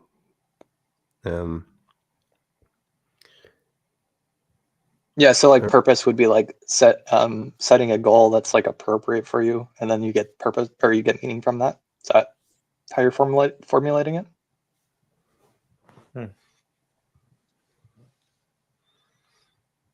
Yeah, like okay, so I get a lot of meaning from serving in the army now. Is that my purpose? Probably not, but that's what I should be doing now. Like, you know what I mean? Yeah. That makes sense. Yeah.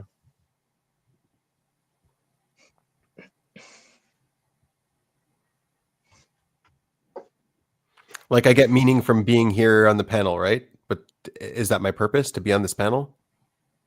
No, probably not. Well, do you think purpose is singular, or if there can be like a complex multiplicity? Well, yeah, as life goes on. Yeah. So then you have all these different cognitive parts. So like, what's the purpose of FE? You can ask. What's the purpose of TI? And if my FE is fulfilling its purpose, my TI is fulfilling its purpose, then I've got more meaning. Like I've got a more full cognitive meaning. Yeah.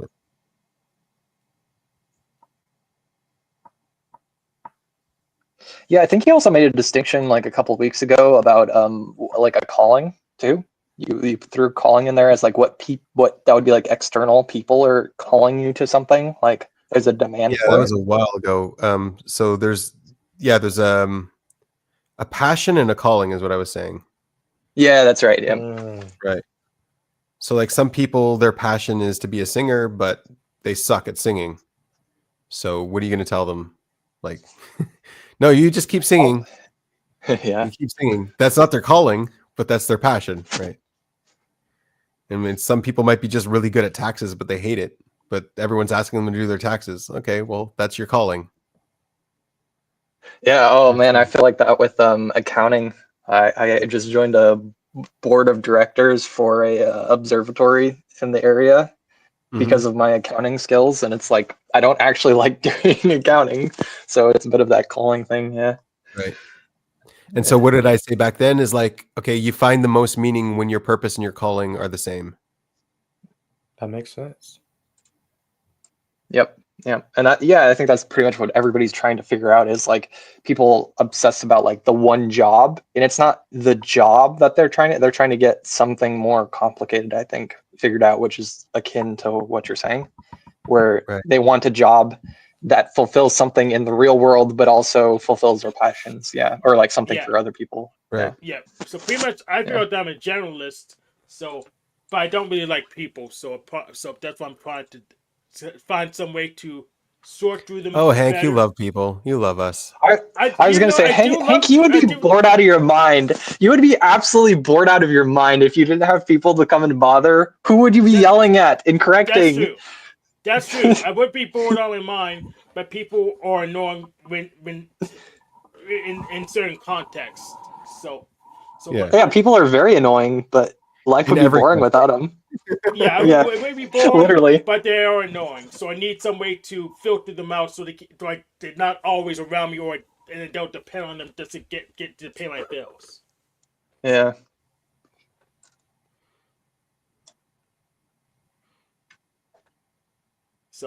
So I like people, but I like them at a distance. Yeah, you like your boundaries. Sounds Yeah. like. Yeah, double deciding. Which is why I don't want to be in management, because that's where's my boundaries at.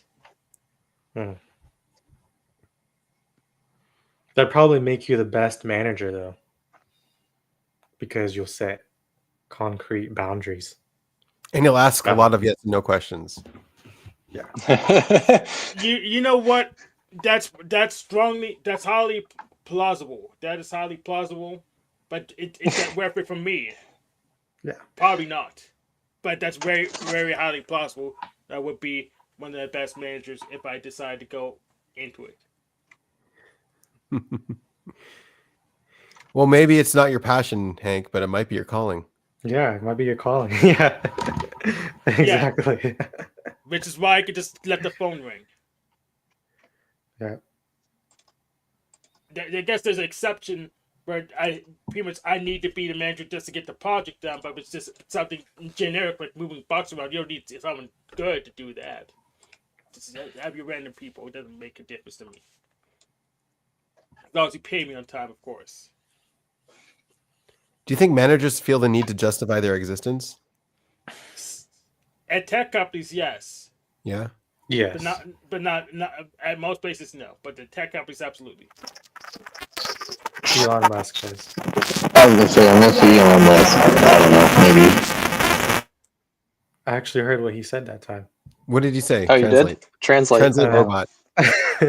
Translate. He said, "Yeah, I was gonna say Elon Musk is like that." He's like what? Like what I said. Yeah, that's just Elon Musk at tech companies. He has to justify his existence. Oh, he has to justify his existence. Yeah. Yeah, I think I'd go kind of in the middle on the Elon Musk point. I think he's might be doing more than the people who say he's worthless, but he's probably doing less than the people who suck his dick. Yeah. Somewhere in the middle. No, I'm actually pretty sure he does a lot. I'm pretty sure he does a lot. Yeah. Well, I mean, he has a couple of companies to manage, so presumably he's getting a lot of calls and questions and things, one way or the other. He hasn't really had a lot of tribe tidal waves, and this is going to be a big one for him, I think. Yeah. A really big one for him. Yeah. And what's his name?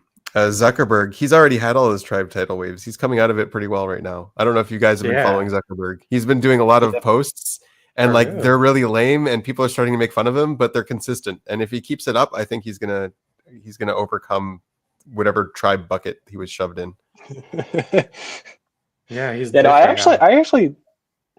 Yeah, he is a little bit different, and I actually quite like him. I'm kind of surprised. I always thought he was kind of cringy, but I don't know. Right. I like him a little bit. I don't know if I like him or not, but I'm seeing that more people are going to start liking him soon. Yeah. He's going to come out of it. But Elon's going down. Yeah. Regardless of if he deserves it or not, he's going. Tribe's going to hate him right now. Yeah. Yeah. They're already hating him now. I think he said they're already hitting him. Are you in a FNAF game? No. My voice is really shitty, that's why. Eat more chowder. No, I said people already hate him now, especially Native Americans. No one heard that? We heard it. We just don't know. I heard that people hate him now, but I didn't hear why. I didn't say why. I just said especially the natives. Oh, natives. The natives hate Elon right now. Yes. Why? Because there's a lot of Tesla dealerships on reservations for tax cuts. And for tax breaks, yeah. So it's ironic that now he's kind of going against us. That, and then on top of that, he's pretty much responsible for a lot of the cuts on certain programs and whatnot. Yeah, so that's ironic. He's going against us. Yeah. Well, I don't think he's as bad as everyone thinks he is, but he's gonna have to deal with it. What am I gonna tell you? Good luck, Elon. Yeah. Yeah, if somebody wants something good, at least somewhat decent, I guess I'll say, for as far as looking at Elon, I'm pretty much in the middle on him. He seems like he's could fall either way depending on what happens. But he was on Joe Rogan like a week ago or something, and he's talking about like the terrible financial situation that the American system is in. You can go, it's for like the first 45 minutes. I'd recommend anybody who's curious about how the government is spending your tax money. He talks about how they're like able to essentially write like blank checks, untraceable blank checks to anybody, and you just can't figure out where the finances are going. And also, like, you don't know who it went to, you don't know what it went for. I don't even know if they can find out how much went. And then he also talked about how there's like recurring payments left over from like years of other people who are paying some random company or whatever for an amount monthly, and it just continues to go through. Nobody's ever canceled those payments. So he said that he'd be going through and making like accounting codes I for gotta go things look so at my it'll be credit tracked. card and make sure I'm not doing those too. Some people do that. Yeah, but yeah, pretty wild how the American government has been managing the money. Assuming, I don't really know why you'd have a reason to lie about that. It seems pretty straightforward, but yeah. Yeah, no, no doubt that he's doing what he needs to do. Yeah. I don't know. People just don't trust him, and people just don't like him. that's what it comes down to. Yeah, I agree. Yeah, and I think there might be a good reason for that. So yeah, he's bad with the tribe. Yeah, bad at. Yeah, exactly. Yeah, like why would you trust him? He's kind of a dick, and he doesn't. I don't know. Yeah, he's not super aware of what how to come off and do things. Yeah. Yeah. And that's definitely where Zuckerberg has an upper hand right now, because he's been hated for a long time. he's already been there. Elon's been loved for a long time until now. Yeah. I don't know if people really remember that, but he was loved almost universally until now. Yeah. Yeah, especially That's what's been like confusing. early 2010s before Tesla was really a big deal in the stock market. So right. Yeah. Have you guys seen how the Cybertrucks close their trunk? I wouldn't be a big fan of them.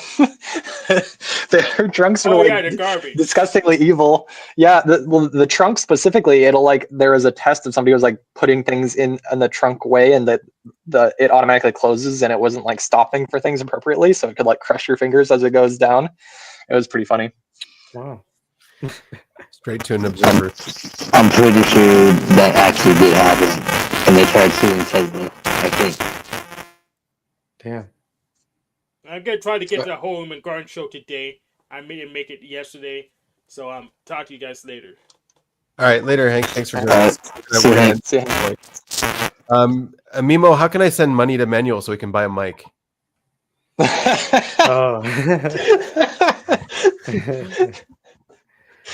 You can send it to me, and then All I'll right. send it to him. Okay, and you buy him a mic, okay?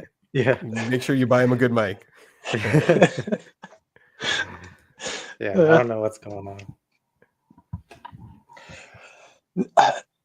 Backing up on the Elon Musk thing, though, I just wanted to say that the Cybertruck part, yeah, that was my brain just goes to that. I don't know why you'd ever buy those, but I was just joking. People, no, I know, but like I don't understand why people were ever sucking his dick, because I'm like, he didn't. To me, he never did anything. Like, he was making money and making companies, but there was never anything about it to me that was like, this guy is the next Jesus Christ. I don't know. It never struck with me. It was really weird, and I mean, he is the richest person in the world, I guess, and he does have a lot of companies that are doing like pushing the boundaries of, you know, trunks where we're closing on people's fingers. Yeah. Yeah. No, I mean, like, and then like Tesla was a whole, like, he went electric with Tesla, which is like all of the climate change people love that. Yeah. Yeah. Which, as far as I understand, doesn't make much sense because those are still charged off the grid, which doesn't change anything. But anyway, Right. that's a side issue. It's really cheap though on gas. That's true. Yeah, Way that's cheaper true. to charge it. Yeah, that was something I was processing a while back. Is how Elon Musk was good with everybody, but when he sided with Trump, that was the start of his downfall. I think the start of his downfall was with Twitter. What happened with Twitter? Yeah. Because I'd agree. What are you doing in social media? Like you were doing actual science project and actual engineering projects, and now social media. Mhm. And then in social media starts the culture wars. Like you have to get involved in the culture wars now, and then of course people are going to hate you because you're choosing the wrong side, quote unquote. Yeah. Yeah. Yeah. Well, I guess to clarify what I mean a little, I think what I'm trying to say is like to me he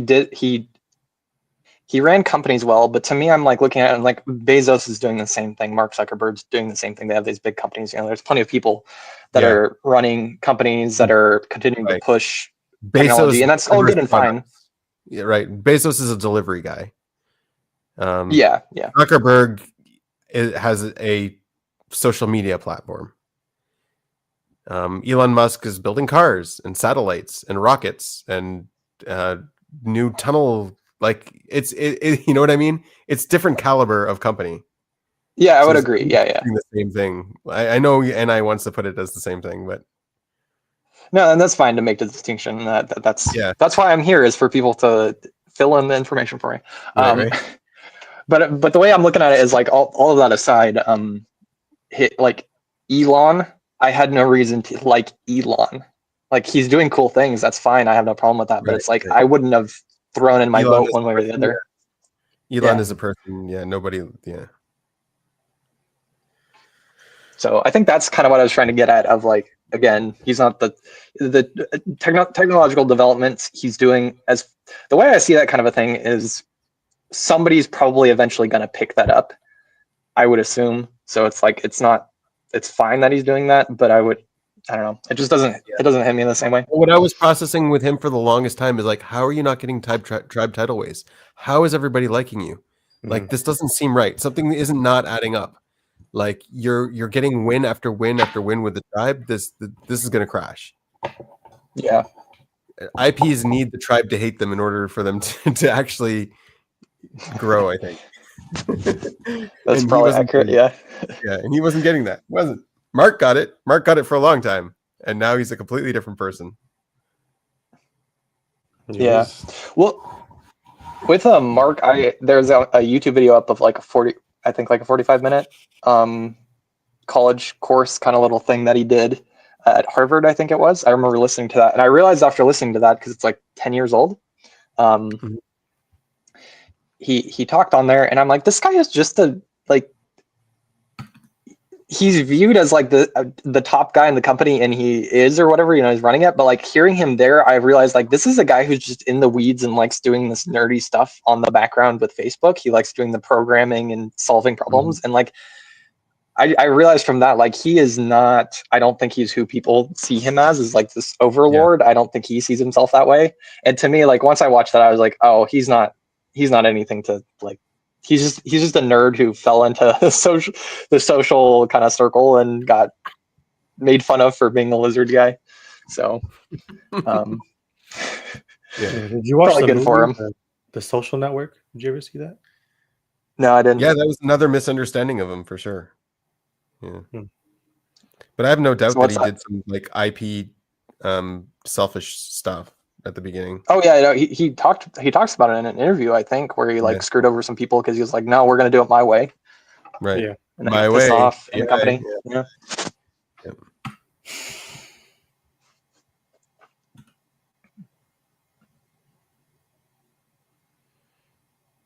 Yeah, so it's kind of hard. Elon is how old now? Like 50 something? Like getting a big tidal wave now, it's going to be hard to grow from that. Like, how did you get away with not having a tidal wave until now? Yeah. Because he shut his mouth. It's a little late. Right. It's a lot late. Yeah.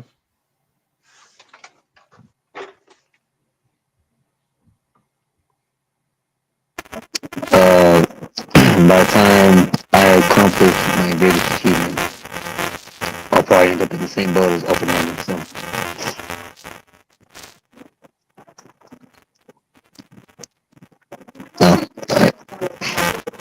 He said by the time he accomplishes what he does, he's going to be in the same boat as Oppenheimer.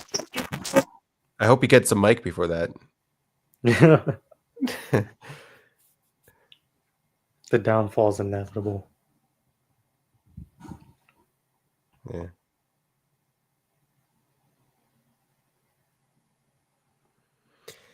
Yeah, I don't know. That's why I'm personally afraid to ever be in any kind of spotlight. Like, I know you're gonna have to deal with the tribe. That means hate. That means all that shit. I'm not jealous of either Mark or Elon. Yeah. That's why I'm trying to be like Chadwick Boseman, because he was just untouchable for some reason. Who? And now he's Chadwick Boseman, Black Chadwick Panther Boseman? actor. Oh, Black Panther actor. Yeah. Okay. He's just untouchable. So yeah.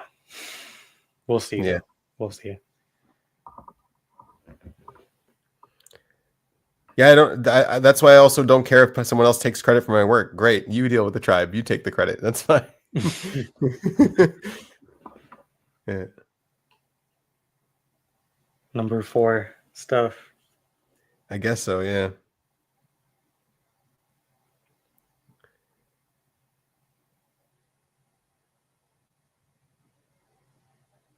Same thing with birthdays. Like, I don't know how people still do birthdays at our age. Like, aren't you? I don't want the attention.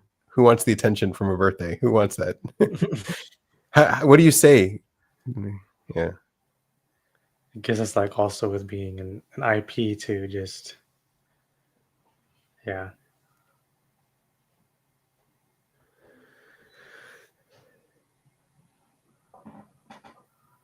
Yeah. But it seems like Elon likes the attention. And now he should have realized that you shouldn't like the attention. Now you see why. Now you see why you stayed out of the spotlight, Elon. Now you learned. You didn't learn from Mark. Yeah, I feel like he's got to have people like gassing him up in the background, though. Yeah, he definitely does. Well, because he fires anyone who doesn't. Dang true. 48 laws. Yeah.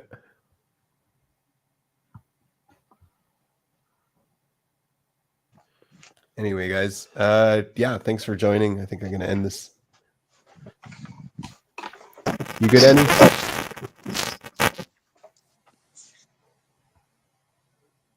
Hello? Yeah. Yeah, you're okay? Oh yeah, I'm good. Yeah, I'm getting really sleepy. So. Oh. Okay. Anyone have any last things to say? Anyone want to say anything? Well, I was thinking one of these days I actually wanted to do it today, but I didn't have time. Talk about debrief the situation last week with that weirdo who came in and was calling you demonic. I just want to talk about that because I think it was comical. Yeah, go for it. What do you want to say about that? Oh. Well, you reacted very negatively to him, which surprised me because you're normally super chill with aggressive people. So I was kind of wondering what triggered you on your end.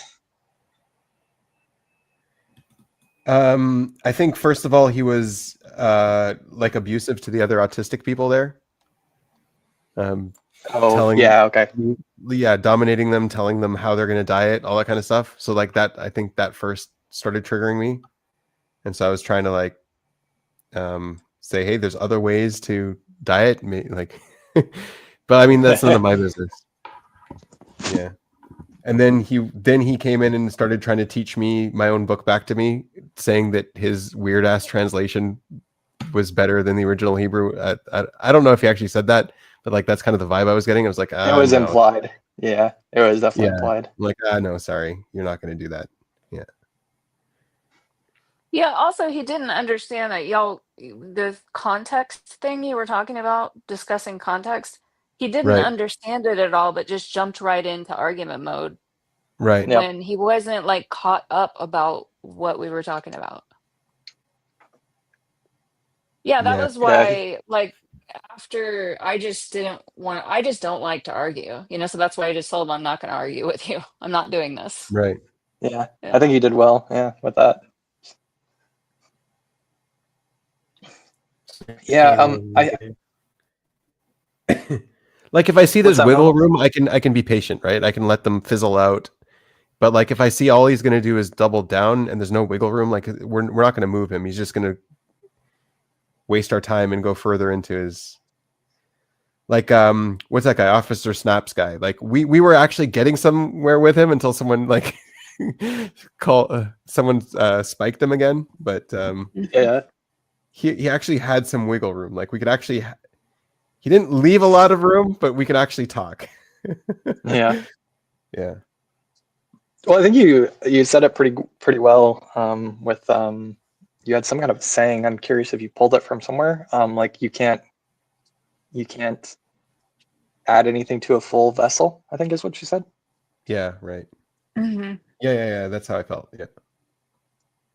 Well, Because he this was is something claiming that to be kind a of prophet. He was claiming to be a prophet. And I'm like, you can't be a prophet. You're too full. Like the prophets are supposed to be empty. That's not how prophecy works. Yeah.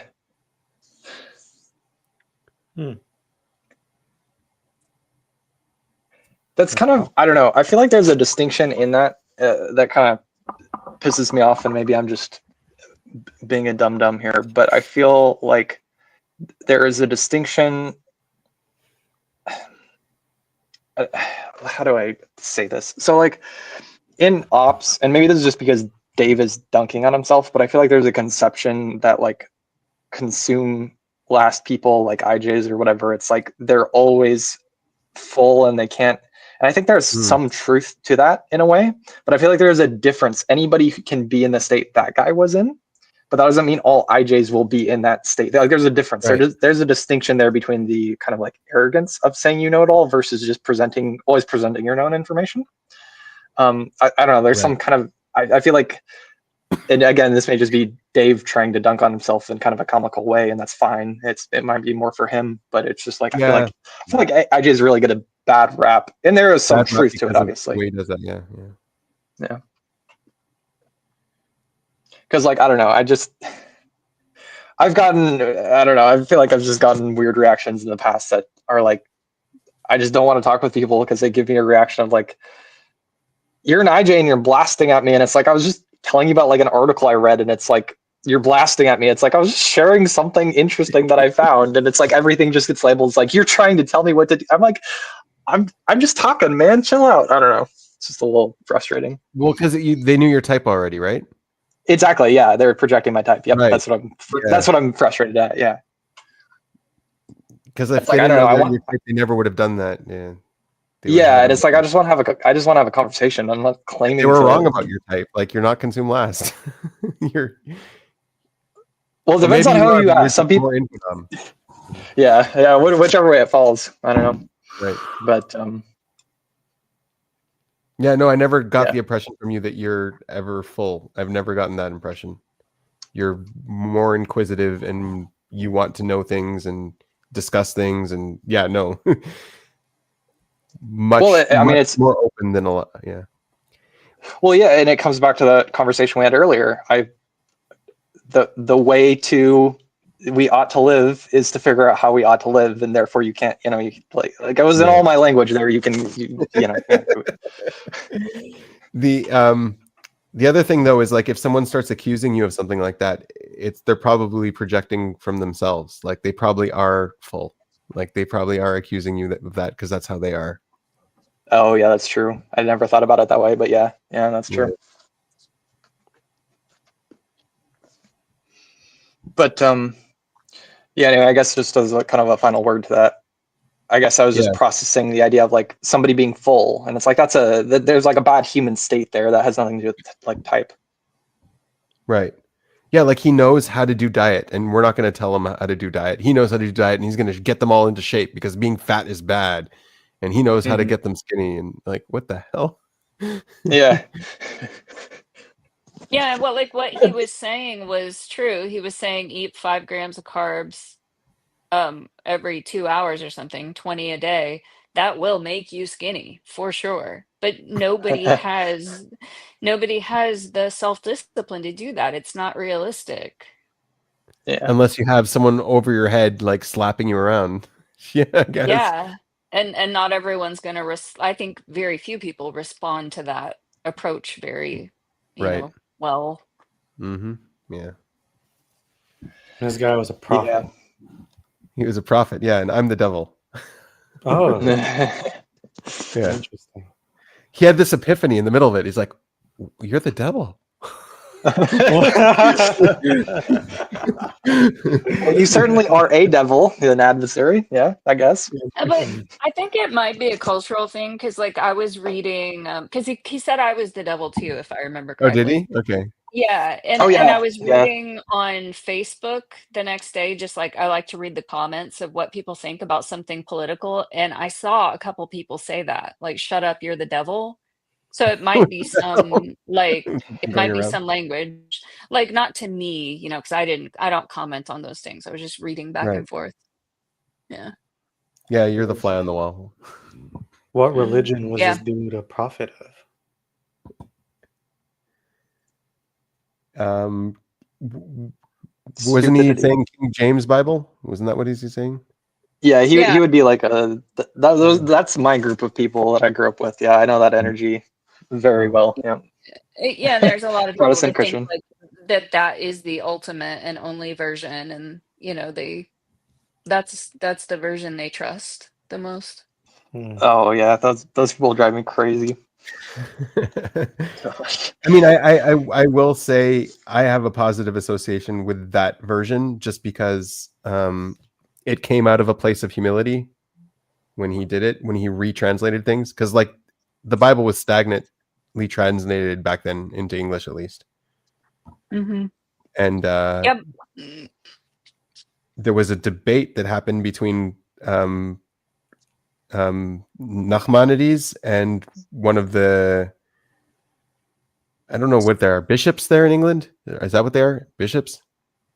Anyways, there was this debate, Yeah, and then probably. based on how the debate went, a lot of the failure of the church was the translation was bad. Like, you have a bad translation here. This is what it really says. Here, this is what it really says. So King James was like, "Oh crap, let's just retranslate this thing." Yeah.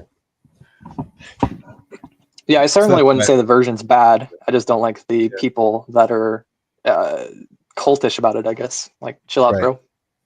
bro. I would say it set the standard for what translation should be, which is great. Yeah. Yeah, I don't know. I've never read that version, so I don't know how good the translation is. I just know that he retranslated based on those debates. Well, it's very interesting because now it's almost like a secondary. You have to translate twice because it's a bunch of old English, which I don't Okay. necessarily have a problem with. But it's Right. a lot of you have to do a lot of looking up in certain parts because the Okay. words are pretty not modern English by any means. But, yeah. Yeah, for me, it would just be way too painstaking for me to, like, check the translation. I would rather just translate it again myself. You know what I mean? Or just use a translation that someone else did that's a little bit more trustworthy. Yeah, makes sense to me. I mean, the thing is, it also depends on context. Like, I've never seen a translation that I completely 100% agree with, because, like, I would use it in a way that would require it to be translated differently. I don't know if that makes sense. Yeah, I think I get what you mean. You're saying, like, the kind of depend, like, it's going to depend on certain contextual elements or something like that. Yeah. I don't know. Like, the meaning of the verse can change based on how you're applying it. Yeah. And you can't get that in a translation. And that's why, like, in my experience, most like well-researched pastors, Christian pastors, when they preach, they use they go to a typical version for, like, the pulpit or whatever when people are to read along, but they're if they're doing their due diligence, they're usually doing a lot of they're looking at a lot of other versions and also trying to figure out translations from the Greek and Hebrew. So Yeah. Yeah, I mean that sounds more empty than what he was. That sounds a lot more empty. Exactly. Yeah. Yeah.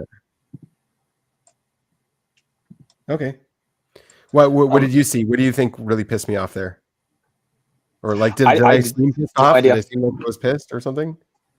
No, like you just I was just thinking about it, and I'm like, I don't know what it was about him in particular that like you're usually way more gracious with people. More than I would ever be. I'm not like I'm just I hate to listen to these guys, and I'm like, if I was in charge of this panel, I'd just say, "You're like a dumb fucker, get out of here," and then kick them. But yeah, I just. I mean, I was offended for you, and I think the officer snaps one time. I think he also says he was just trampling on your reading of these religious texts, and I know that you read them in the original language very thoughtfully and very carefully, and it was insulting Right. what he said. So I mean, I was offended, Oh, okay. for you when Officer Snaps did that and this guy, because I Oh, know how Officer Snaps did that too? thoughtfully.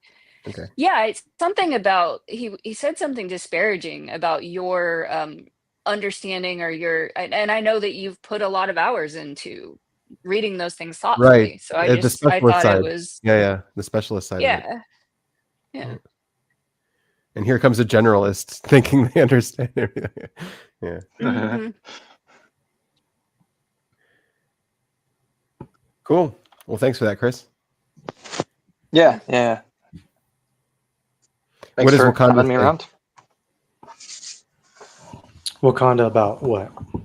What does Wakanda say about the world today? What should Wakanda? All What should we do according self-indicted to Wakanda? prophets will be annexed swiftly and decisively. Okay. And which prophets are going to stay? Is there a modern day prophet? I don't know.